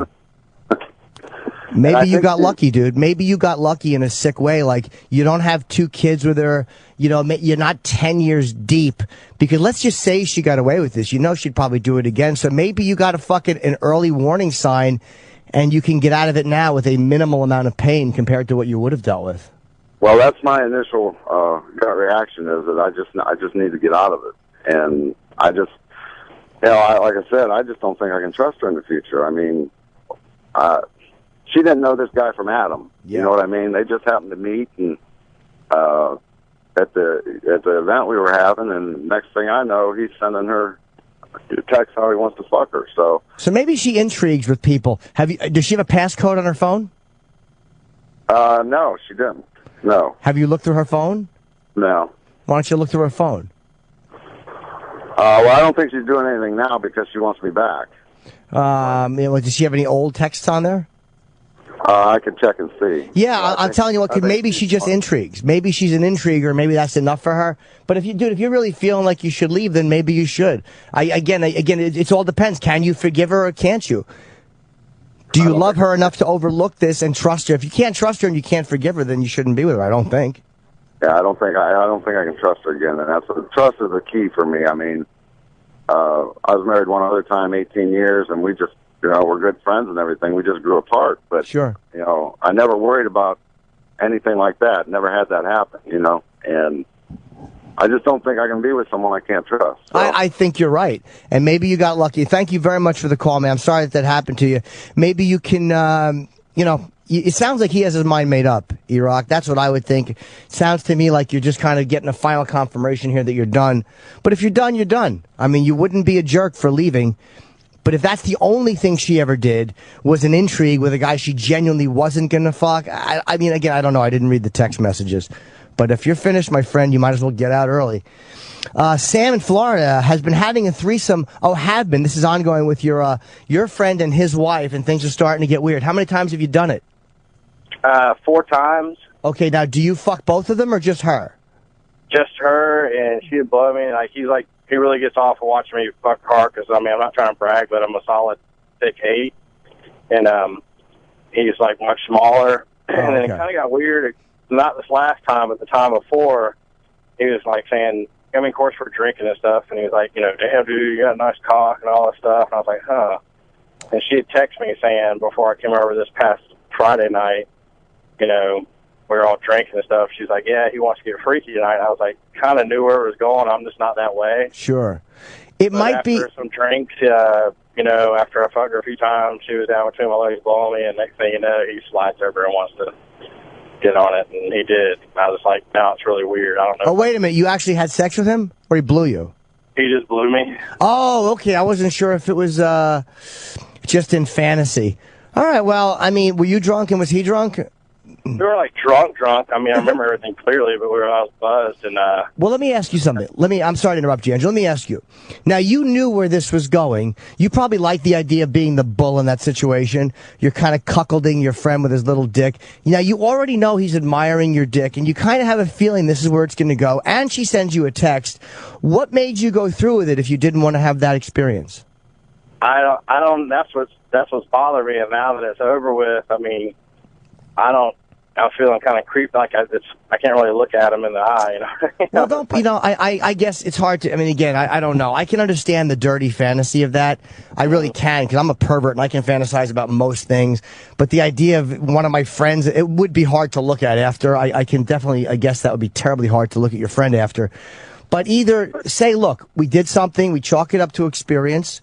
I'm not going to have a threesome with them again. Or say, look, I'll do it again, but I would prefer not to do that. I don't want to go in that direction again. Or just say, fuck it. Both of you get on my dick and get to work. Well, it was weird because I was like, when she's like, are you going to join in? I was kind of like, oh, shit, I knew it. And I kind of put my head back, closed my eyes, and they gave me, every time I go, they give me 100 milligram Viagra, and that shit lasts for like 2 days for me. Yeah. I walked in the grocery store with the damn boner, but. Well, don't forget, dude, you knew it was going to happen before you got there. That's why you just threw your head back and closed your eyes. You weren't shocked by that. You might have been a little like, oh, boy, it really is happening. But you knew that was going to happen on some level deep down because the warning signs were there. And a part of you wanted to have that experience. Or you wouldn't have, like, if you were just having a threesome and all of a sudden, he's fucking, throat deep on your dick, then you might be like, all right, that was a shock. Yeah. But you went and you wanted to have it. It's all right that you wanted to have it. Yeah, they're like, he's like, oh, dude, that's cool. He's not going to kiss you and all that. I'm just like, but yeah, it was just dirty, dude. You did a dirty sexual thing, and it doesn't make it bad. And he's probably telling you the truth. He doesn't want to kiss you. But the idea of holding your hand probably makes him want to puke. And the idea is there might be something very hot about that with the woman involved. Like, that can be hot. It's the humiliation. It's not even, like, I think it's really hot when I'm talking to a girl and she's telling me about other guys' cocks and how big they are and how much better. The hot part of that is the woman and the fact that she is being so dirty and so inappropriate that she is saying these things that no woman should be saying if she's decent. There's something so dirty and whorish about a woman craving that. That's what turns me on. It is the woman's energy of it and the woman being dirty. So they may have that dynamic where that's just what gets them off. But, hey, if you don't want to do it again, don't do it, brother. I still want to bang her, so I guess I'll just talk to him about that. Yeah, or else just fucking, just tell him, all right, just make sure you shave so I don't feel scruff on my balls and asshole. All right? All right, thanks, Jim. Take care, buddy. All right. Because honestly, if you ask any girl, if you say to any woman, what's the best gift you ever got? She's probably going to say, well, I was blowing someone and my husband helped. That's a gift. You want to help your girlfriend out when she's blowing somebody else, get in there and help. Give her jaw a break. But if you're not willing to do that, the second best thing she's going to say is her engagement ring. It's very, very important. It's not just a ring. It's not just a sign of affection. It's everything to her. And she can talk about it. She can say, like, oh, look at the ring he gave me. She can't brag, like, oh, I was blowing his friend and he came over and he tooted on it with me. She can't tell her friends that because her friends will laugh at both of you. Every time she looks down at her hand, she's going to think of you. Every time she washes her hands, after she's been doing the dishes like the broad she is, she'll be thinking of you. Every time she scrubs the toilet, every time she's washing your horrible shit stains out of the toilet and hating your guts with the scrub brush, she'll look at that ring on her finger and go, oh, God, I do love him. For a second, I was going to divorce him because I'm here scrubbing caked shit off the toilet. But then I realized that this ring, this guy loves me. See, the ring is always going to come into play, and it's always going to be good for you. You're going to get credit for it.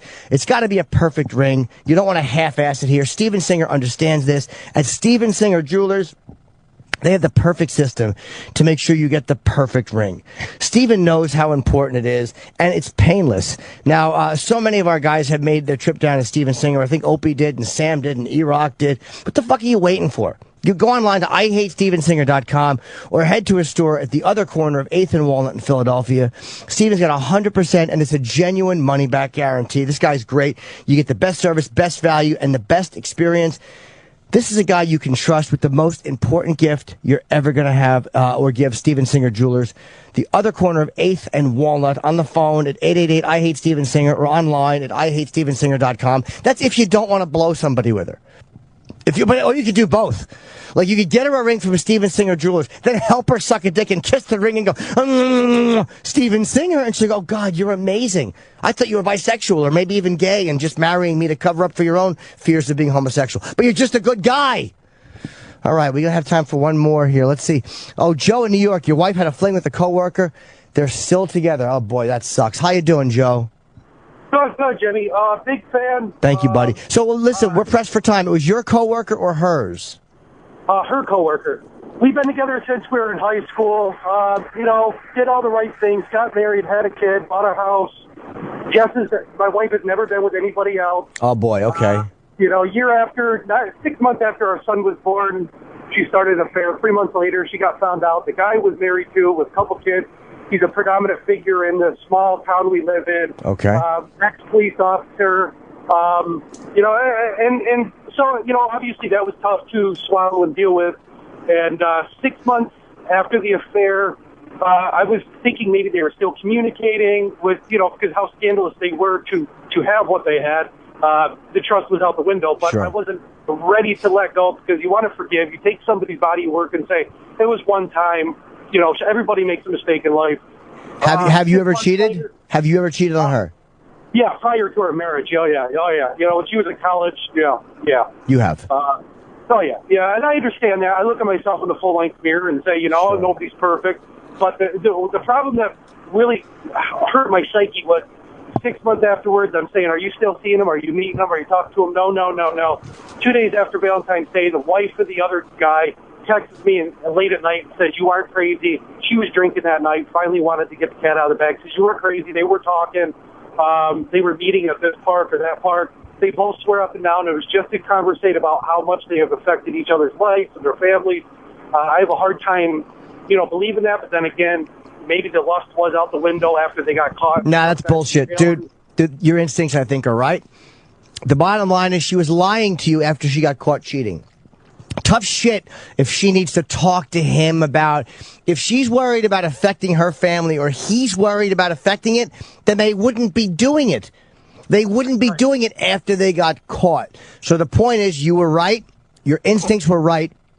She was lying to you. Now, maybe they weren't fucking, but probably they were. But if they weren't, either way, she was lying to you again. So if you can forgive her and trust her, fine. But I think it would be tough after you've caught her and she still continued to do it.